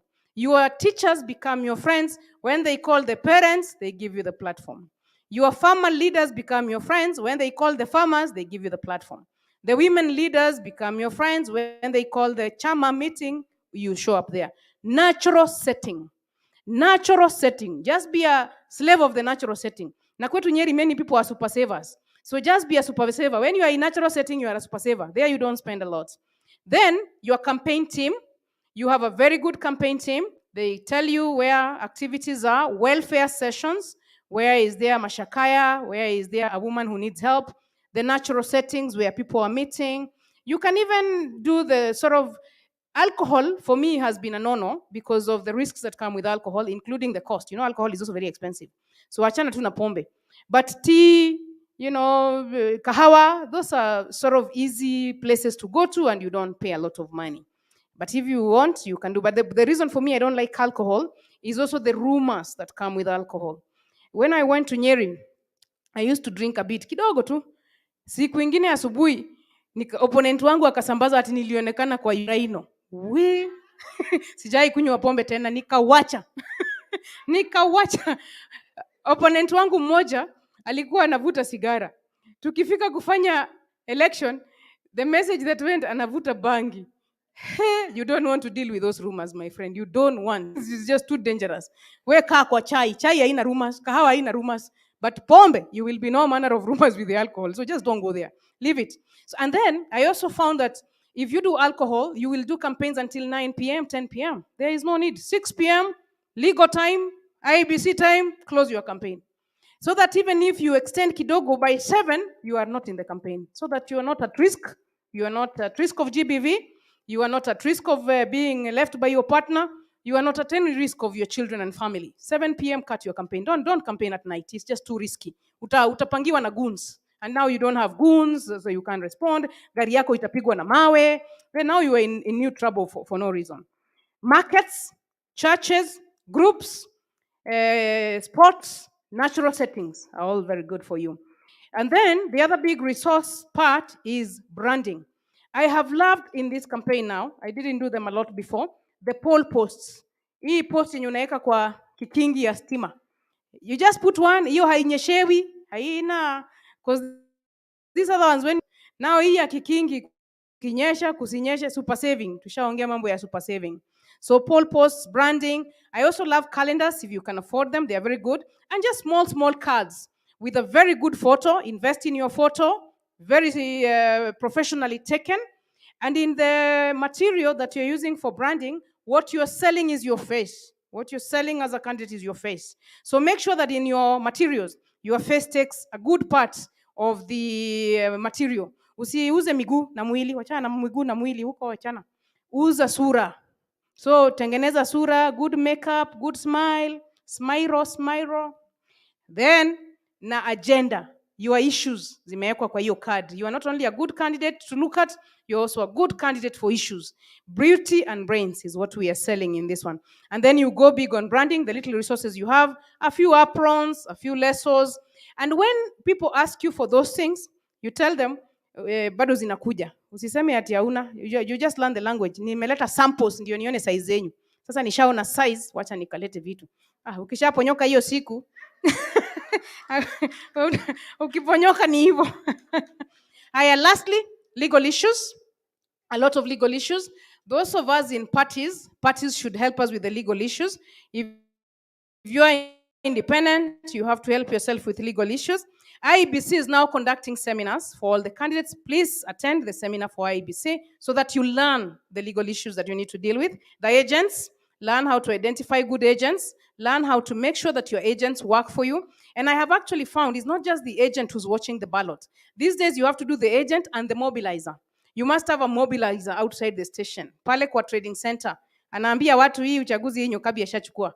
Huko kwa trading center. Huyo si agent, huyo ni mobilizer. Ana whisper huko. Hamjasikia ni Nyokabi anachaguliwa? Huku ni Nyokabi, huku ni Nyoks. Huku kumeenda. That sort of thing. Mobilizer na agent. Every polling station, you make sure you have your mobilizer and you have your agent inside. Agent is a strong person who makes sure that your votes are protected. When IBC is setting up questions to ask the voters, be very careful. Like I really want us, and I hope CMD, we can follow this up with IBC. They should ask people, do you want the woman candidate? Many people love women. Many people love women. If you vie and you're the only woman on the ballot, and there are men in the ballot, they should ask, do you want a man or a woman? And if they want a woman ni mimi. Agent wako anasema weka kwa mtu wangu. Wakisema tu woman, weka kwa mtu wangu. You don't even care whether they know your name or not. But as you're doing your campaigns, make sure that you emphasize your name. Priscilla Nyokabi Kanywa, because that is the name on the ballot. You know, sometimes our voters go and look for somebody who's not on the ballot because of the campaign names that we use. Hata kama wewe ni Mama Simba, make sure that Hawatatafuta Mama Simba kwa ballot, watatafuta your name. So you have to emphasize every time you speak that this is my name. But then the legal issues, police also, you will need to have a contact of a police officer who you can call. Your CPD or your OCS or your station, head of station, please don't walk around without the number of a police officer that you can call if there's a problem. If you need enforcement, if you need to be rescued from a certain campaign forum or setup, you must have the number of the officer that you can call. And you can say, I need to be rescued. There are gangs outside. Please don't confront gangs, because now for us, you know that with GBV is a live question. Don't confront gangs. If gangs come, you call the officer and say, I need to be removed from here. So the police are also very critical. And then two things, and this is where I went to end. We prepare to win. That's okay? We prepare to win. But please, please, please, also, as we pray and as we go to church, and please have a mentor, have a small team of people who you confide in, people who you share with when things are very rough. Your family must remain a key anchor, and prepare in your mind. If I don't get the seat, what happens to me? If I don't get the seat, what happens to me? So that on August 9th, if you don't get the seat, nothing happens to you. You dust yourself, you're a leader of our country, you tried, you made a good run, and this election will leave you better than when you didn't vie. So you really must have a backup strategy for what will happen. Thank you very, very much, CMD, for this kind of forums. Please, please, muende mtutafutie pesa. Abshi, please, please help us to get donors who can support us. Help us to get donors who can support the women so that we get the 2/3 in the ballot. We already have good candidates across the country. Please, just a little support on visibility, a little support on forums, a little support on protecting the vote. I think that should see as many of us as possible elected. Tutakutana bunge, tutakutana Senate, tutakutana tukiwa viongozi.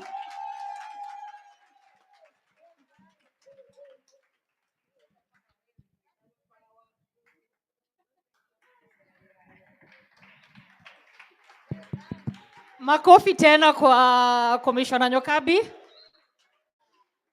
Whenever I listen to her, it takes me back to my high school days. When your favorite teacher anakuja na anapatiwa single lesson na unataka ikuwe double lesson. So CMD tafadhali organize for us a double lesson to listen to Commissioner Nyokabi. Asante, asante. As earlier communicated, we've come to the tail end of our summit today. And I must say, it was very fruitful listening to women, so much passion. Mmeenjoy ama mjaenjoy? Makofi kwa CMD, makofi ya CMD. Makofi ya UN. Makofi ya FIDA. Na makofi yenyu wenyewe kukuja na kuongea na kuparticipate. Oh, makofi ya Martha. Nilijua hiyo mtachangamka.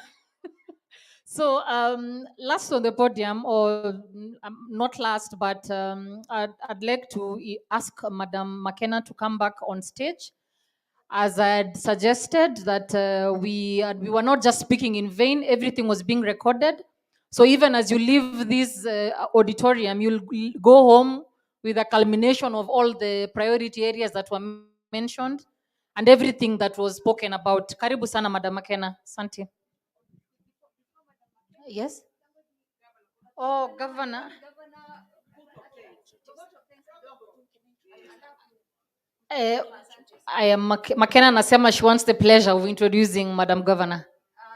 Sad. Good afternoon again, ladies. All protocol absorbed. Thank you so much, Madam, for the amazing secrets that you've given us for the campaign. A hand clap for her. Points, all the information that we need to win these elective seats. And without further ado, I'd love to introduce to you an amazing lady, an aspiring, not anymore aspiring, but we've been told, say, candidate, incoming governor of Kiambu County. Give it up for Dr. Kimemia, karibu sana. And as she comes here, I'd love to announce That you are my senator. This is my amazing senator. Makofi kwetu. Team Kiambu. God has looked at Kiambu with eyes of mercy, divine mercy. Right? Yes, we are in the ballot. Me and my senator here. Yes. Na to check in our two. Okay, my duty is to push a vote of thanks for this really wonderful conversation and congratulate all of us who have offered ourselves and have been nominated. My name, like you've been told, is Dr. Juliet Kimemia. I have a PhD in entrepreneurship. I have 5 years experience in politics. I was in 2017 vying for the Senate of Kiambu on a candidate ticket. I did very, very, very well. And I managed to land in the county government as a minister. I served as a minister of trade, minister of transport, and as the governor and deputy fought, I was busy learning the ropes of how to run a county government. So I am vying for governor, sikujaribu, because I know I am qualified, because I know I am tested, because I know I have what it takes, and because I know that Kiambu County has lost billions in terms of programs and projects, not because it was not allocated, but because of poor leadership. So that's what I'm offering. And my history speaks for myself. I am on KANU ticket nominated, and this is on the Azimio coalition. So I'm one of the people who yesterday scaled up 50% when Azimio named Martha Karua. In fact, I moved from, the listing of candidates in Kiambu. We are 8 very strong men and women. 5 are men and 3 are very, very strong and powerful women. So the ratings have always been the 5 men, then the women, we are described as others. Yes, Mizani will not mention any of the women who are running, but they will have the 5. Then the space doesn't allow for women. But that changed yesterday. We moved from being others. Now I am number 3. Can I hear amen? Now, because for Azimio we are 2, a man and a woman, I am number 1 in Azimio because the incumbent is Jubilee na sitaki kusema vile tu ground inasema. So this is our moment, women.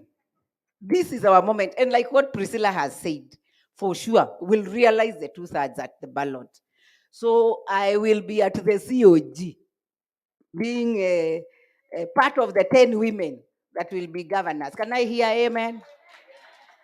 So I want to thank my boss, Bushro, the chair of CMD. Chama yangu ya mama na baba, jogo. Hey, tingizeni, hii ndio iliwazaa nyinyi wote. And she's my source of inspiration because she is really a brilliant leader. And Abush, I know the people of Isiolo, they love her. I have gone to Isiolo with her and she is a loved gem from that community. Thank you so much for your leadership. Thank you for organizing this. You and women and FIDA, I am a product of that. Women movement, I am a product of that. Mama Zipora Kitonyi invited me to KANU and even paid for me my nomination in 2017. And she has held my hand. So we are here because of what others have done before. So let us also pull along other small girls, encourage them. That is one of my motivations, by the way, to run. So that small girls will see, but they have been married for 30 years. Makofi kwangu. they'll see a married woman, they will see somebody who has gone to school, they'll see, all those politicians are not. We are. So we are doing a lot of good to our society and for generations to come. So let us keep it up, all of us who are vying. Let us encourage others. Let us start immediately. We have seen in the Kenya Kwanza coalition, they started 4 years ago, and they built momentum. So let us learn from that strategy. We start, if we don't make it, we start immediately. Kwenda kwa ground, so that by 2027, the men are the ones who will be looking for the not more than 2/3. So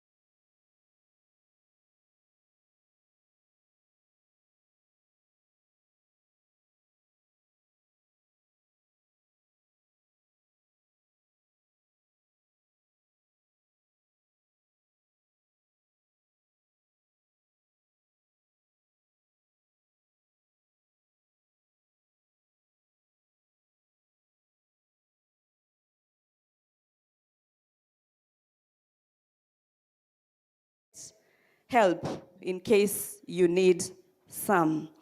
And more, and the end of that is to make sure that we move on after elections, where our participants and panels and representatives from all tables shared their views. We were able to capture that women are requesting for mentorship platforms for younger leaders and proper structures to be put in place and frameworks to ensure that women get full benefit from this. We have agreed that there are challenges with negotiated democracy. Make sure that when there is negotiated democracy, it favors you as a woman. Funding, funding, funding. We are looking, requesting for support. Support where campaign sponsorship is concerned financially, in personal branding, as well as in branding materials. Next, we need to have women women need to be firm without being abusive. When they go low, go higher. It is also noted that it has also been noted that women require counseling forums pre, during, and post-election. So we need to develop support systems for women who are vying. Finally, we need to look at peace advocacy, that we need to maintain peace regardless of what political fraction that we are in. And I think I'll take a moment to emphasize on that because for the first time in a long time, a case study is my home, Kiambu.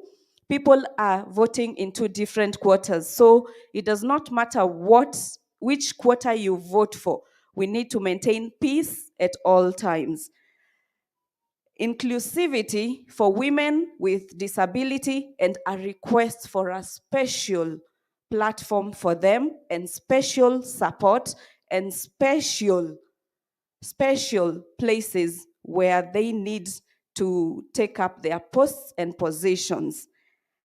Finally, sell your agenda and the plans that you have for the people to the people so that you may win their votes. Above all, campaign with respect and dignity.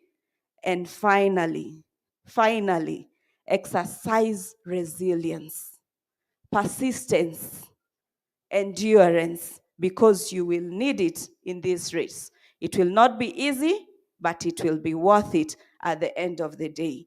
Thank you very much for this beautiful forum. Thank you, CMD. Thank you, UN Women. And thank you to the amazing women, each one of you who's made this day amazing. Asante sana.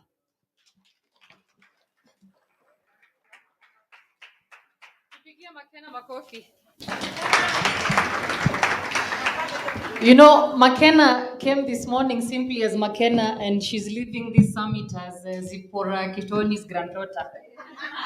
She has been bestowed the honors of being a relative to a formidable woman. Asante McKenna, and you are very favored. Lastly, just for this moment, I'd like to hand over the program back to CMD and invite Bwana Frank Kwanja on the stage to give closing remarks and way forward. Frank, karibu, makofi kwa Frank. Sponsor ndo huwa anakuja. Frank, karibu sana. Sponsor, yeah.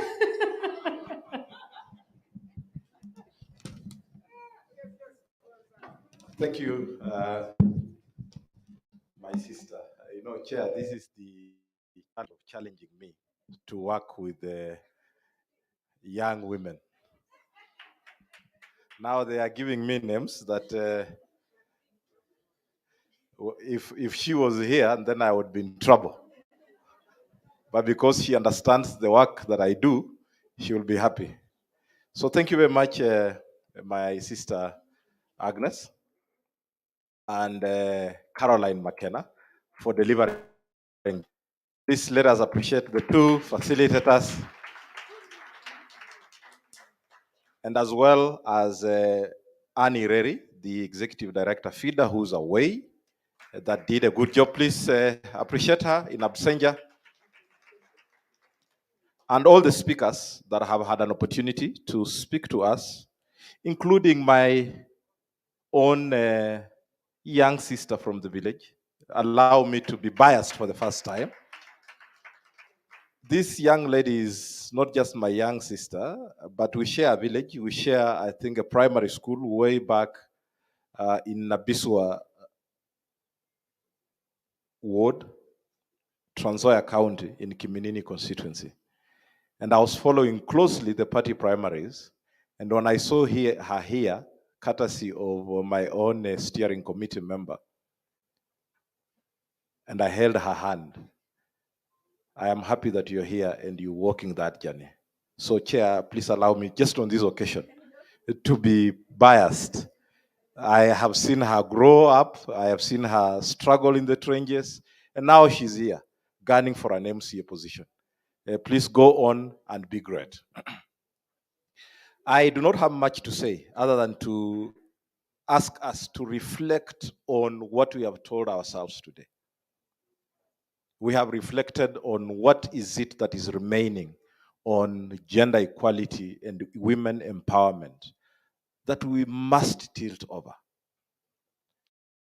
Are 10 cabinet positions that one political formation has promised good enough? Is the running slot in the other political formation good? What are the other political formations in this race at the national and county level promising? What are the hits? What are the misses? What are the opportunities going forward? How do we not have the same conversation over and over again?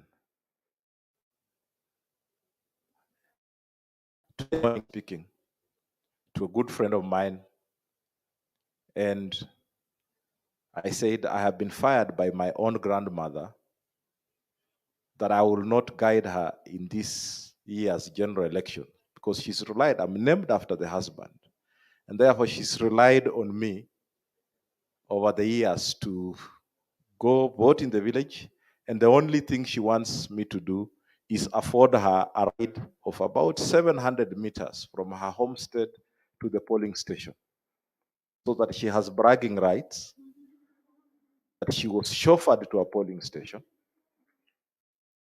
And the conversation we usually have is that, who are we going to vote for? But on this occasion, she's told me, don't come. Don't come. I have not asked her why. But she just told, don't come, I will make my own choice. And that tells you, at 92 years, my maternal grandmother is following the trend that women are determined to make their independent choices.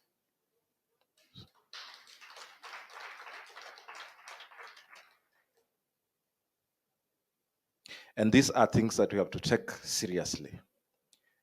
Finally, I know my sister from the UN Women has had a lot on her entry, and she's willing to say a few things, then leave us. I will quickly invite Angela to say hi to us, give us a vote of thanks. And the challenge I will leave with us is one: how do we not talk about the same things after 9th of August? Hello? The private sector is functioning. The academia is functioning. The professional world is functioning. Even the rogue matatu and boda boda industry are functioning because the investors are women. The operators are men. Have you realized that the ownership of Nduthis is the majority of them are women who are primary school teachers way back in the village? Have you done that study? My deputy is a sociologist and a gender expert, so he gives me these tidbits of facts. The ownership of this is a business reservoir for women who are local entrepreneurs. It is their side hustle. But they have employed young men who are misbehaving. So you can literally fire them and make them unemployed. Private sector is functioning. The academia is functioning. The civil society is functioning with the Midas touch of the Abshiros, of the Nyokabis. The commissions are functioning. The academia is functioning. Why are we not making the political space function? Is it because the choices are sacred and therefore women are as guilty as men when you are alone and you make choices that are not fashionable? Angela, I am sorry. Please come. Yes. So this is my conviction that honestly, the answer is right and our noses. My plea, my final submission. Let us not talk about the same things. There's something coming on this end. Let us not talk about the same things again on 10th of August. Thank you very much, Honorable Nyokabi. Thank you very much, Chair, for driving over 300 kilometers to make it here. Thank you, Honorable Jen Kihara, Sabina Shege, and the other members of Parliament, the MCS that have left because of other business, and as well as the Deputy Country Director, UN Women, Rukaya Mohammed, for making this happen. And I'm sure that in our own small ways, Honorable Nyokabi, I was listening at the back, we will try as much as possible to support the women. And if there is, in my work, because for the first time, I am a head of an organization and I have a lady boss. One thing that I have learned is that always be the first to say the truth. Say the truth first, F-I-R-S-T, and fast, F-A-S-T. All right? This is one of the most least funded elections we have had. And it's a fact. There's no money to support the quality that we are seeing that has been brought on the table by the women. If you look at the menu there and you are told this is a female menu and this is a male menu on the ballot, if you like enjoying your meal like me, you will end up with a female menu on the ballot only. And this is a fact. But we will be shortchanged at the ballot because I believe, Honorable Nyokabi, and you've said it, these elections will be won by the party agents. As you come to speak, Angela, party agents, we need to secure the women vote. Thank you very much. I appreciate you for coming. Asante sana. Angela. Good afternoon. Wamama oe. Wamama oe. I know I'm standing between you and lunch. Yeah? It's okay. But really, thank you very much, CMD. We are honored to be your partners. Mine won't be much. A lot has been said. I mean, I was asking Franklin, what else can I say? You know? I mean, everything has been said. Na inasemekana wale wana masikio wasikie na wamesikia. Na sisi kama UN Women tumesikia. As Franklin said, I bear him witness because I just joined the UN Women in December. And the one thing that I hear everyone say is tupatieni ile support mulitupatia 2017. But what everyone doesn't know is that the budget from 2017 was almost 4 times what we have now. So there's been a drastic underfunding of elections. But not to say ile kidogo tuko nayo hatubambanyi, hatuwezi kuwasaidia nayo. And so as UN Women, we've had you as we continue supporting women candidates as part of our mandate in Kenya. We are looking at the best way that we can support you. And Honorable Priscilla presented it very well, and everyone else who spoke here. IEC materials, forums, media visibility, political branding. All that is something that we are doing. We had our election partners in Naivasha. CMD was part of it last week. And we are now in the process of mapping out and looking at how can we utilize the resources that we have to ensure that we are responding to the needs. Again, we have been progressing in our democracy as a country, and in 2022, we see more women. But unfortunately, it is not matched in the resources that are required. But nonetheless, let's see what we can do. We will continue communicating our support through our partners, CMD included, and others.